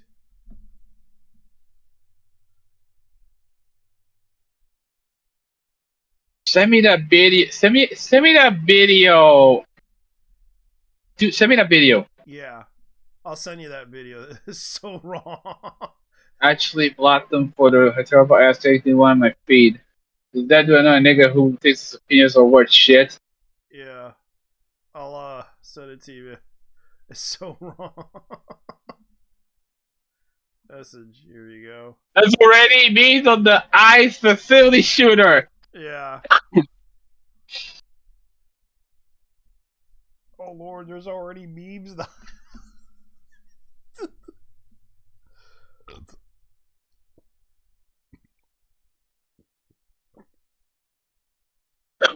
It's so hot in Brazil, splash the water would be nice.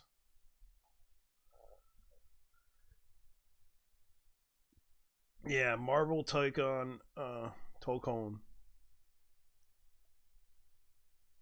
Yeah, the fighting game, they're also previewing Ghost Rider and Spider-Man.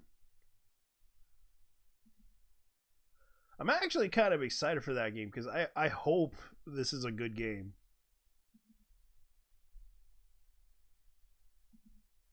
Jesus fucking Christ! Yeah. This is a fighting game. Yeah. Not that. I'm watching the video right now. Fuck! I know, it's so wrong.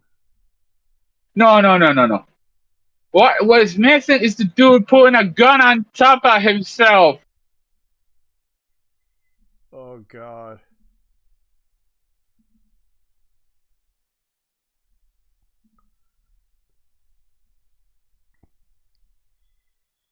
Oh, God. Sorry about that. Okay, Australia's under 16 social media ban potentially extends to gaming platforms like Steam.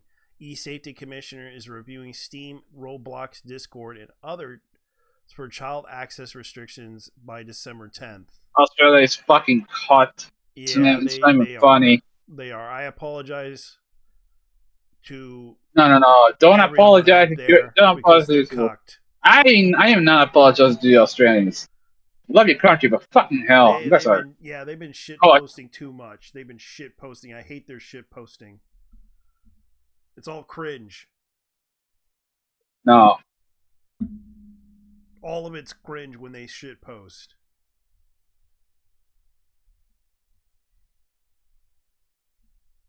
If you're Australian, get in contact with your local MP. Complaints and emails.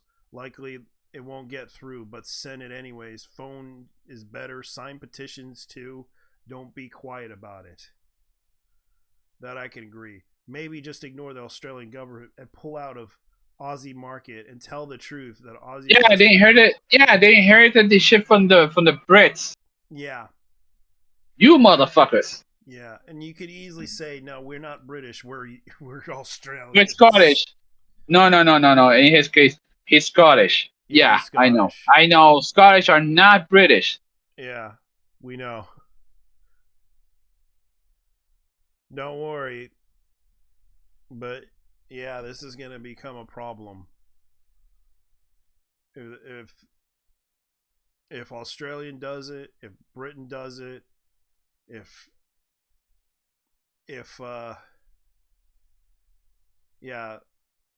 Ireland does it, they're going to eventually come after the Scots, and you're going to have to probably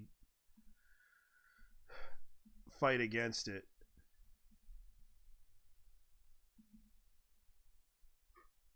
Yeah, blame the English. I agree.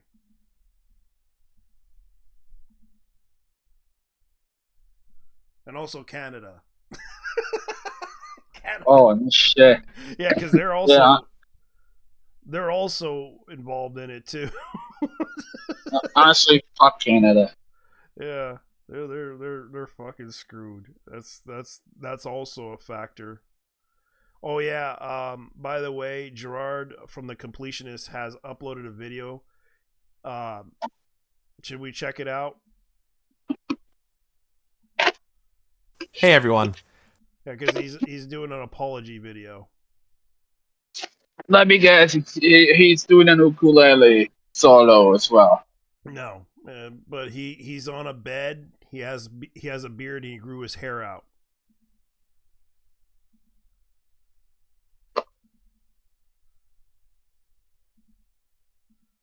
And you could completely see that he looks kind of like he's like he kind of is in his bedroom right now, which is kind of creepy. There's nothing behind it. There's no game stuff. Imagine the smell. Yeah. The rigs are coming here, bro. Yeah. Yeah, it looks like his bedroom is got a lot of action in it behind there. Like he's been hanging out with the,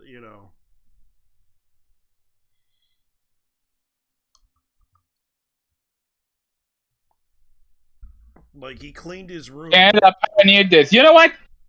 This is what happens when our society gets too polite. You get Canada. Yeah. And all right, let's go ahead and. I mean, you got Japan, and then you got Japan, and then you got. Yeah, let's begin the video because I want to hear his situation. He's even bringing up Mutahar. He's bringing up Karl Jobs. He's bringing up everything. And also the situation with false claims and addresses, conspiracy theories, and accused. Like he's basically talking like he's taking responsibility. But let's listen to what he has to say. It's funny. Japan is polite, but they don't take shit. But Canada is polite and they take shit. Yeah, they do. I guess the problem is discipline and the lack of spine. Yeah, they will consider witchcraft illegal in their country. Witchcraft is illegal in their country. They won't take crap from witches. They will burn them. As they should. As they should. They won't take crap from witches because that's according to their old law, and it's still in the law books. You don't believe me? Look it up. In Canada. Yes, witchcraft is illegal. You'll stand inside. Yeah, no shit. Yeah. They will burn the witches. If you try to curse one of them, they'll be like that shit don't work on me. I worship the Lord. Mm-hmm. Yeah. But then again, Wiccan is another religion. No. Ironically, one of the rules of Wiccan is you cannot. Not that. You cannot hate someone with black magic. Yeah, you can't. It's actually forbidden. If you do, you die.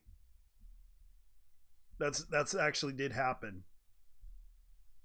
A guy actually, because a woman actually did curse a neighbor one time in order to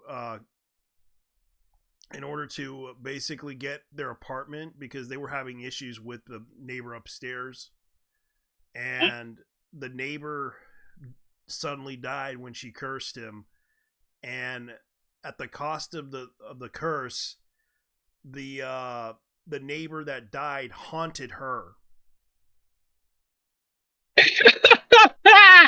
And damn. She died from fear. So yeah, it was That pretty shit bad. That shit bounces back twofold. Mm-hmm. And I heard that story on TV one time, and it was a true story. Completionist has the biggest fall off of all time. Yep. So I'm gonna go ahead and play his video, because this is what he's gonna say, and we'll pause it and see what you get, and you can tell me to pause it if you think he's bullshitting people. Nah, go ahead. My name is I don't Gerard even take Khalil. it seriously. So in 2012, I started my YouTube channel, That One Video Gamer, and for the last 13 years of my life, I have been completing games and making a lot of videos about the things that I absolutely love.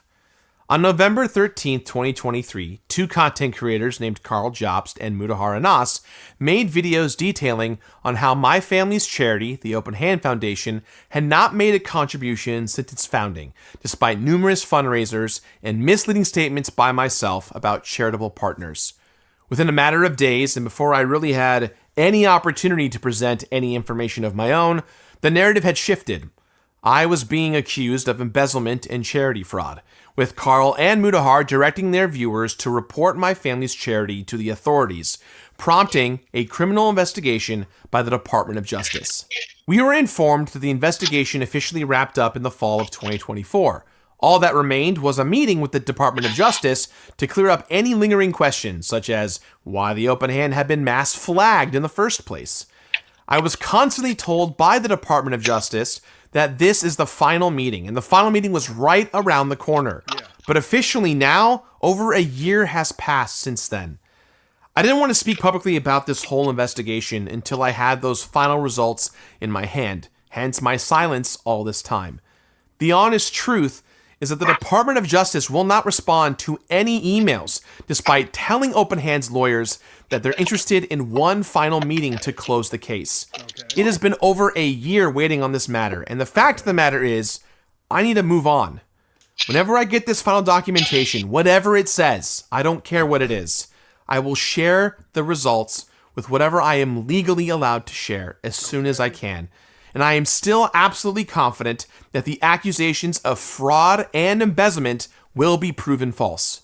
However, even if we never broke the law, serious moral mistakes were still made by myself and the foundation. The Open Hand took far too long to donate. We never explained why it took so long until after everyone called us out. And I lied about this for all of Indieland's years, both knowingly in 2023 and unknowingly in all the years before. But it doesn't matter what kind of explanation either I or anyone else involved might provide. This happened, and rightfully so, it pissed off everyone.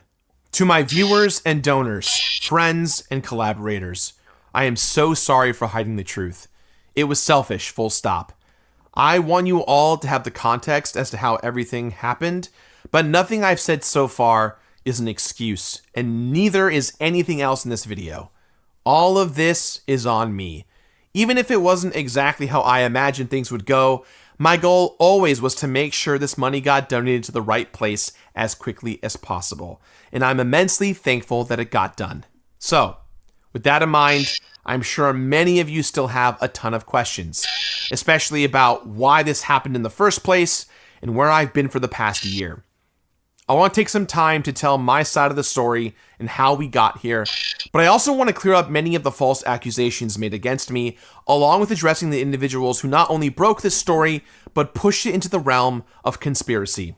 Okay. So, yes, just in case all of you are wondering, This is in fact scripted. I am reading from a script. But I want to be clear. The words that you're hearing today are me and only me. There's nobody else trying to influence what I say here. I just want to be sure that everything I say is accurate to the receipts I'm providing, to my own experiences, and most importantly, that you are hearing the truth straight from me, not behind lawyers, other content creators, or voiceovers disembodied by random gameplay footage. So for now, let's go back to where all this began, with my mom. When I was young, I lost my mom to frontotemporal dementia, and she lived with that disease for roughly 16 years. When she passed away in 2013, my family officially launched a charity organization called the Open Hand Foundation, with the mission of raising awareness and money for dementia research, educational tools, and helping families. We saw a real need after the frustrations we had personally experienced working with UCSF and how they handled our contributions, both financially and with my mom's own body parts. Yeah. Before my mom passed away, my family was assured of how incredibly helpful her donation would be and what a difference it would make to the research.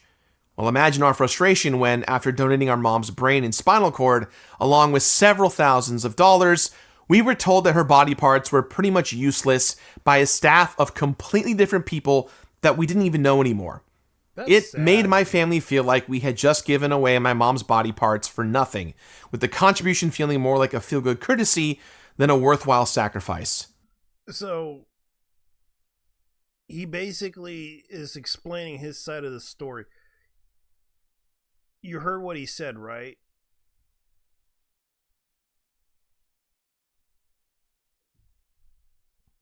Red? What? He basically said that he gave his mom to science, and they said that the spinal and brain, the brain and spine were useless. Yeah. Why in the fuck? Hold on. Why in the fuck would they reject it if they were these people? Okay, I have some questions. One of them. Yeah. It's hard for me to believe that someone would do that to a person in the name of science, because they did it out of the goodness of their heart. And that's the thing that kind of bugs me about this situation that he's mentioning. And I'm sorry if I'm being skeptical about this, but this is your mother. Your family agreed to donate her body to science, only to find out they said this to your face, that the body was useless. That's cold. Dear if Lord. That's the case. Like, I don't really get why would anyone in their right mind would say that to you in the name of science. That's kind of crazy. That's more than fuck. They're absolutely fucking caught. Yeah. And it's like, I'm not trying to be mean here. I'm just trying to understand the situation. You're telling me that you donated your mom to science only to be told, oh, by the way, the spine and the brain is useless to us. What is this? I don't this is wait, and this is from a company that claims that they're doing research, right? Mm-hmm. And yet you're saying this shit? Yeah. To you and your whole family. That's hard for me to believe that they would say that to you. Which it makes no sense.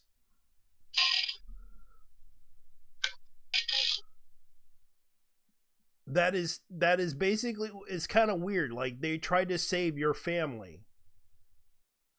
Not to be mean, it's like I'm trying to understand the story. You're telling me that you donated your mom to science only to find out that the spine and the brain was useless, and they told you that the thing was useless when you donated it to them. That doesn't sound That sounds like you should sue them. Dude, that is honestly one of the most retarded things I've ever heard. Yeah, it doesn't make any sense. You donated to science. You agreed upon this only to find out that they sent it back to you in pieces, telling you, here you go.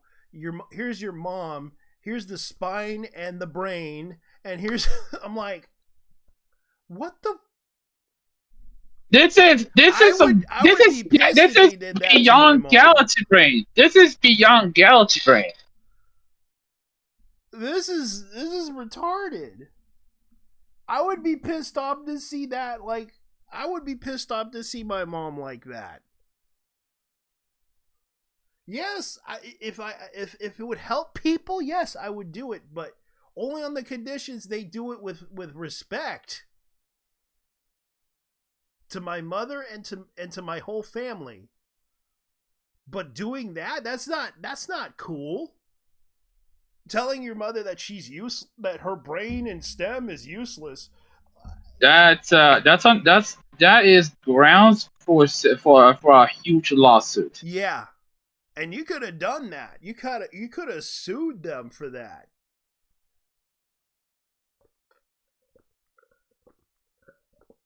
Cuz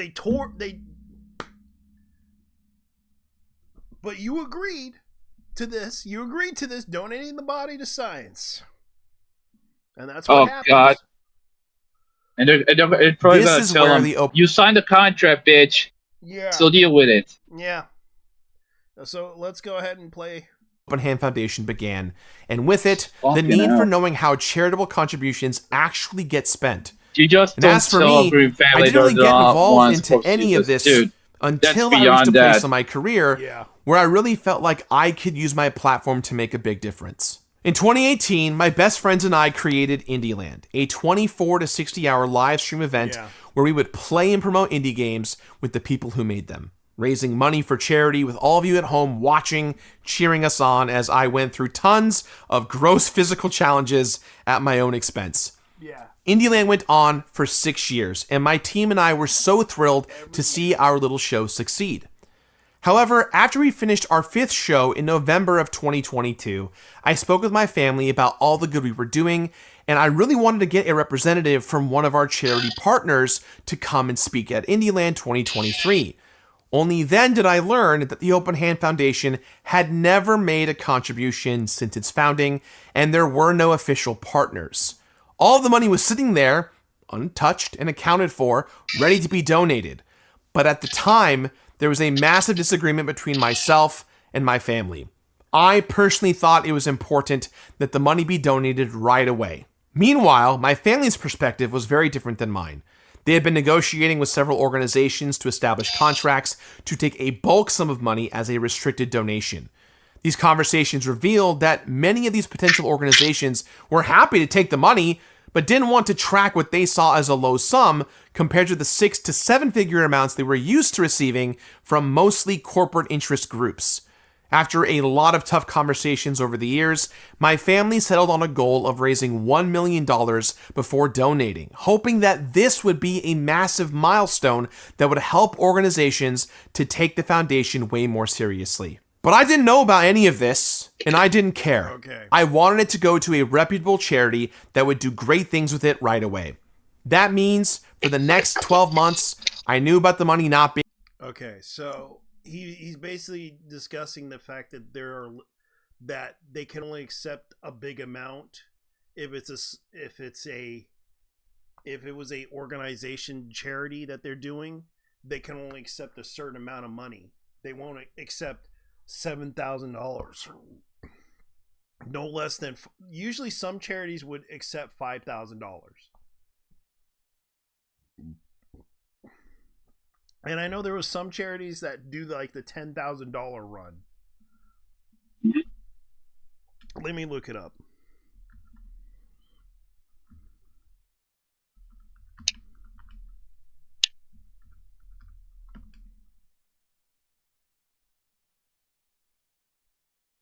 charities that accept vehicle donations, charities that accept furniture that will be picked up, charities that accept mattresses, charities that accept, there's even charities that accept boats, even video game consoles for hospitals. He could have went to those things. The Broadcasters Initiative, Child's Play, Able Games, Humble Bundle. He could have donated to those things. But dealing with the fact that there are charities out there that can help, he could have donated to those things. Extra Life, he could have done that. He could have went to any of these charities, but charities,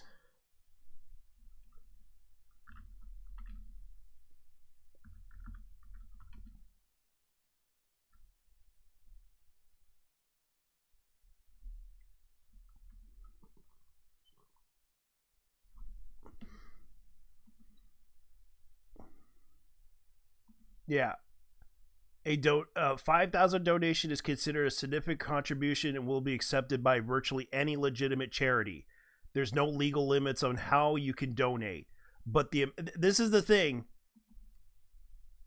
That's bullshit. What he's saying there. That I thought I could that no, they accept $5,000. Highlighted rated charities that work with various fields to accept large donations like $5,000, for example. Global Poverty, Animal Welfare, Hunger Relief, Health Research. Yep, the CDC funds efforts to fight health threats. You could even donate $5,000. That's bullshit.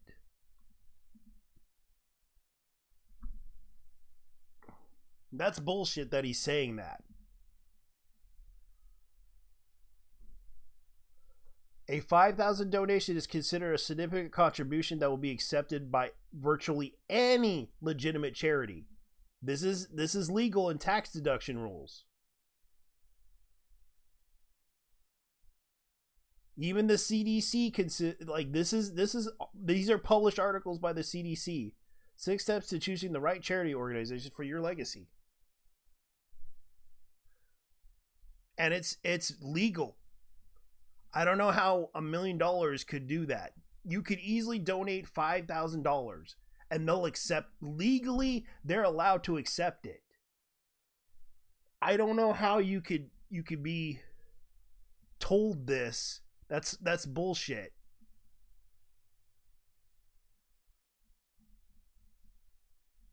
That is legal. You can give them more. You can put out $10,000. You can give them like a limit of $10,000. You can give them and legally they can legally take, there's no limit, there's no legal limits on how much you can donate, but the amount does have an impact on tax deduction rules.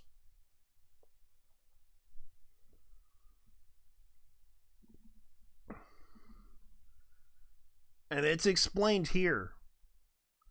If you live in Illinois, any legitimate charity should be happy to show you its 501c3 certified tax ID number. This info should also be on its website. The website should also be transparent into what percentage, and this is coming from this also is known from the organizations GuideStar, Charity Watch, Charity Navigator, the Better Business Bureau, Giving Wise Alliance, that you can start and search for reputable charity online. For example, on social media, you can see how often charity posts engages with followers. This type of thing they share. Then click through the website and see if things look legit. If you find that your charity seems to exist in a black hole, there's no public information, they might not be up to up. After you checked it out, their website, continue your search to verify organizations' information, following sites like Better Business Bureau, like the Wise Giving Alliance, Charity segment. And this is the U.S. law. This is U.S. law, but even though it's in the state of Illinois, it does apply to other banks. Frequent asked donations. Like, if you have that much money in there, and it's on, you believe the charity or commercial fundraiser operating in deceptive or illegal manner, you may contact the Attorney General office. So they can donate. The problem is they chose not to. That's the issue that they're having with your charity, with the Open Hand Foundation. That was the issue.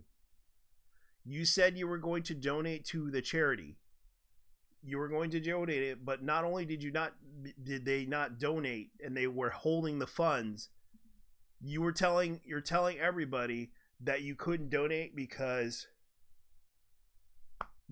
legally you can donate less if you wanted to, or you can put out a limit of how much you can, and it says there's no legal limit of how much you can donate. You can give them the money. Legally, you could say, here's this amount. We're gonna put this in the bank for next month for the next charity next year. That's all you could do. But that's the thing. That's what bugs me about this whole situation. Yeah, he's lying, or he's lying to, and that's one thing I agree with you, Robert. That he's either not telling the whole truth. That's the thing that bugs me about him, what he's saying. I'm just being skeptical. I'm not saying he's lying, but I'm just being skeptical with him about this. I'm not gonna try to say he's a liar, but I'm very skeptical. I could be wrong too, because from what I understand, what he's telling me, it's not adding up to what I'm seeing here. Because I know that the law says right here that $5,000 donation is considered significant contribution and will be accepted by virtually any legitimate charity. But he's telling me that he thought $1 million would be significantly a good idea, and that would be good for, like, I think it's more for PR reasons, but I don't know what he's trying to do or what he's trying to pull. But it's kind of, if this whole charity Open Hand Foundation thing is focusing on approaching a lot of these charities and saying, hey, I want to work with you guys to donate this money, they could easily accept the money. That what he's saying here is that I wanted to donate this money, but they wouldn't accept it for PR reasons. They wouldn't want to work with us for PR reasons. It's like, that's bullshit. $5,000 is considered a significant contribution to virtually any legitimate charity that would love to have them. But he's saying that, oh, I thought $1 million would actually help contribute to the whole thing, which kind of bugs me. So that's the thing that I'm kind of wondering, what is he trying to tell us? Being donated, and was having constant conversations to get it to the right place, trying to repair relationships and negotiate in good faith with several different potential benefactors. Since it was now up to me to get this money donated, I needed to stay on the board of directors for Open Hand, at least until the donation was officially made. It was around this point that I realized that I was in way over my head. I had just lost my job at G4, and finances were a complete mess all around for myself and my company. I was scrambling to get the Completionist restructured with new ideas and a new tone, and I was practically traveling or doing some work event almost every single week, almost the entire year. But everything was up in the air, and all of it was on me, all at once. And on top of all this was the news that I now had to fix a problem that had been unknowingly brewing for several years. However, even at this point, I couldn't just do whatever I wanted. And this is where the real conflict started. I tried my best to express how upset I was, how upset all of you would rightfully be, and that this could cost me and so many people who worked with me, everything we had created and built together, and I was simply brushed aside. I had learned the hard way that the charity world moves at a glacial pace, and I've been going around touting all these organizations and all the good we'll be doing for many years, only for all of it to be a bunch of empty promises. Even after I stepped up, my best efforts to donate as fast as possible would never be good enough, as every decision I wanted to make now had to be approved by a long list of people on both the open hand side and the potential benefactors that I have been speaking with. So I feel that some context on my family might be helpful right here. I'm the youngest of 5 in a first-generation Lebanese immigrant household. My dad has always loomed large in every aspect of my life, and that absolutely extended to my own experiences with the Open Hand Foundation, and at times, even my own business. The expectations were that I should have been an engineer, or I should have been a lawyer. Instead, I'm a video producer who plays video games on the internet for a living. If you ever watched the Completionist live show from a few years ago, then all of this should sound pretty familiar to you. I did not have the final call on any major decisions when it came to the Open Hand and its finances. I was one of many people in charge. To my family, I was seen as the video game guy, not the business guy or the charity guy. Regardless, the outcomes were absolutely my responsibility, because all of you at home donated your hard-earned money and time and did so with your trust in me in mind. So when I learned the truth, I made it my goal that no matter what happened, the money had to get donated. There was no other outcome that I would allow. And that's where the real nasty core to all of this is. Nobody embezzled or touched any money, no crime was committed or covered up here, and the results of the Department of Justice's investigation will hopefully one day be proof of this. The decision to wait to donate until the foundation raised $1 million, along with the struggle of figuring out why that was necessary in the first place, should have absolutely been communicated with all of you. The Open Hand Foundation, and myself especially, should have been more transparent with its struggles and its goals, period. A week after IndieLand 2023 had wrapped up, and before I could get back to the donation efforts and conversations I was having, my heart stopped when I saw an email to the Open Hand Foundation came from a one Carl Jobst. I'm very familiar with Carl's work, as he had been known at the time to be a groundbreaking creator that claimed to take down cheaters, liars, and scammers. And I knew what was coming next. A few days later, on November 10th, I received a message from another creator, Mudahar Anas, also known as Some Ordinary Gamers. I respected and trusted Mudahar, so when he asked if I wanted to hop on a Discord call to talk about a discrepancy with some of the Open Hand Foundation's publicly available documents, I agreed, thinking, hey, you know what? Maybe we could chat this out and clear the air, no problem. Mudahar never once asked about the laws or regulations that Carl had asked about, so I had no reason to think they were collaborating together, especially since they had no prior history together online. I hopped on the call, assuming that this would just be the two of us, until my surprise, I saw Carl join. The rest of what's publicly available to all of you is essentially me having a panic attack while trying to be transparent with two creators I respected at the time, all at the behest of throwing my friends and family under several buses. I saw the headlines coming, and I spiraled, losing control of everything. I did my best to reiterate my family's infighting, the struggles with finding a donor for a restricted donation, and that no matter what was going to happen, all the money was accounted for and ready to be donated. And they even acknowledged that there was no evidence of embezzlement and that it's not even what they were asking about. So it gave me some hope that this whole thing could be recovered in some way.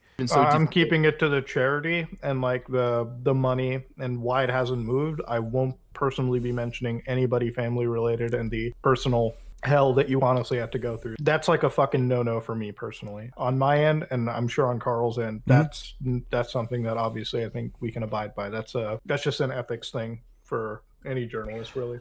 The very big silver lining is the money is there, according to every PP filing that I've seen. It can all be like done right, you know. This isn't a situation of actual embezzlement or, you know, money being moved to the fucking Cayman Islands or some cryptocurrency offshore. This is a situation that can be rectified for very positive sakes. But yeah. I was terrified and I should have kept my mouth shut. But some part of me believed that if I was honest right from the get-go, maybe I could get out ahead of this and it could end up just being more of a cautionary situation for people to know. 3 days later, Monday, November the 13th, Mutahar and Carl released their videos, and the story was broken. It made donating even more important, but even more difficult due to the new online reputation of the Open Hand Foundation and myself. Many of these organizations we'd been speaking with suddenly wanted nothing to do with us, legally informing us to keep our distance, and the situation quickly became desperate. Thankfully, my brother and I were able to secure a meeting with AFTD the very next day, and by November 29th of 2023, the Association of Frontotemporal Dementia received $600,000 from the Open Hand Foundation. Soon after this donation was made, I resigned from my role on the board of directors, ending my relationship with my family's efforts in the Open Hand Foundation. The money that remained in the Open Hands account was intended to cover any future operating expenses or potential legal fees. That would prove to be important since the very next day on November 30th, we received a notice from the California Department of Justice that the Open Hand Foundation was now being investigated. All receipts were being sent over, and per legal advice, everyone's mouths were to be kept shut. The main priority for me was, at the very least, the $459,129.90 raised by Indieland donors would finally go to the original cause of dementia research in honor of my mother. At this point, my family and I were completely overwhelmed with the noise coming in, and as a result, we brought in several different professionals to help us determine how to even best respond to the ever-growing list of allegations. This is what finally led to my response on December 9th of 2023. All the information that I'm sharing with you right now and going to be sharing with you, this is what I wanted to say in that video. At the time, the Open Hands Foundation's legal counsel instructed me not to say or share anything because nobody knew what would be relevant to the pending investigation by the government. I was essentially handcuffed from telling the full story because our lawyers instructed me to not address any information potentially related to the ongoing investigation, which included receipts, potential evidence, and even fully admitting to any and all of my mistakes. When this response video failed to inspire folks to trust and believe in me still, I knew that my support systems were going to go away very quickly. My financial, legal, and community support disappeared overnight, with a lot of my friendships, both personal and professional, going away with it as well. Okay, the only thing I'm seeing right here is on 6 hours, you have 72,700 people, but 8,100 something likes on this. You still have 1.42 million subscribers that still subscribe to you. You still have a good chunk amount of people that still follow you. I don't get it.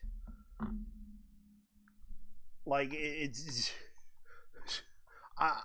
your reputation isn't that destroyed yet, man. I'm just gonna say this, like, I don't know what's going on, but it sounds like to me you're doing quite fine for yourself.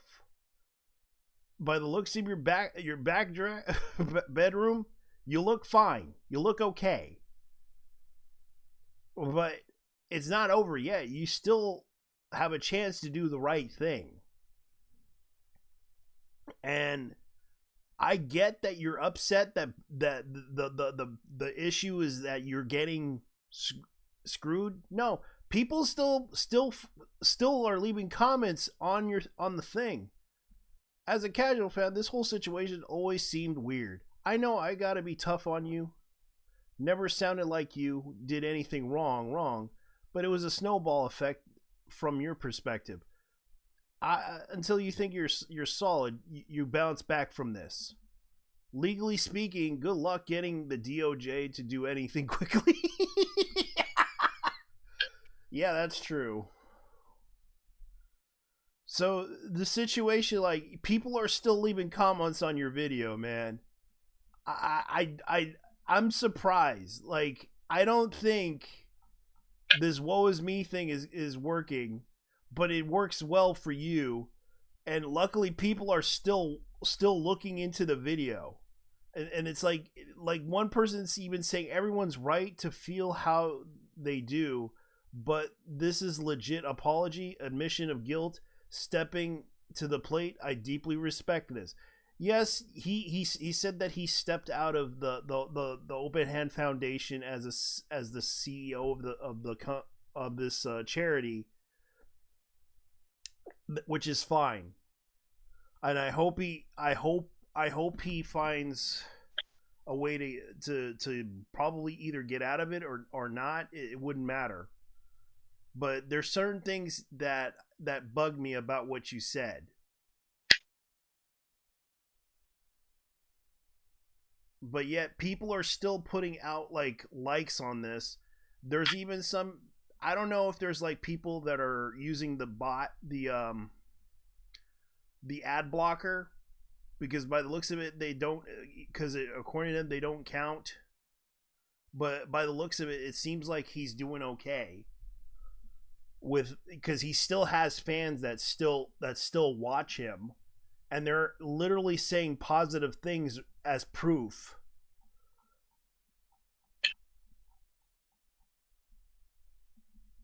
It was clear that I had failed and my options were extremely limited over the course. Yeah. I mean, we're not gonna be. I mean, let's be honest here. This won't evangelize in one bit. In fact, it's gonna give it. It's gonna prove them wrong. It's gonna actually prove them the opposite. Yeah, because I had to point out that one thing. Like, any charity could accept his money. Any. Even if it's a lump sum, they would accept $5,000. And he has like $400,000 in the bank. He could easily donate like $10,000, $3,000. It wouldn't matter. He would, like, by law, they can accept that money. But but the problem was they couldn't accept it because of PR reasons, which kind of bugs me about this. Any charity, like even I pointed out, any charity can accept his money. Even they'll accept $5,000. That's a significant sum of money that you could donate to a charity. Any charity, even over that limit, they would accept it. Course of the next 2 months, almost all the employees at That One Video Gamer were let go, and I spent most of my time clearing out the now defunct old office.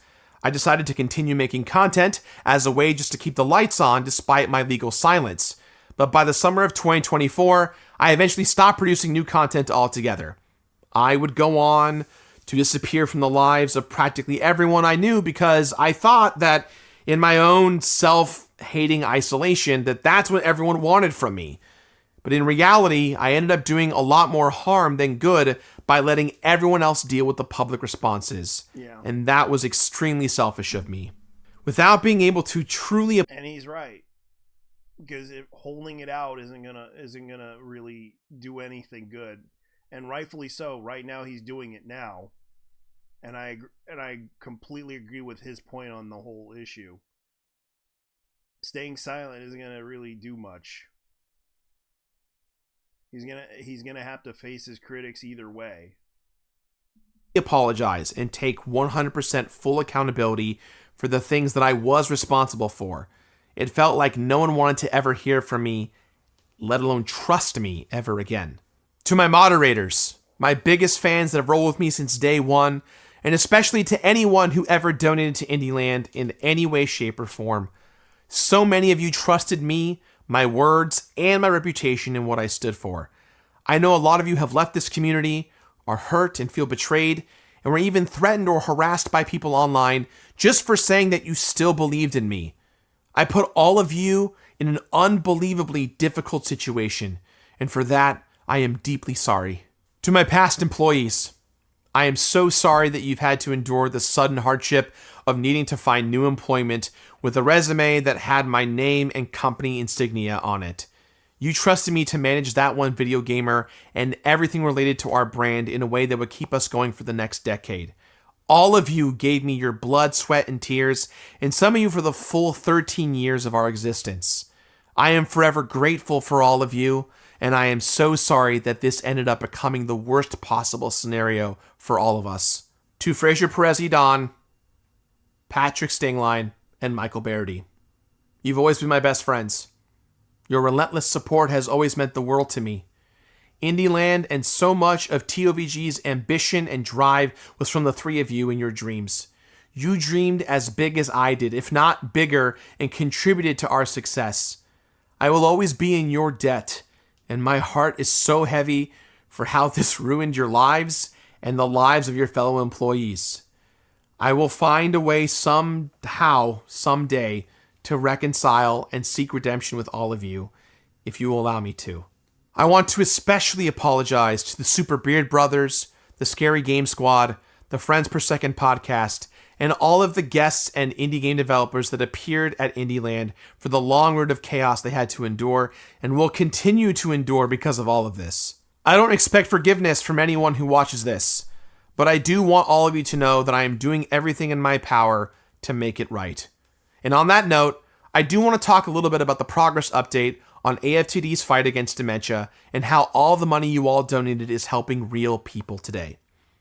In July of 2024, AFTD sent OpenHand a report of what our contribution was going towards in compliance with the terms of the restricted donation previously negotiated upon. And I'll have that full report in the box down below, but I do want to touch on a few things that I'm very excited about. First off, when we negotiated our donation with AFTD, an outside party matched another $200,000 to our donation through one of AFTD's matching programs. So the total at the end of the day was actually $800,000 that went to dementia research, education, and care. This money was distributed through a wide variety of grants to several different researchers around the country, studying both chemical and social questions surrounding dementia, FTD, and all related disorders. Alongside this, one specific grant was awarded to the Respite Care Financial Assistance Program. Now, this helps to alleviate the financial burden of those diagnosed with FTD via direct cash grants for victims and their families. At the end of June of 2024, AFTD distributed 753 grants as a part of this program. That means there's 753 individual families who receive direct assistance hiring professional caregivers, enrolling in care programs, and purchasing supplies like shoes, clothes, and technology, and so much more. Now, this is a very detailed report with a ton of scientific terminology, but if you ever donated to Indieland over the years, then this report is for you. It's your money helping these families through both new research and relief funding, and it is making an actual genuine difference to so many people. For whatever it's still worth, I want to genuinely thank each and every one of you who donated over the years. Thank you so much for your compassion and generosity, sincerely. On top of all of this, the Open Hand Foundation has committed to donate to AFTD for many years to come, as long as they have money to operate with $50,000 already having been contributed this year alone. Given that this amount was so much smaller than the last donation, they asked to not have any big press releases around this time. Even though I'm not a part of the Open Hand anymore, it makes me so happy to know that the foundation is continuing to donate and hopefully start to rebuild some of the trust. Donors, in the end, if you donated to Indieland, your money went to charity and only charity. That was the promise, that was the goal, and we got there. I want to reiterate that at the end of the day, I was not trying to use or abuse my power as an influencer, and the intent was always to raise money for charity and never to take any of it. The memory and legacy of my mother is one of the most important things to me, and truly to this day, despite her passing, I do not think that I have gotten over the hardships and the trauma that I've experienced in my life with her and her illness. She always taught me to do good. And I was trying to live through her to do good, and I'm still trying to do good to this day. You, as a viewer, deserve the facts, and especially the truth. That's why I want to clarify as many of the allegations against me as I can that are absolutely false. First, I want to address the idea that the Open Hand could quickly just donate the money the same way you can just click donate on a charity website or Venmo or PayPal a friend. Almost everyone is screaming at them just to donate the money, which should be pretty easy to do. One thing you'll see is they'll ask me to gift an amount that is as low as $35. The short answer is no. If we wrote a check to a charity with no agreements on how that money gets spent or how it's tracked, we would never have received a report detailing how our donors' money was being put to use. It would likely have gone to funding administrative costs like accounting fees and executive salaries. It had to be restricted to make sure that it actually went to dementia research. And negotiating with many of these organizations is really tough when you aren't donating tens of millions of dollars. That's a bullshit lie. I just proven the point that you can donate $5,000. They will accept it, virtually any amount. That's not what you're expecting everyone to do. 10 million? No. 5 million? No. $5,000. Any charity would virtually accept that. Any. But you're telling me that all these charities want millions of dollars. That's not true.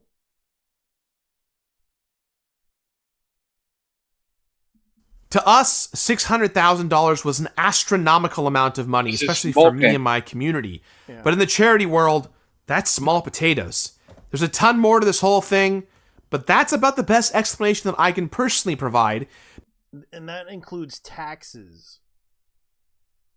Reporting the taxes of what you donate and what you gave away, what you didn't give away.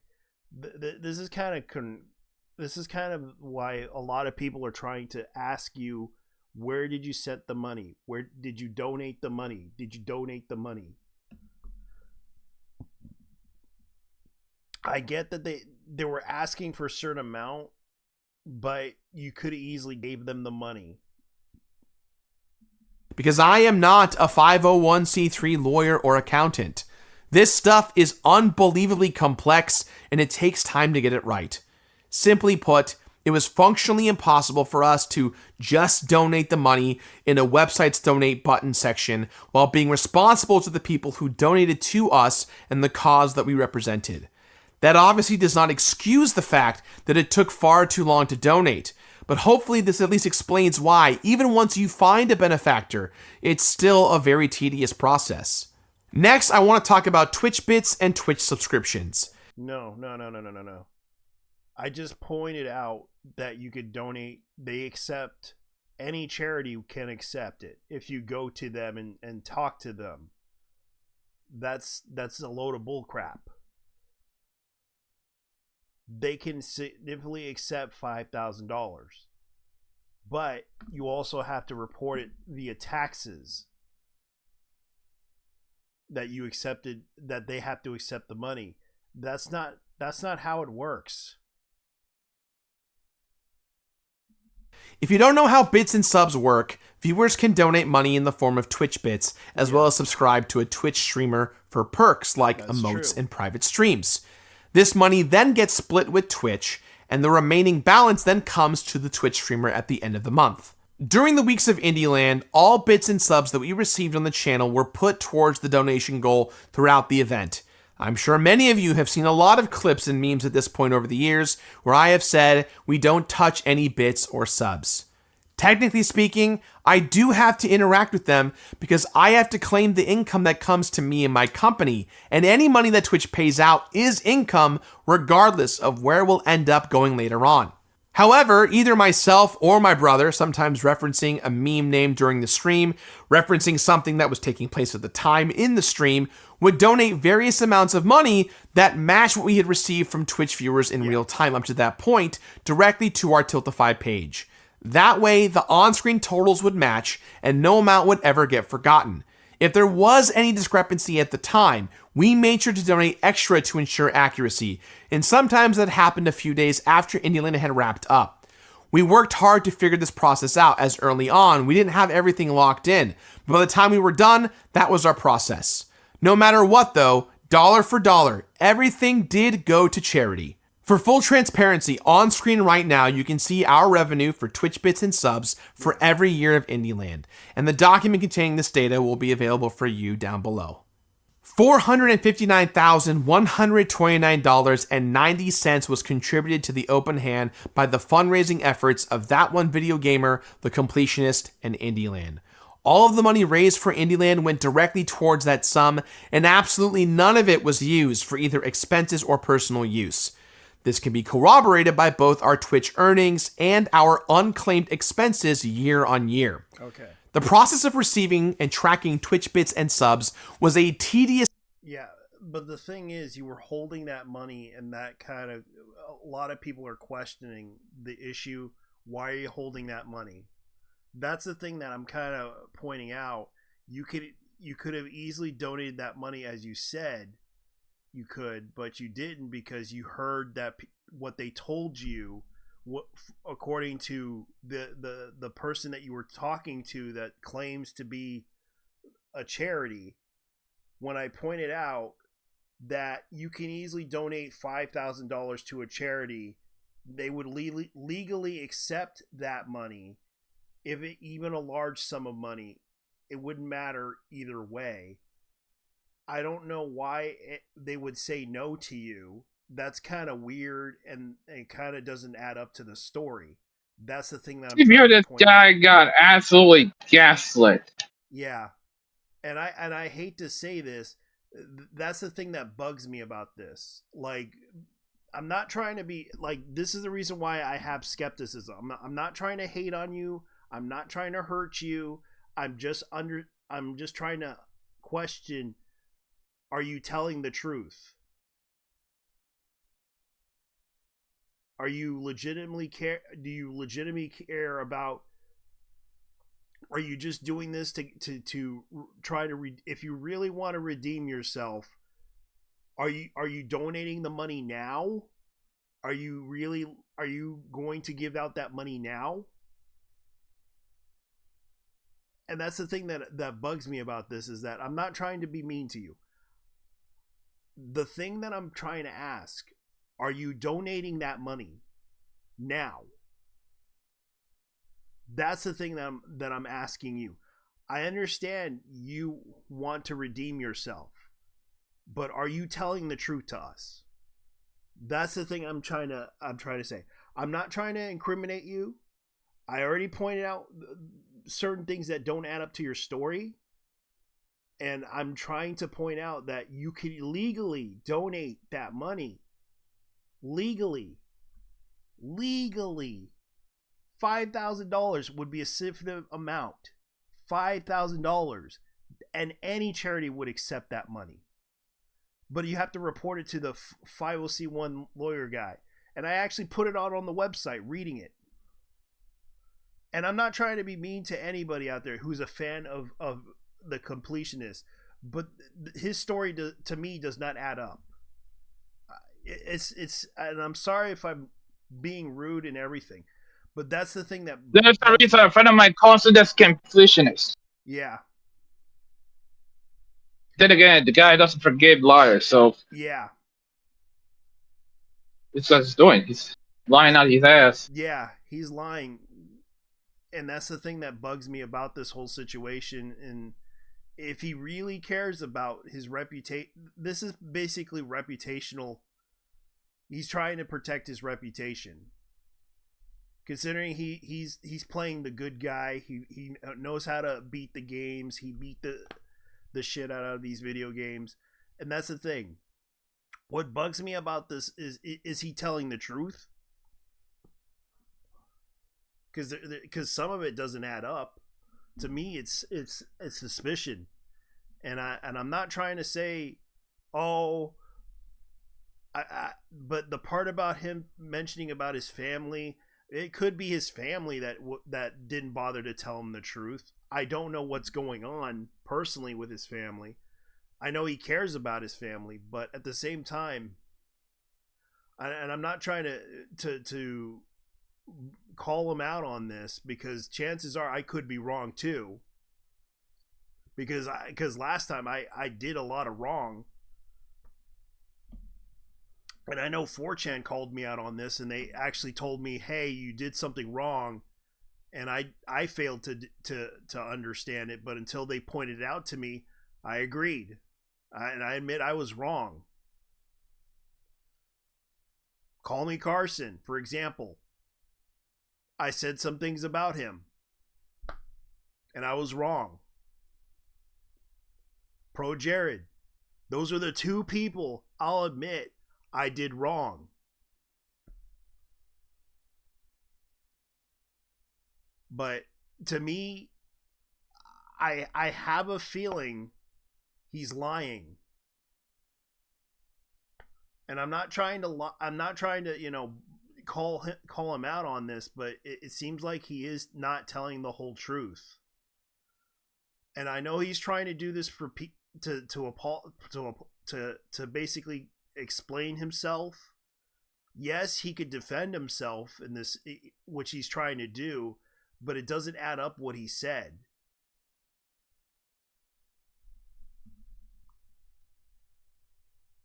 This extra layer to Indieland's operations, which is why we encourage viewers eventually over the years to donate directly to the Tiltified campaign instead. That way, donor money was going directly to the Open Hand, and I don't need to be the middleman at all in this situation. While we're talking expenses, let's address the claim that I used Indieland as a way to earn money from claimed expenses and gain clout from running a prestigious event with big-name celebrities and respected creators. Of everyone in the entire world who benefits from Indieland, it's Gerard who benefits the most. He gets the Twitch followers, he gets the media attention, he gets to mingle with game developers and celebrities, he gets all the credit. As it grew, Indieland became increasingly more expensive to produce, most of all in 2022, when we made it an attendable live show like we had promised our viewers in 2019. That one video gamer shouldered all expenses. That was my contribution to the cause. The general rule of thumb is that a nonprofit charity should only spend around 25% of its income on expenses. And according to the BBB Wise Giving Alliance, 35% is the max amount to be considered a credible charity. The Open Hand's operating costs, on average, were only 11.85% during the years that Indieland was being run. We achieved this because Indieland had no claimed expenses to maximize donor contributions, and more importantly, it was a passion project for our team.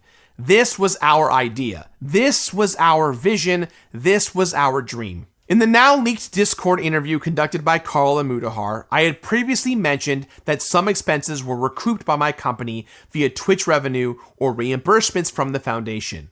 It actually turns out that I was wrong. No expenses were ever claimed by my company, either through Open Hand or through the Twitch revenue.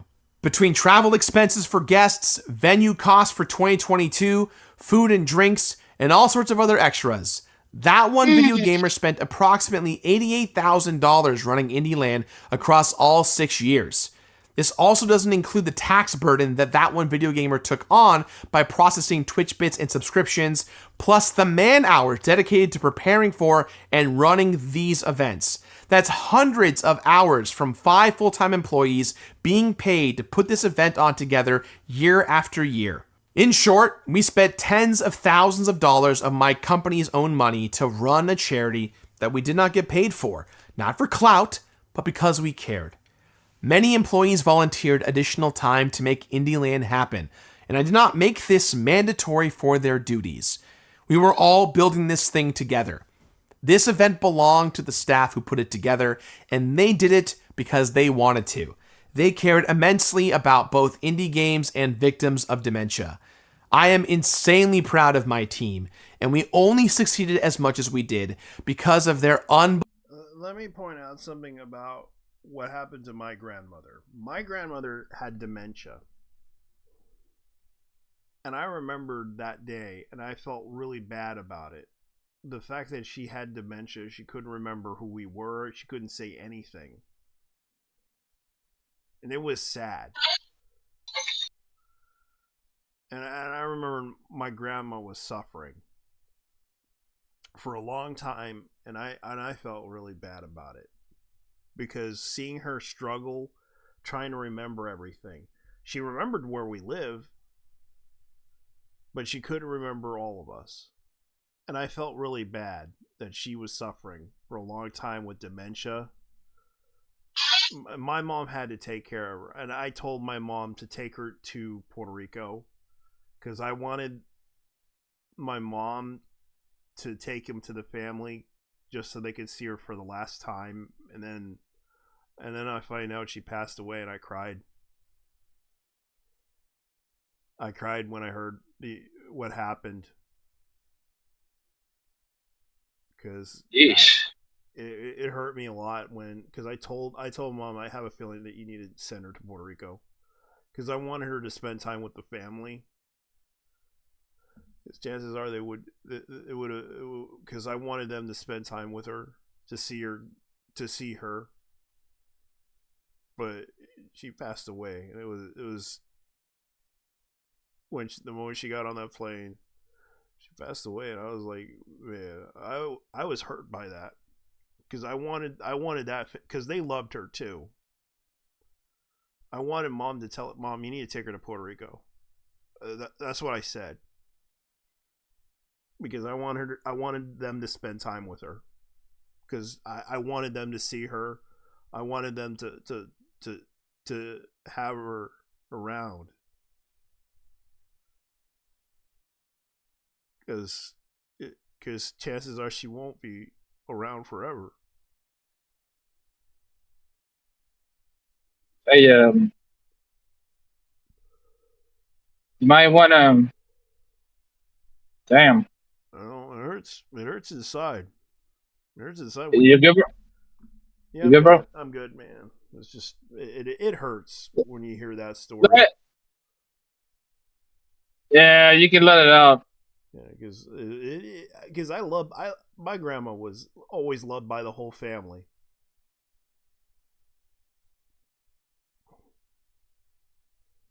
And I'm glad I told Mom to take her to Puerto Rico. I'm glad that she took her there, because I wanted them to have her.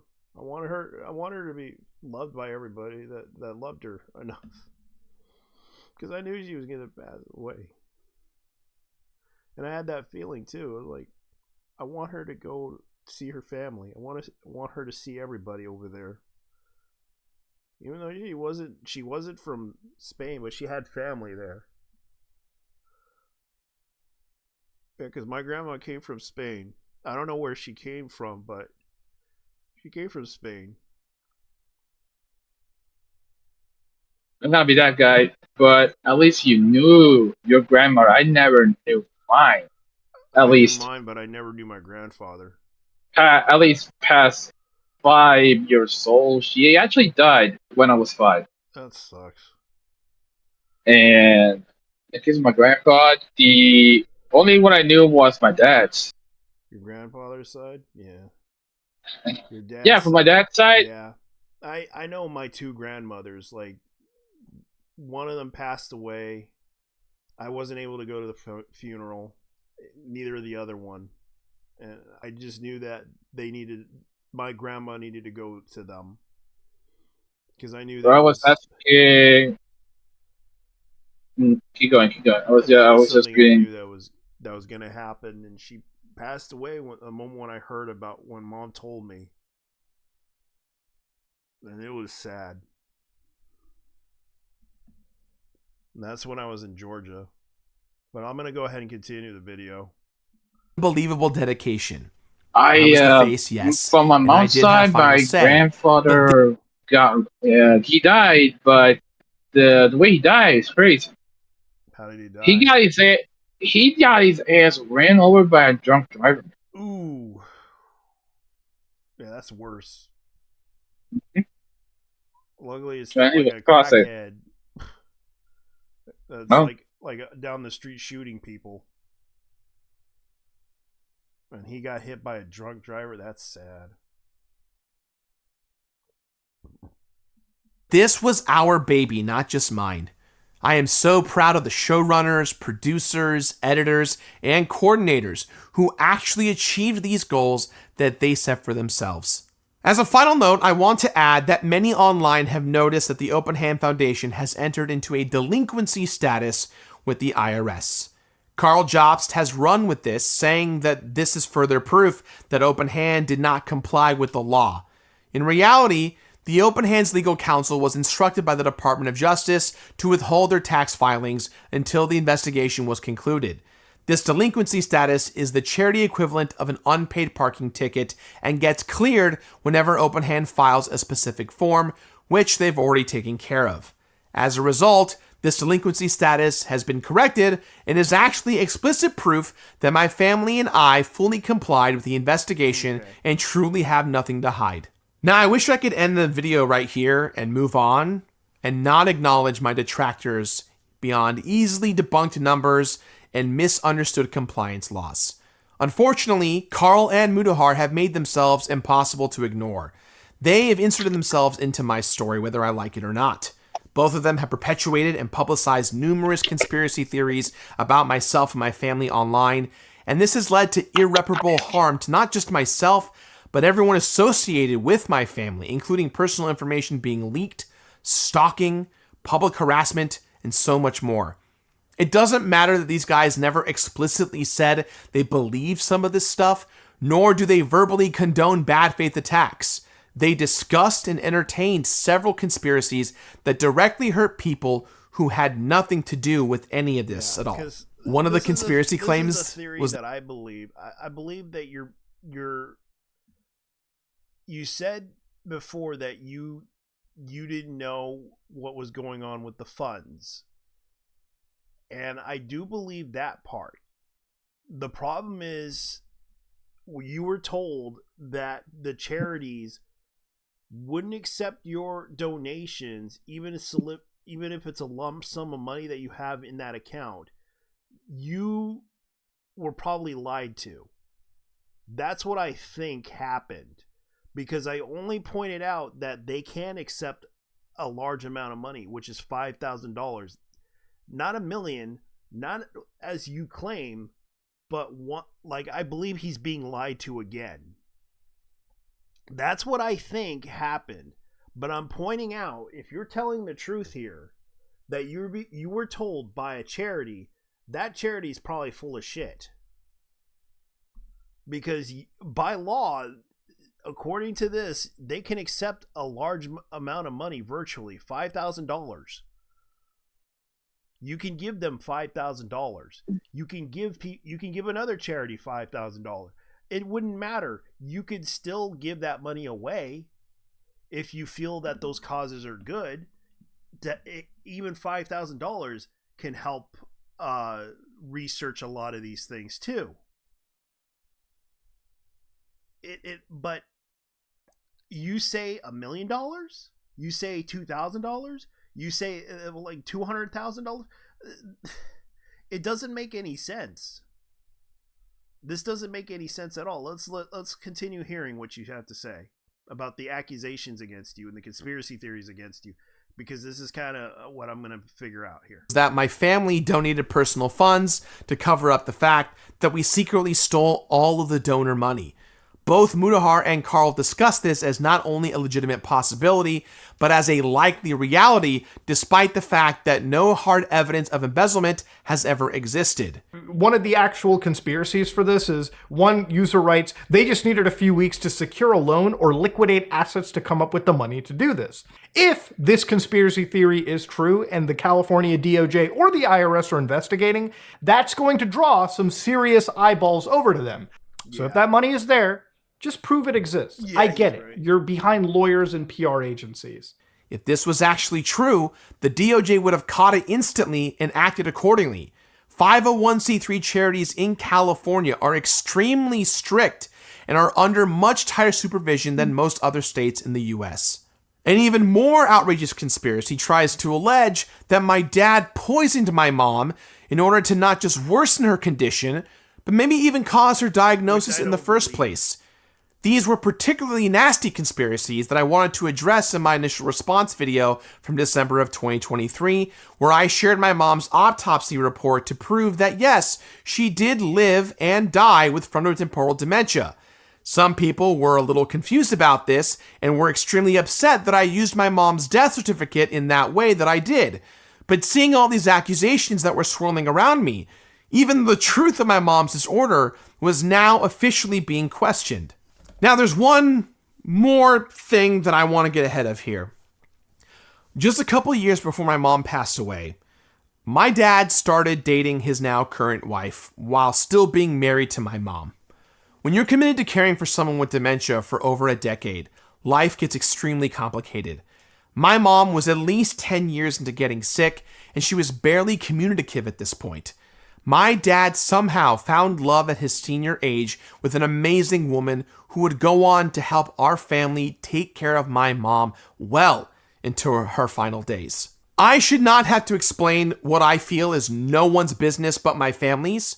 Unfortunately, there's Discord receipts of Carl stating that this was the last bit of family stuff that he was holding back, presumably until I decided to respond again, repeatedly referring to my stepmom as a mistress in my dad's supposed affair.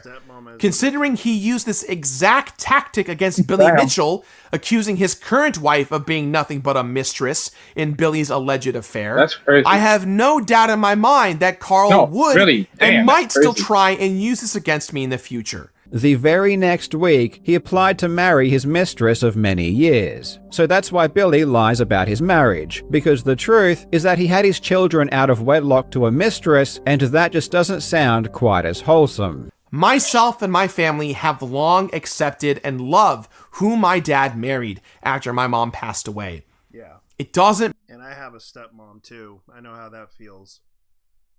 I got a stepdad. Yeah. Because my mom had...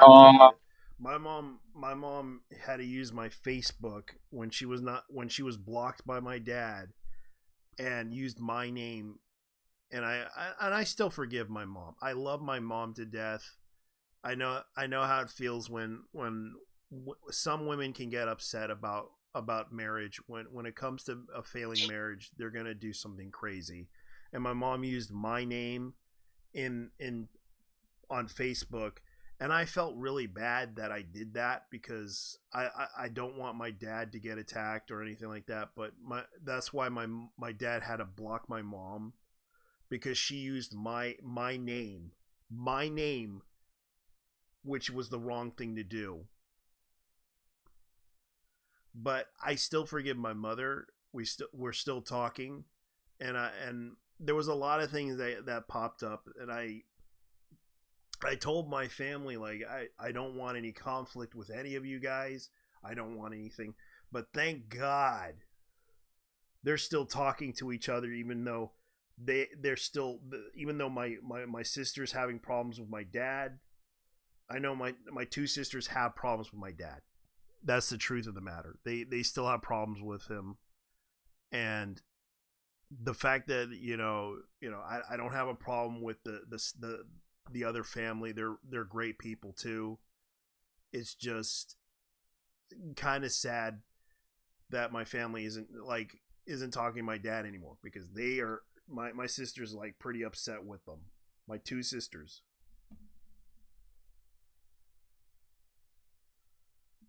It doesn't matter how much Carl tries to twist the truth here. There is no grand conspiracy here. The truth is that, despite what they claim, I still talk to my stepmom from time to time.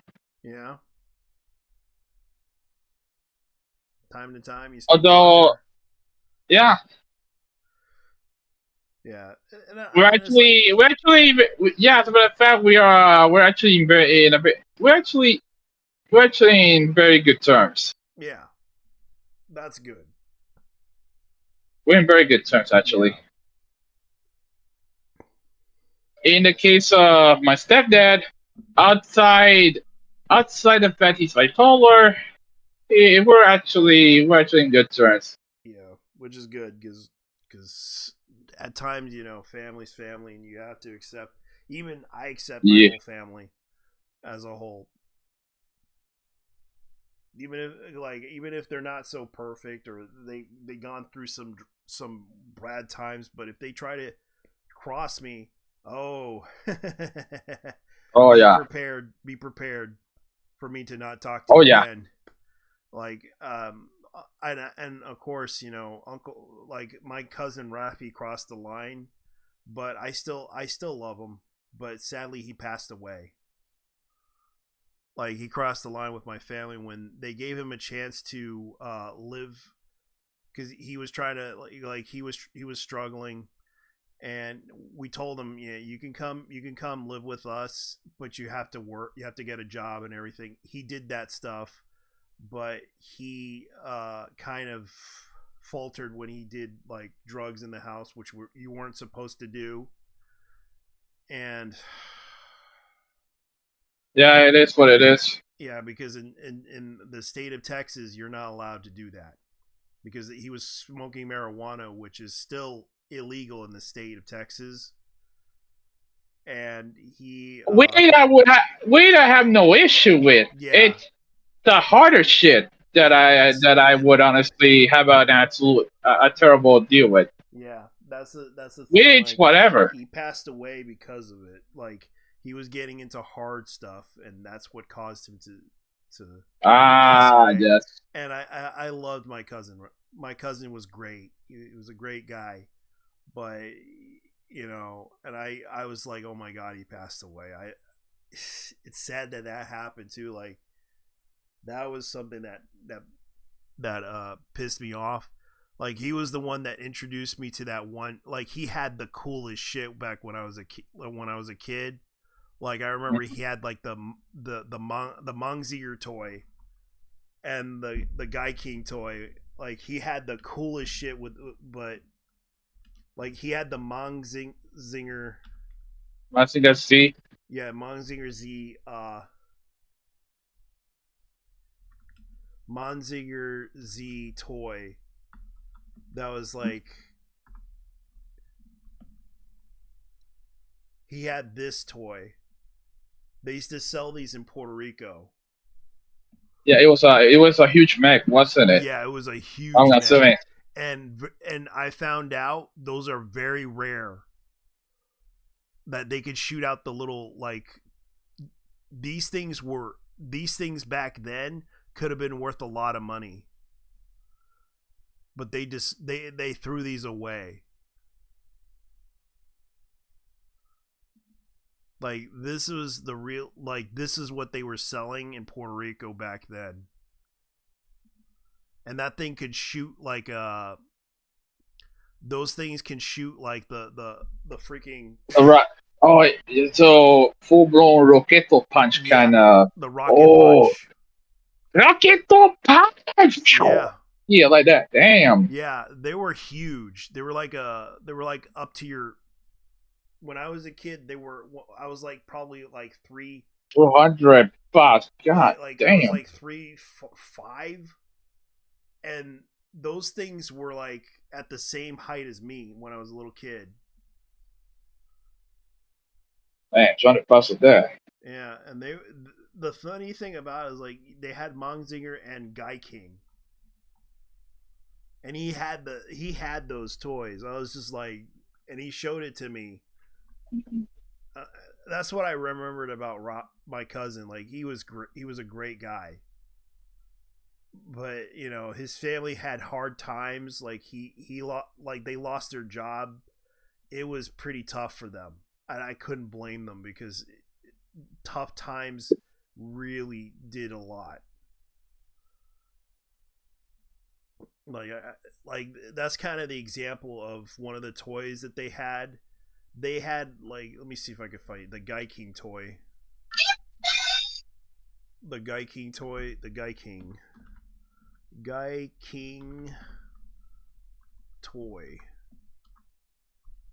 Like, I remember this. This was the Shogun Warrior one.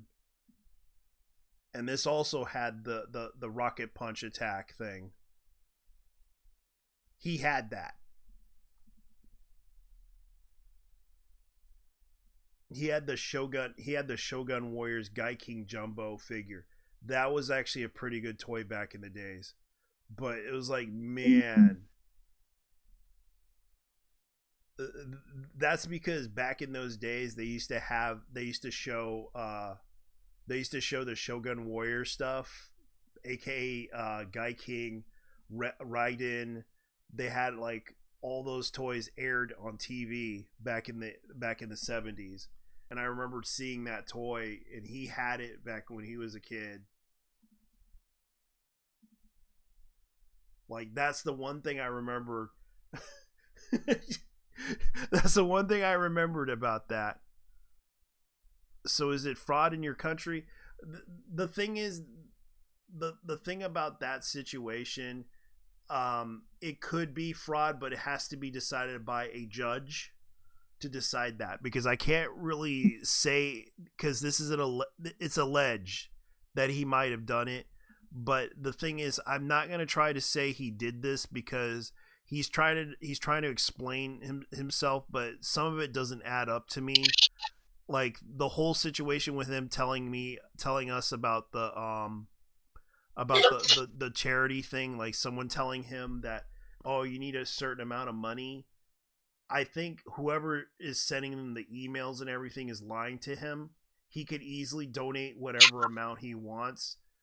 But it has to be put into taxes and everything.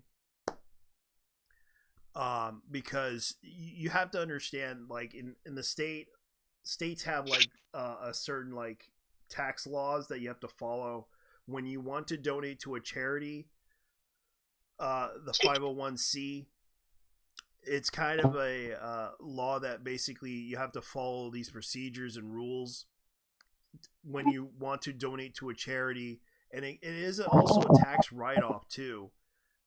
Especially you have to put in the expenses and everything into the whole thing when you try to donate to a charity. And if a charity says yes, they could accept that money, which I don't believe is true.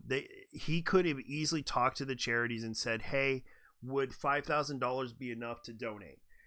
They would say yes, and it would actually work out in his favor, because he could have easily gave that money away or donate constantly to the charity, which would help alleviate the money that he has in that situation when he's arguing that he could have donated. But it's hard for me to believe the situation. I understand that it's tough for him to get that money, because right now the money's probably on hold because the government is investigating the situation with him. And the thing is that it's kind of hard to determine whether he's telling the truth or he's telling a lie. And the one thing that bugs me when he mentioned, I think someone is lying to him, what he's being told about this, because he admits that he does not know what was going on behind the scenes when he was doing the live stream shows that he does for charity, and also other stuff that he does for his business side. It doesn't add up, because I think someone is lying to him or trying to hide the fact that they were also holding that money for some stupid reason, being told that they would accept that money, blah blah blah, for charity. The thing is, he could have easily donated it for PR reasons and say, hey, here you go, and then put out a receipt that he donated to this charity.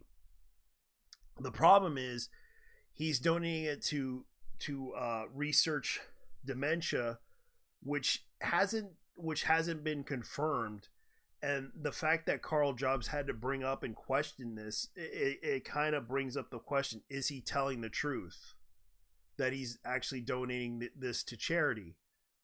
The thing is, I don't know what's going on with him. He probably doesn't know either, considering that he is no expert or lawyer, and I'm not an expert or lawyer either, but I do read up on this stuff and understand that maybe there is something wrong here, because you could actually look this stuff up and see the laws and everything. I'm pretty sure there's access to that in the internet with British law, Scottish law, and everything, and you could look it up and understand the definitions, what they're trying to tell you, what these crimes are.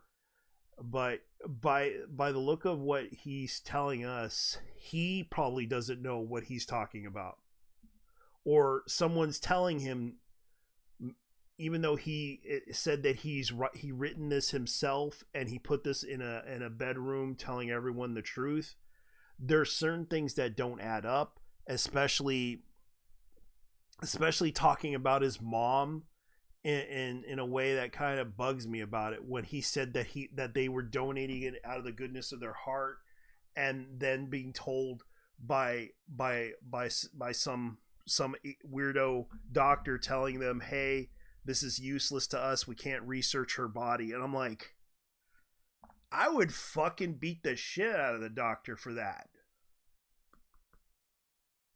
because they did this out of the goodness of their heart to basically research her spine, her brain. That would piss me off. I would have went to the doctor and beat the shit out of him, because that's not something you would do to your own family members. And you were expecting to do the goodness out of your heart, and they ripped your mother apart, telling you, oh, this is useless. That fucking would piss me off. But he didn't do that. And that's what bugs me about this story, that they're not telling me, that he's telling me. And that's the one thing that bugs me when he mentioned that in the Foundation's origins story, because that's the thing that bugs me about that whole thing that he mentioned. And the fact that the accusations against him, I don't know legally, I would say, because this is an alleged, we have to say the word allegedly, because he's being accused of this. That's the definition of the whole situation. He's alleged to embezzle money, which I'm not going to say he did, because that's up to the judges that are involved in this case. Because the fact that if we say that he did really steal his stuff, but the problem is his story does not add up. Because the one part that bugs me is that he said that a charity that he went to talk to the charity, claims that the charity would accept, but they could only accept $1 million, which is kind of bullshit, because according to what I pointed out, any charity would accept $5,000. And they're claiming that they want to accept millions of dollars. And it's like, it doesn't matter if it's $1 million or not. They would accept the $5,000 as adequate enough to basically donate to. And I just don't get why he's claiming this, which is a significantly lie that's telling me that he's not telling the full truth about what his charity is and what his intentions are. And I'm not trying to, this is allegedly what I believe. But I'm only going to say this. I think there's some parts he's probably telling the truth, that he doesn't know what's happening behind the scenes. Either someone's lying to him, which I do believe. I do believe someone's lying to him or not telling him the truth about the whole thing, because he probably does not understand the laws. He does not understand, like he said in his own story, like he said, his family was expecting him to be like a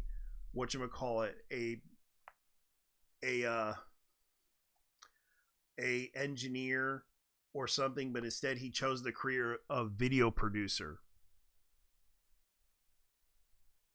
That's what he was. He's a content creator by all means. He's a content creator. He creates videos. And I completely understand that sometimes people behind the scenes would not tell you the full truth of what they're doing with your money. Especially if you hire an agent or something like that, chances are they're probably scheming to rip you off. Because it is a sad business out there in Hollywood sometimes. Especially from what I heard in the situation with what's her name, SS Sniper Wolf. She no longer has her channel. Her boyfriend owns that channel, and it all goes to him because they are divorced now. And now she's available, which I'm not gonna marry that gal after hearing what happened. After hearing the fights and everything that they did together, forget it. I'm not gonna. Yeah, I'm not gonna deal with that train wreck. Yeah, because after what happened and what I heard, yeah, you know, I heard what happened, and of course he owns the channel because he did all the work, he did all the stuff. Now she's just doing she's just doing her own reaction channel thing. She no longer does the Call of Duty content, so she's pretty much or play the whatchamacallit, Metal Gear games, which I have a feeling she'll probably will someday if she legitimately cares about the fact that they released a Metal Gear game on PS5 or on PC. But yeah, Carl are not journalists, accountants, lawyers, or even engineers. They're YouTubers, just like me. That's why they never issued any corrections to this story, despite numerous allegations being thoroughly disproven even before my own response video came out. Okay. Corrections and questions are entertained as possible, but at no point did either of these two admit that they were wrong about anything they incorrectly cited. The 5% rule for charities to donate every single year, Open Hands filing status, expenses and contribution totals, or even my own words. These were all things that I tried to address in my response video, and others online had corrected them as well. There were a number of laws, requirements, and so much more that both Carl and Mutahar cited incorrectly, with no corrections to this very day. Let's take a step back real quick. Mutahar's first video released on November 13th. His next upload responding to online criticisms was on November 20th. His third video was on December the 2nd. And a fourth video was then released on December 7th, this time to talk about our donation to AFTD. Each and every video, Mutahar told his viewers that the open hand needed to be reported for an audit if you, the viewer, wanted anything to change. Looking at their golf tournament, looking at a bunch of other places, there is, at least in my opinion, income or revenue that should be reassessed by an auditing body. That is until December 9th when I released my response video. In my video, I said that we welcomed an audit, responding to the claim that we were somehow afraid that an investigation might happen, exposing the books and everything up to everyone. What they don't want is people, especially the authorities, looking into the golf tournament and all of that sponsorship money. But if you have the money, I don't think it's illogical to show that you have the money and you are willing to donate it. Unless, of course, even if possessing the money after all of this, there are still some serious legal repercussions. Instead of admitting that, hey, maybe he might have gone too far, Mutahar doubled down, saying that a criminal investigation by the government suddenly doesn't disprove his accusations that we broke the law. Now, the audit was never the smoking gun during this video, and you might be like, whoa, what are you talking about, Muta? This is the exact investigation that Mutahar instructed his viewers would deliver justice if they followed his instructions. Do you want justice to be delivered? So I'm going to teach you guys how to report this properly. Now, obviously, if you want any agency to look into this, check the state of California. As for Carl, he actually acknowledges that he doesn't correctly cite any of the laws that I supposedly broke. I couldn't give two shits if any of that is illegal or illegal. It would not affect my own moral judgments because I don't base my morals on whether or not a court convicts someone of a crime. However, instead of admitting that he got anything wrong in his videos, Carl conveniently says that he is not a journalist, he's just making entertainment. The purpose of a YouTube video is first and foremost to entertain, because if a video isn't easy to understand or entertaining, people won't watch it and I will get less money. Accusations of criminal wrongdoing and inexcusable moral character are now a form of entertainment and should not be taken as fact, despite the fact that Carl cites himself constantly as an investigative journalist, both in his GoFundMe campaigns, on the record in the courtroom in several different cases, and even in one of his most recent videos. My channel and my investigative work improved dramatically after I got sued. Despite the best efforts that I put in my initial response video, I was never going to win, no matter what I said. The money got donated, but that was never the true goal. For Carl and Mutahar to succeed, I had to be irredeemable. and nothing I could have legally provided at the time would have been enough. Which I will once again prove in this video that you cannot take Gerard at his word. He is proven to be somebody that is deceptive. It was my 16-minute video under the scrutiny of countless legal professionals versus their 8+ hours of sponsored conspiracy-based attacks. So, as a recap, yes, I did lie about where the donations were going, knowingly so after IndieLand 2022. I tried to take responsibility privately by making sure that the money got donated appropriately, hoping that I could minimize the damage this might do to everyone in my life, keeping this a secret to prevent anyone else from being complicit.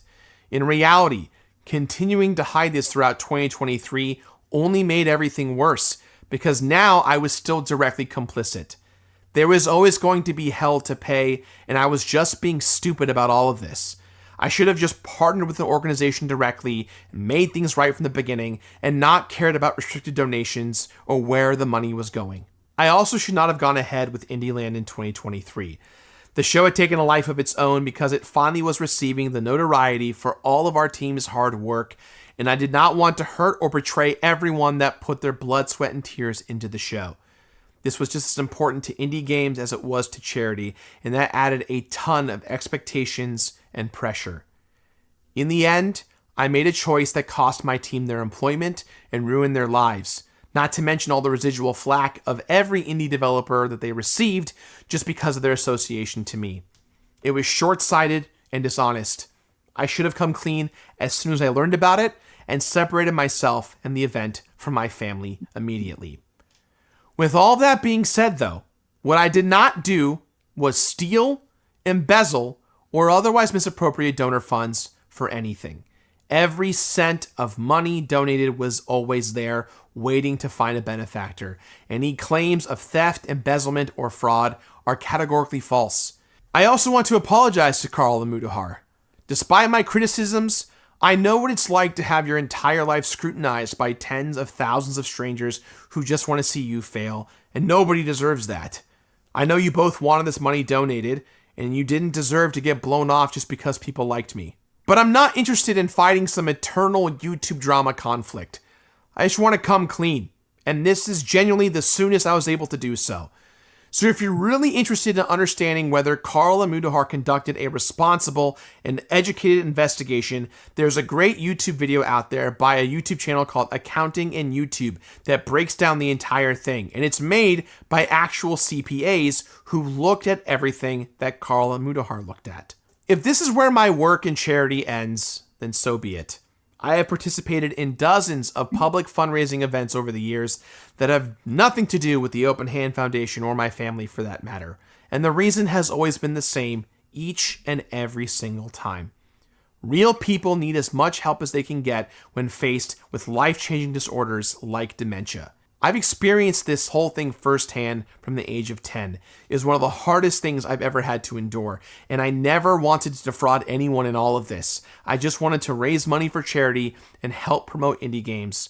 I wanted to elevate the industry as much as I could because it's always elevated me. So, where do we go from here? Even if I somehow recover from this controversy, things can never be the same as they once were. Does that mean the completionist, the show? Yeah, because I guess I can. At least he admits he was wrong, and he wasn't, and he admits that he was also not paying attention to the situation with his charity, which I do believe that was the thing that I see from this whole situation, and the fact that he acknowledges the fact that he didn't know anything. He kind of believed something that his family said to him or someone said to him, that these charities told him that they accept this amount of money, that they can only accept this amount of money, which is bullshit, which I do believe that all the charities can accept a significant amount. Like when I pointed out the whole $5,000 thing, they can easily accept that. But the thing that I do believe is that someone is lying to him. That's what I believe that's happening. Other than that, I think he actually is taking some accountability but not a lot of it because of the fact that I don't think he's telling the whole truth. And the part about his mom bugs me because it does kind of makes me upset about this because one, my mother survived several attacks from cancer. Even Red can tell you his mom probably survived a lot of it too. Red? Well, she survived. Well, she didn't have cancer, but she did survive a heart attack. Yeah. And she had to get a pacemaker. Yeah. And The luckily entire she's still year alive. that she had, and the only thing that was like keeping her alive was a freaking a defibrillator, one of the pocket ones. Yeah. And my mom, We had to change the battery every single time around 6 o'clock. Yeah. I My still had the mom book, believe it or not. diabetes, cancer, and I'm lucky that she's still alive. Thank God, and the fact that if I lose her, I'd be sad. Because it would be a sad existence without your mother. Even when your father, your sister, your brother, you and a friend. You know what? All right, let me say it like this. There's I still have the book, believe it or not. I still have the instruction book. For for the piece itself. Wow, and you take care of her a lot. I have no choice. Yeah. I understand, man. It is tough. I mean, I wish I left my house. I wish I would have. I don't think I have. I wish I would have had. Hell, I wish I would have done the lottery. a lot of things, but Yeah, no. I wish I my would mom have. telling me her story how grandma won the lottery. And the funny thing was, for those who don't know, we do have people from Jerusalem, not Jerusalem, but from Arabic countries come and live in Puerto Rico as well. Yeah. And I remember the guy was telling us you never know until you try, and for some reason, thanks to that guy, my grandma took that advice and won the lottery because back then my mom told me that they were poor. And he came from an Arabic country. I forgot which one. I think it was Jordan. Yeah, because I know that people from other Arabic countries lived in Puerto Rico. I know there's Italians that live in Puerto I know. Rico. I know a guy who runs a dollar store who is Palestinian. Yeah. So. And let's see. Then there was this dude I went to college with. Although, but he wasn't even. Oh wait, he wasn't Jewish. Well, per se, he was a Messianic Jew. Yeah. But basically, a Jewaboo. Yeah, a Jiwabu. Jewaboo. As in, like, oh yeah, he's practicing. He's practicing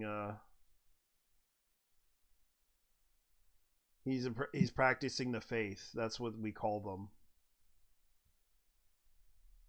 Yeah, because but I personally call those people Jewaboos because they're actually they want to be Jews, but they're not going to be accepted by actual Jews. They're not ascended, but they are practicing the religion. Practically, traditional Jews are not going to accept it because they're pretty much worshiping Jesus Christ. Yeah.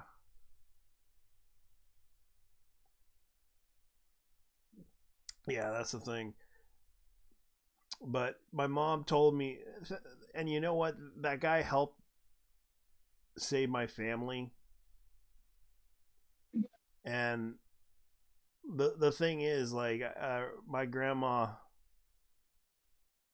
had the money to basically, you know, move somewhere else safer, because thank God, even though, yeah, God disapproves of gambling, and she won the lottery because of that. It wasn't much money back then, but back then it was considered a lot of money. $5,000. Damn. Yeah. And she was able to get the hell out of poverty. And that's the most I won was $1,000. My mom told me that she remembered. You know what? You know what's funny? The most I won, $1,000. Yeah. It was true of all things. What's it called? Iwuloto. Yeah, that's what it's called. Yeah. It was a short-lived contest, but the problem was there were a lot of people actually cheating and manipulating the codes that you were entering. Yeah.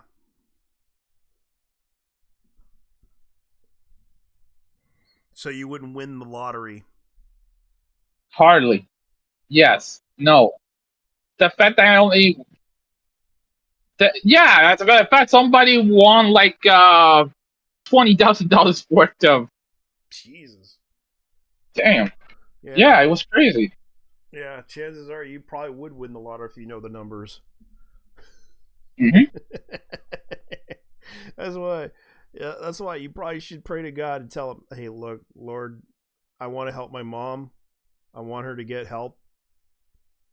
Can you, you know, just I mean, right?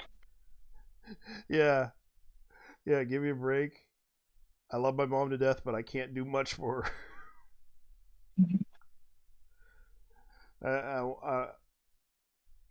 Possibly, you probably would be spending that money to help your mom, but I can understand that this guy is admitting that he is sorry for this stuff, and yeah, he's taking some responsibility to address the issue, but at the same time, you know, there's certain parts of it that there's only two things I'm counting that he's saying that I don't believe. One is about his mother being told that her spine was useless in the research, which kind of makes no sense. Because if I did, I would have beat the shit out of. There would be a criminal record, and I would have beat the shit out of the doctor that researched her and ripped her apart, and saying that I'll be honest with you. If I had to say, I'll be honest with you. If a doctor told me that, I would tell him your spine is the one that's useless, you fucking faggot. And then I would be like, your probably pull a Mortal Kombat. Yeah, I would actually. A Mortal Kombat fatality of telling me that right in front of my face, because that's considered an insult. And there would be a criminal record on me. Yeah. Because yeah, I would be pissed off if someone ripped apart my mom and told me that my mom's useless. I would beat the shit out of them. Dude, the crazy thing is, I would actually I would straight up pull a fucking fatality. Oh yeah. Out of Mortal Kombat, rip the spine out this motherfucker's ass. Yeah, I would break their fucking backs. That pissed me off, because yeah, I love my mom, and I fear my dad more than her, but I still love him. Oh, my channel, my livelihood. Is it all just dead? No. Wow. Hell no. I still complete games. I actually never stopped completing games. Even through the entirety of last year, I completed well over a dozen games. Oh, I bought the short just because I wanted to. At the end of the day, I still love making videos. I'm not a drama YouTuber or anything like that. I play games and just want to make videos about the things that I'm passionate about. My life is fundamentally different these days. My friend group has completely shifted. My family dynamics are very, very different. And the image that you all had of me is shattered. And maybe that's all okay. Maybe it's not okay. Maybe it doesn't need to be okay. But this is a new beginning for me, the completionist, and hopefully all of you at home who've supported me, should you choose to continue to roll with me. From now on, this is my story to tell. And if you're here for it, I cannot wait to make entirely new kinds of videos that will make you laugh and hopefully make you think. Going forward, you're going to be seeing a lot of me more streaming on Twitch, and hopefully weekly videos will return again soon. But it's going to feel very different.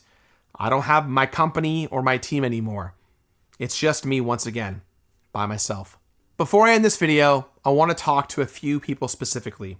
To Alex Faciani and Kelly Whistler. You two have been in my corner for years, supporting me through the insanity that's been TOVG. I am honored and humbled to know the both of you, and I am so deeply sorry for all the pain that I've caused the two of you, even to this day. To my family, but more specifically to my brother Jacques. No matter what happens in life, we will always be family. We will always be brothers. We will, whether we like it or not, be there for each other through thick and thin.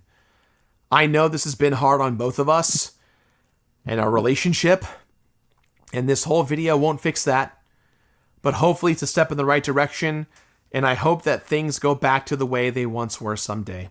This is a new me, a new adventure, a new chapter. I learned a lot of hard lessons these last few years.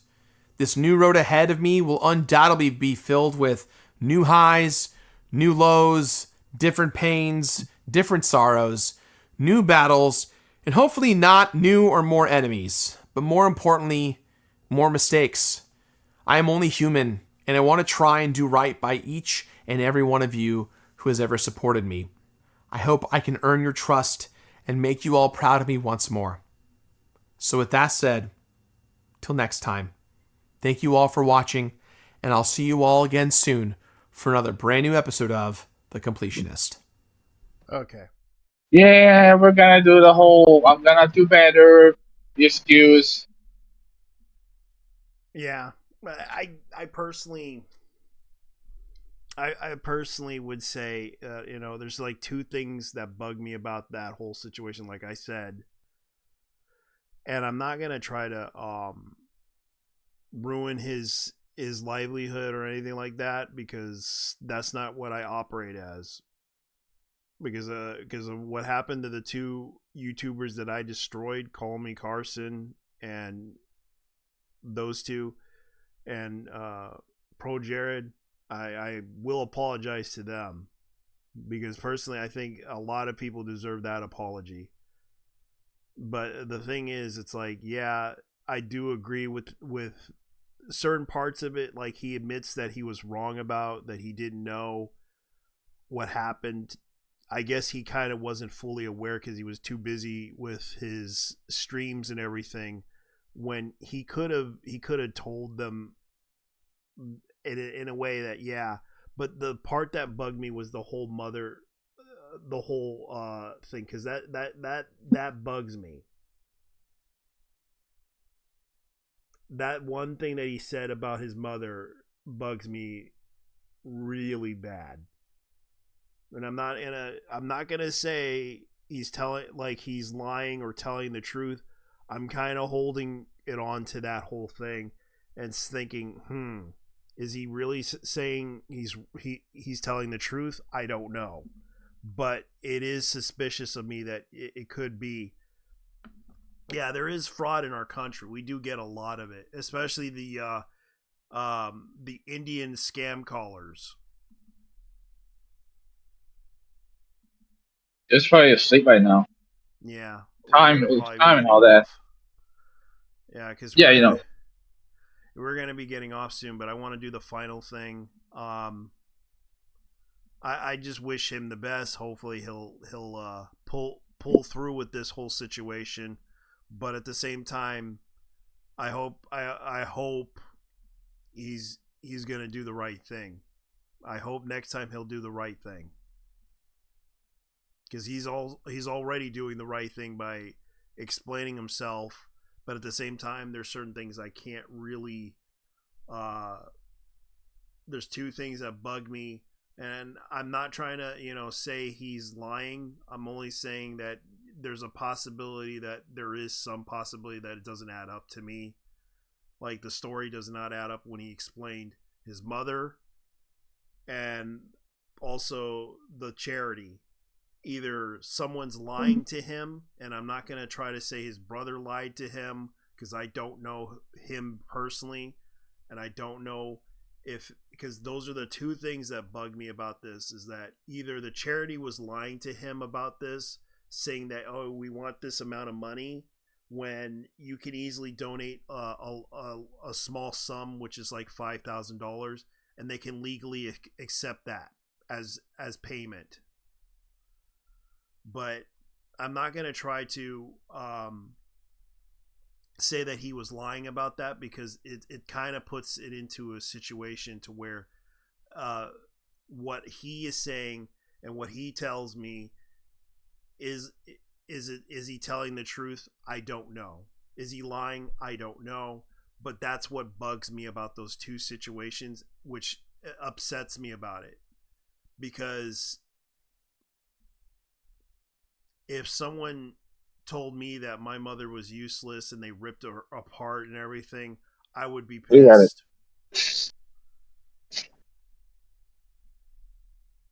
Especially when he mentioned that they ripped her spine and her brain and they gave it to her for science, and then telling me he was useless, I would be pissed. But as far as I know, this is an anime podcast. We do tend to talk about the YouTube stuff. We tend to talk about a lot of stuff, even the political stuff, and the fact that right now the government's going after anime, and that's what I'm concerned about. But every time, when I try to bring that up, I always get interrupted by, is there any, like, even the whole fake LARPer thing? You notice that the whole fake LARPer on Twitter thing was kind of funny. The Japanese LARPers. Fake Japanese LARPers like Kasumu Bear is once again not only exposing himself as non-Japanese, this flagrant defamation under Japanese law, but making a fool of himself as Boribungo Dojo. Is confirmed that not only he's not really in Japan, he's clearly not Chinese, British. These LARPers' fake accounts can't even get their stories straight before they call for mass reporting against accounts. Breaking XTOS, Elon Musk and X should look into cleaning up this misinformation.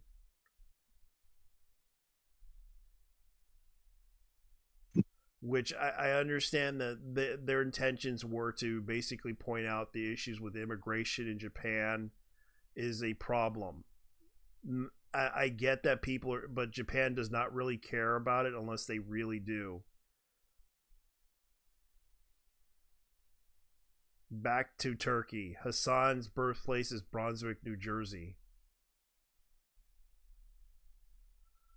Oh, I sent you something. Yeah. Oh, this is funny. Hassan was born in New Brunswick, New Jersey. Yeah, his parents were Turkish, but the motherfucker was born in Jersey. Yeah, so they're gonna deport him back to New Jersey. He's the tax he's going back to Jersey. He's gonna be fucking Laura Loomer, you fucking idiot. I know. Hassan's birthplace is New Brunswick, New Jersey, not Turkey, which implies under the 14th Amendment section all persons born natural. Yeah, which is true. So yeah, he Oh wait! You know what? In the case of Laura Loomer, let's support the bitch back to Canada. Yeah, let's tear. Yeah, send her back to Canada. I mean, if she wants to go to Israel, that's fine too. Yeah, we can send you to Israel. Look at all the stuff that we talk about anime. Like, it's like literally something that's funny. Like, I'm gonna point out to everybody. I'm gonna literally point out to everybody, like, the fact that this stuff is funny as hell is just funny. Like, we could criticize the right, but we also criticize the right because of the stupid shit that they do too. Well, in this case, I criticize neocons. Yeah. I'm right-leaning myself. Yeah. Oh, this is funny. This is funny. I'm right-leaning myself, and I hate neocons. Yeah. Here's another one. McPhail Inuyasha Frost. This is a real name. He changed his name legally. McPhail Inuyasha Frost, age 22, and he's this is an insane legal Black. name. McPhail Inuyasha Frost. And he got arrested. Hey, yo! And this happened on the day. Whoa.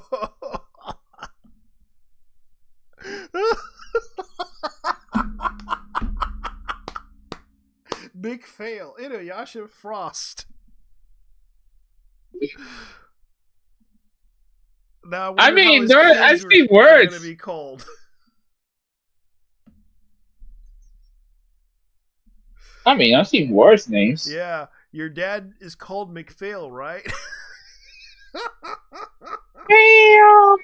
Oh man, Inuyasha Frost. Yeah, this is no joke. This is real. This has got to be real. Josephine County Circuit Court. This has got to be fake. This has got to be fake.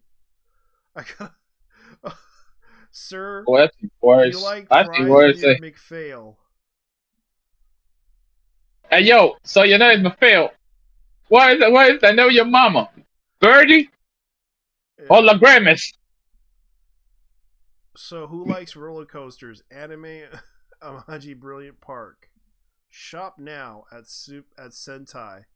Fan servicely. Seen the anime.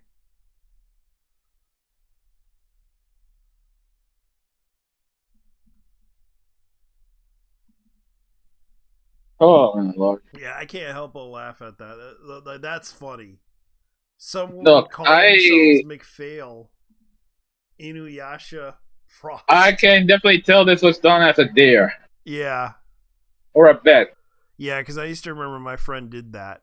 Back when I used to go with a group of people that we used to play this game called on PlayStation 3, and he changed his name to it was like the Cowboys game, and he made a bet that the Cowboys would win. And he kind of renamed his account Tony Romo is my homo. What? Yeah. And it was a bet. Tony Romo's my homo.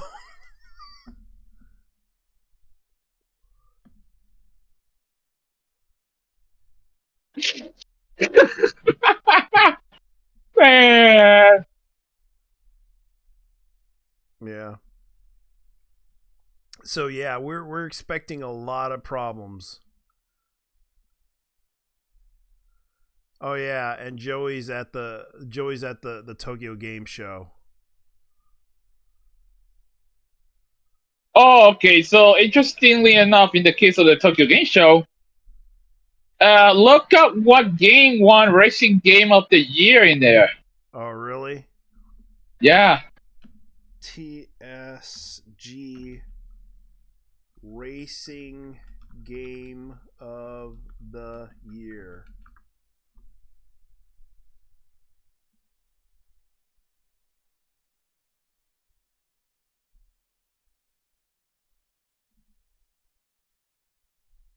The winner of the DICE Awards. Oh yeah, that's like back in 2023. Let me go ahead and look it up.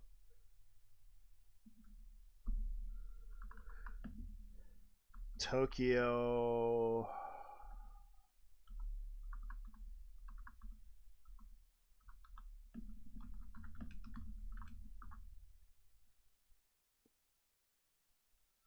Okay, so Metaphor Ray Fantasia won Game of the Year at the Japan Game Awards. Let me see what else. I'm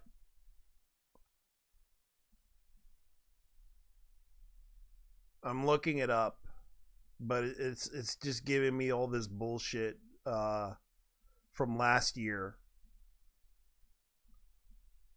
Can you link? Well, let me see.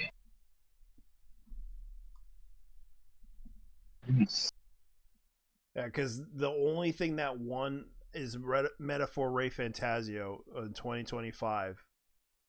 And this was on September 23rd.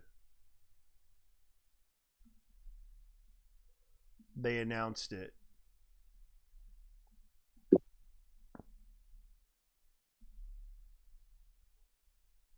Mm-hmm.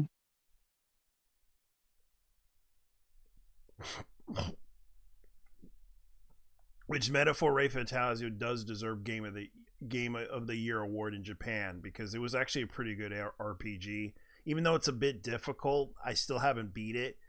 It does have a lot of good gameplay for a game I know it was. that's an RPG. I know the translation was absolutely botched. All right. Well, then so that Tokyo Stream. Then so that Tokyo Stream Racer ended up being racing game of the year. All right, let me look it up. Tokyo Extreme Racer Game of the Year.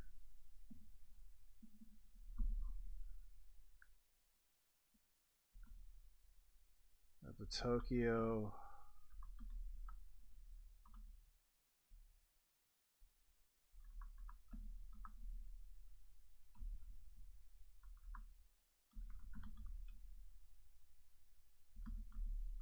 Hold up.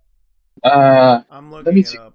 Sega Yeah. launches Sonic Racing World with Mega Man crossover, which we already talked about. Tokyo Extreme Racer early access version on Steam. That was August. They are at the Tokyo Game Show Day 2. And they did get a sponsorship from Toyota. Of course. I'm actually driving one Toyota car right now. Yeah. Oh wait. Let me see. The Tokyo Stream. Let me see. That's what I found out about this. Yeah, because I'm looking at the it's probably nominated. That's probably what happened. Kaido Battle. And I'm trying to look for the Tokyo Extreme Racer thing. Like, let me see if they posted anything about Tokyo Extreme Racer announced it on PS5, but they haven't really announced anything on the Tokyo Game Show thing. I'm trying to take a look. Yeah, because I don't see it saying it won Tokyo Game Show award for best racer. Yeah.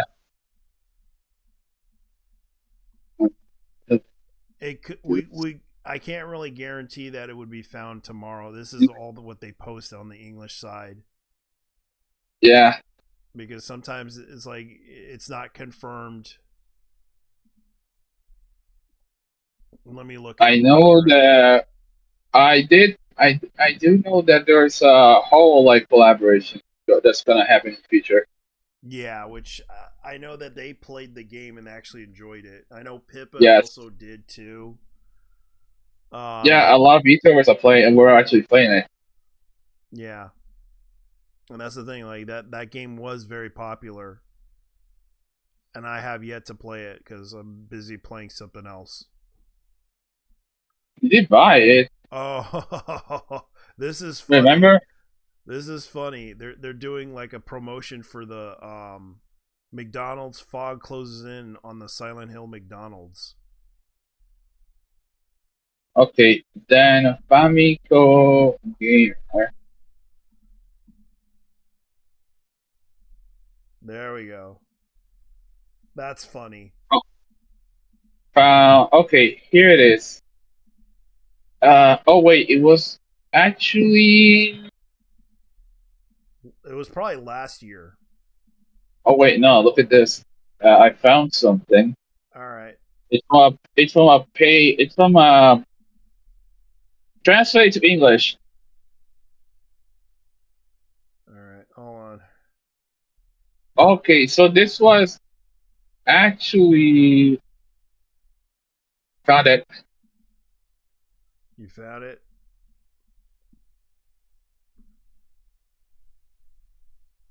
And this is under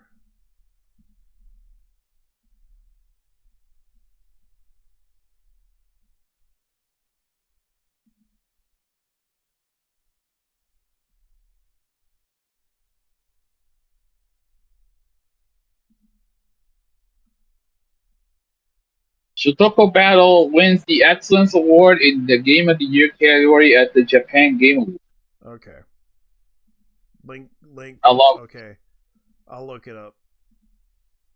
Yeah, it's the Excellence Award. It's not really Game of the Year. It's more like awarded for excellence. Okay. This is sourced from the Japanese website.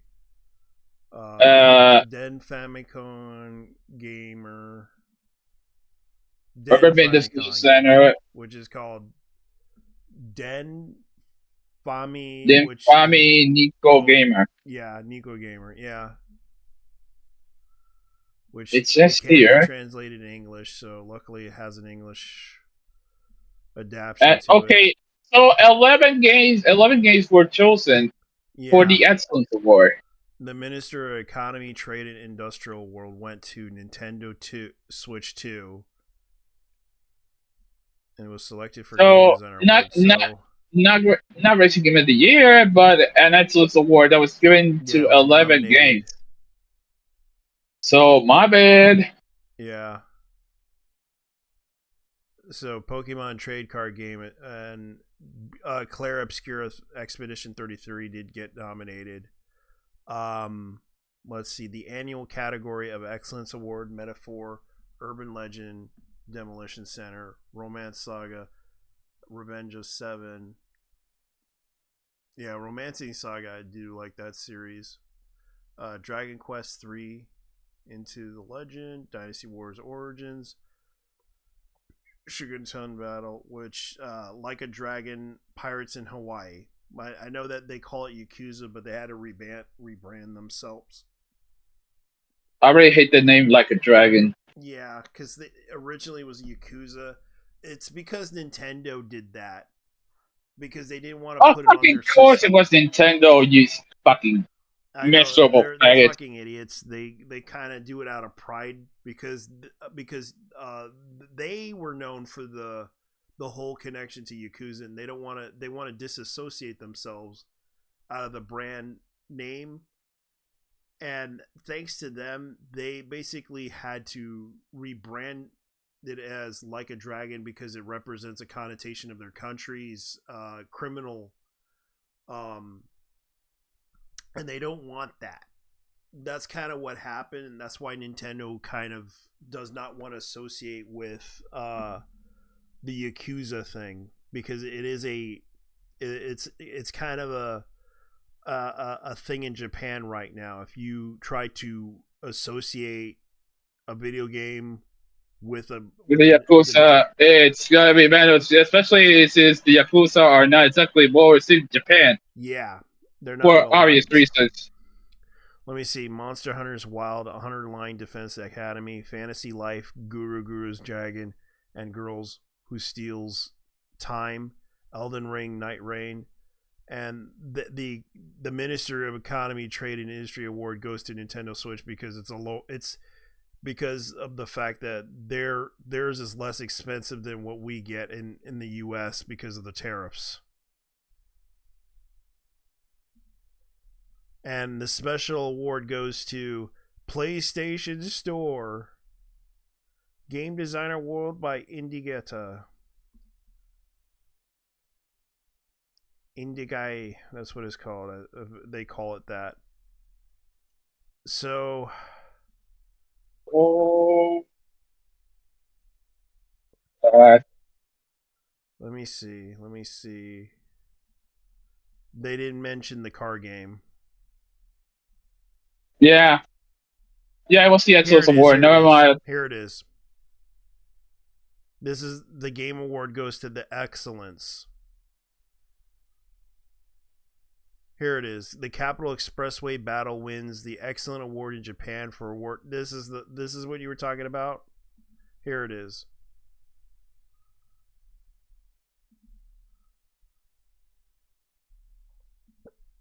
Yeah, it's the Excellence Award. It's not really Game of the Year. It's more like, but never mind.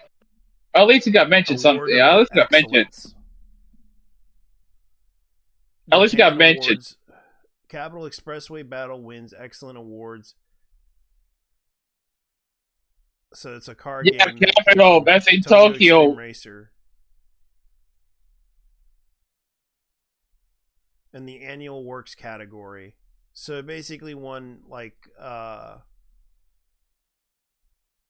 those Genki guys at Tokyo Extreme truly deserve the award. Really happy for them. If you get carried away, yeah, this is what a lot of people are talking about. They haven't really, like, they did win an award over there, rightfully so.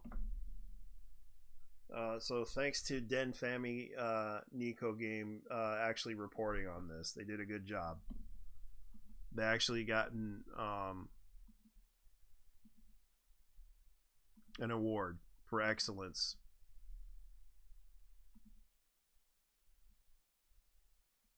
Let me see what else they did. Let's see. 100 Line got an award. Fantasy Life got an award. Night Rain, yeah, Indie got it. Yeah, that got an award. And they actually had what's his name involved in it too, hosting it.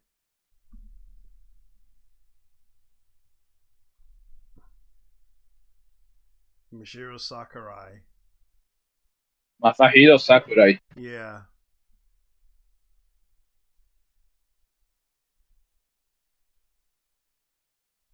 Man. Yeah. This fucking Yaris fun. This fucking Yaris goes, man. Yep.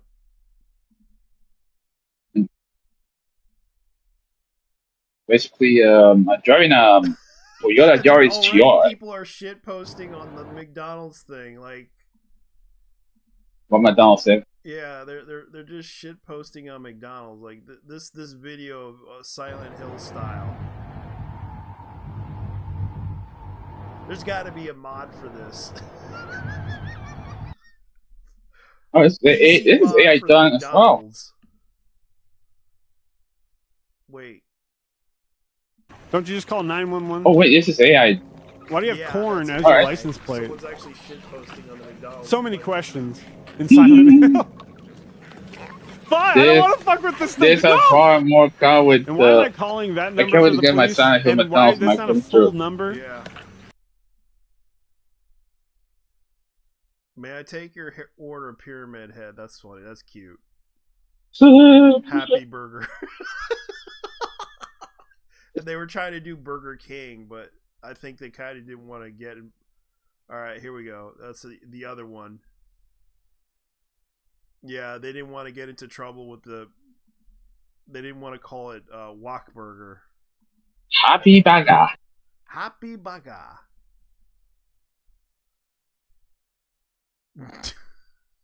Yo, yeah. Make your burger. Yep.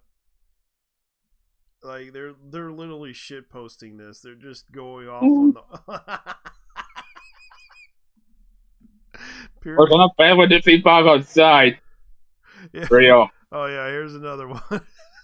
Put the bags in the fries. Pyramid Head.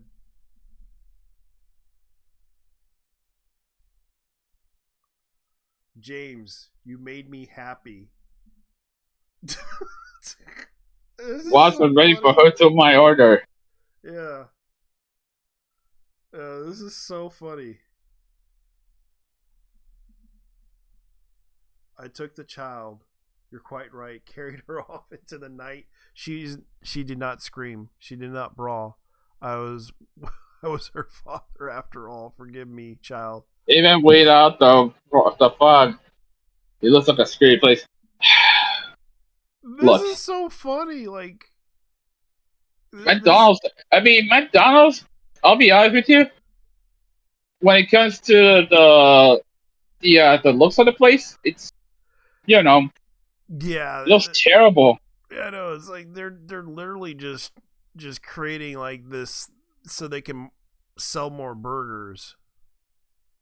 That's what they're trying to do. Like, it's funny as hell to see because it's like, yeah, in my relentless dreams, McDonald's.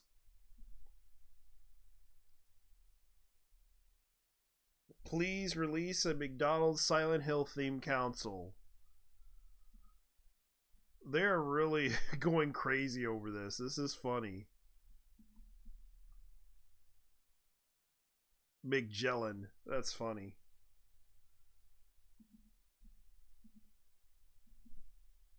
They want Fortnite McDonald's. That's funny. The Silent Hill Happy Meal. Why haven't they done that? Yummy. Silent Hill Happy Meal. Oh boy, that's funny. That's funny. They're shit posting like crazy. They're shit posting like crazy. Like, people are literally laughing at this stuff.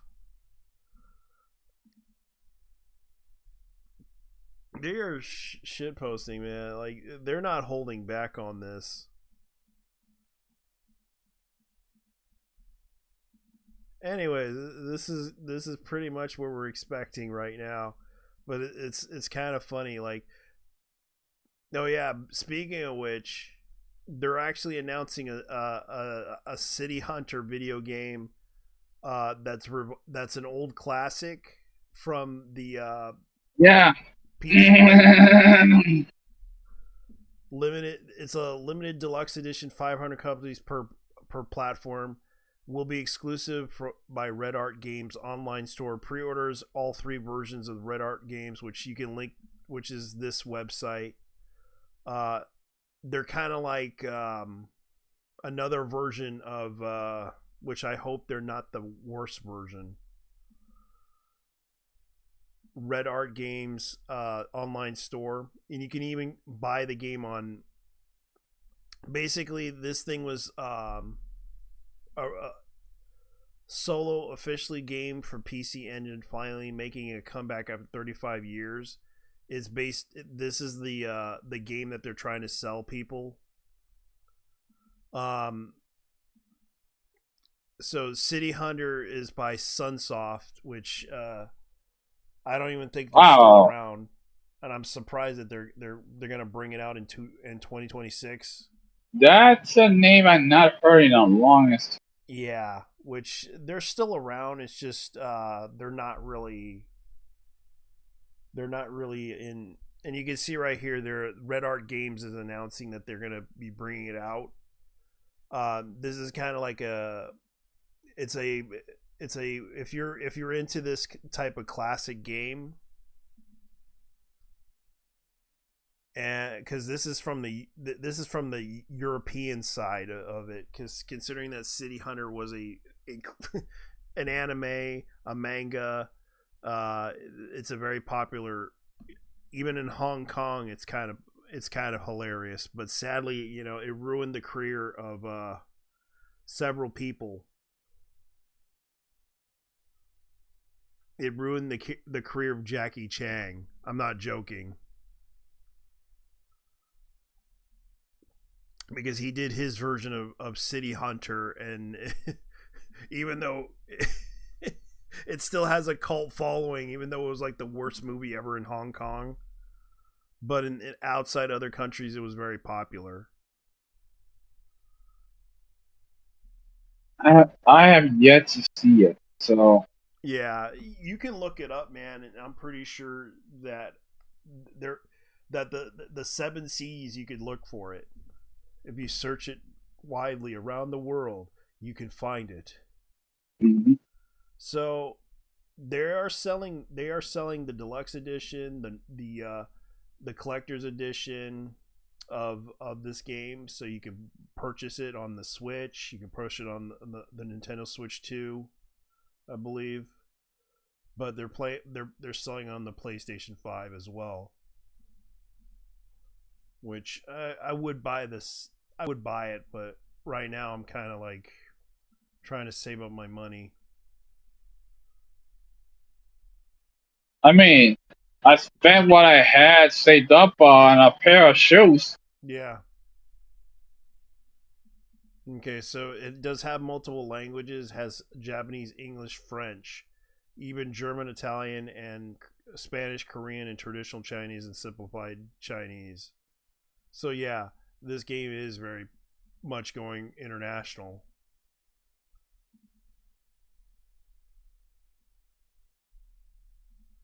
What else are they planning to do?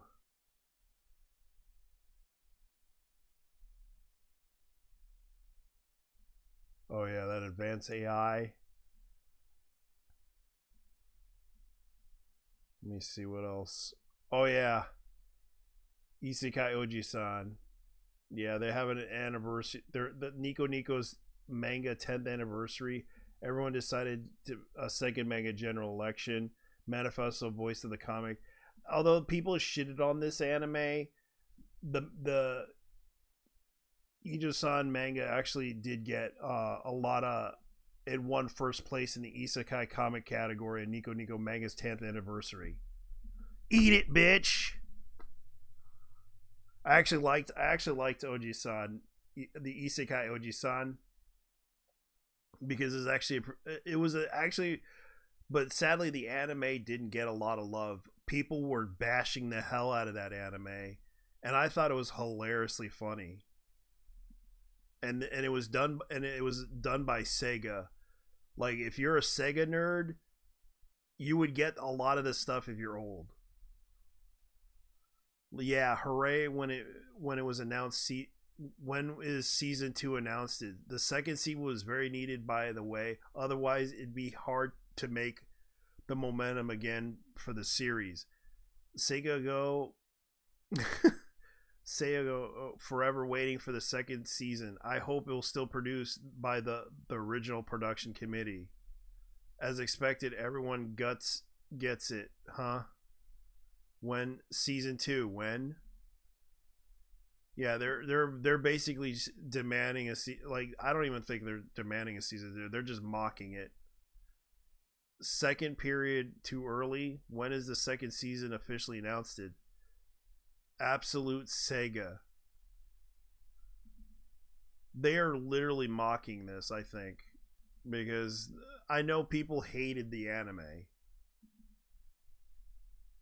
Oh, that's their loss. I mean, I haven't seen it, but even then, their loss.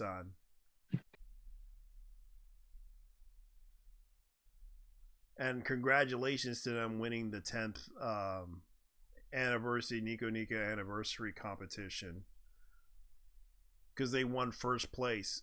Eat a dick, motherfuckers. And oh yeah, they did bring out like a phone app game for it, which I thought was kind of funny. It was pretty interesting, but sadly it wasn't that popular. But I hope they make a second season for this, because I did watch this series. I really liked it, but sadly not many people liked it on anime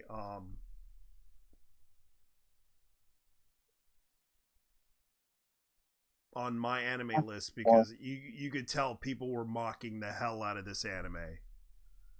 And I liked it because it was just so There was probably mocking the vending machine isekai as well. I know a guy who fucking hates it. Yeah. I liked the vending machine anime. I thought it was funny. I mean, we need to finish that though. Yeah, you know what I did? I actually told the honest truth about I didn't try to bash the anime, but I said something that kind of that kind of resonated with some people on my anime go list. Like I said something on the lines of, let me see if I can look it up. And it was one of the animes I did say about Pretty Derby. I said one of the lines I said horse pussy. Oh man. Yeah. I said that. I made that review. I said horse pussy. What's the reaction? One like. They said nice. Yeah, that meme actually goes back from Monster Musume, so yeah. Horse made me think of horse pussy. Okay, here's another one. My final thoughts on the movie. I gave it a 6 for the Infinity Castle thing. I'm not trying to bash it. I know there's 2 more movies left for this. Overall, I still recommend people still watch the movie. I'm not going to bash it, but I will say this. There's a few scenes of Mitsuri Kanroji. None of it fan service. Mitsuri. That's what I said the last line. Some people agreed. Because there was no fan service in this anime whatsoever. There's no fan service in this movie. It's ironic. Yeah. And 5 people agreed with me on that one. Okay, here's another one. Let me see. The one that they agreed with was Magic and Knights and Magic. I said in that one, it was entertaining, showing a really cool mecha in action, but it wasn't enough. And I gave it a 6, but some people agreed with that one. Let me see what else. More reviews.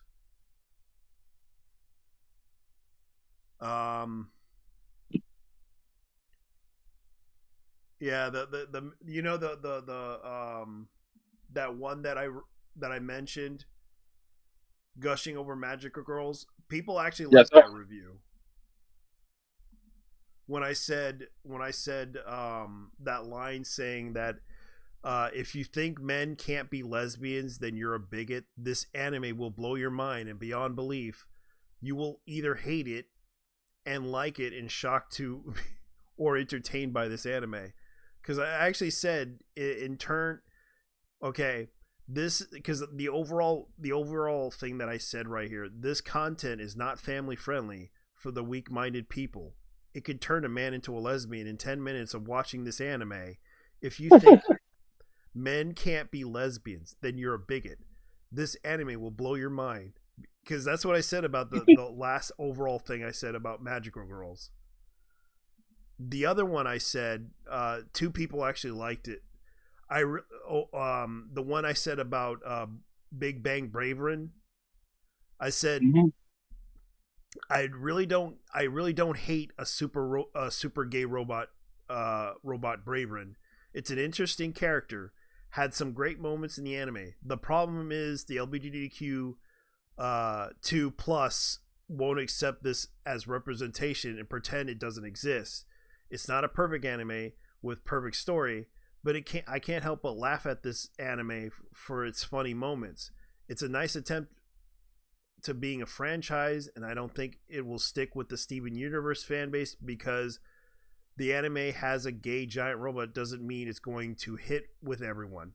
This anime was a bit boring, to be honest. It could have done better if it had a great setup for the story. And 2 people actually liked it. Some people were confused by it, but some think it was informative. The other one for Macross 2 movie, Yet Alive, I said I'm not a Macross fan. I'm not a fan of Delta, but I'm a fan of Macross, the series, attempting not the best anime, but it's a very good story. I'm not going to spoil the ending, but I will say the movie put me in tears as a Macross fan. because I gave it a 10. Considering Vermilion, which I thought was a pretty good anime. I said yes, the anime has fan service. It's meant that it tried to be a comedy, also tries to take its serious tone in the story for an anime, which I probably need to retype that one. The ending seems to have been left to season 2. It's an entertaining anime, but an incomplete story that maybe deserves another chance, but I don't think it will be due in 2 years, which I'm still waiting for that anime to get into the season because it was left in a cliffhanger. And that's the thing, like a lot of this stuff that I say kind of resonates with some people.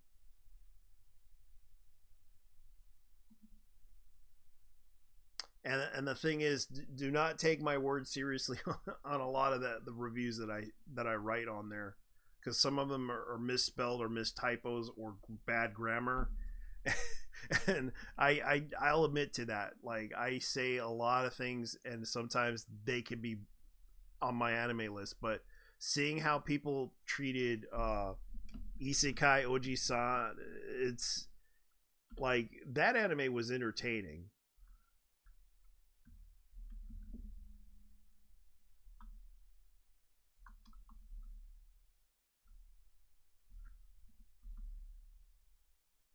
Man, we're gonna have to call it a night.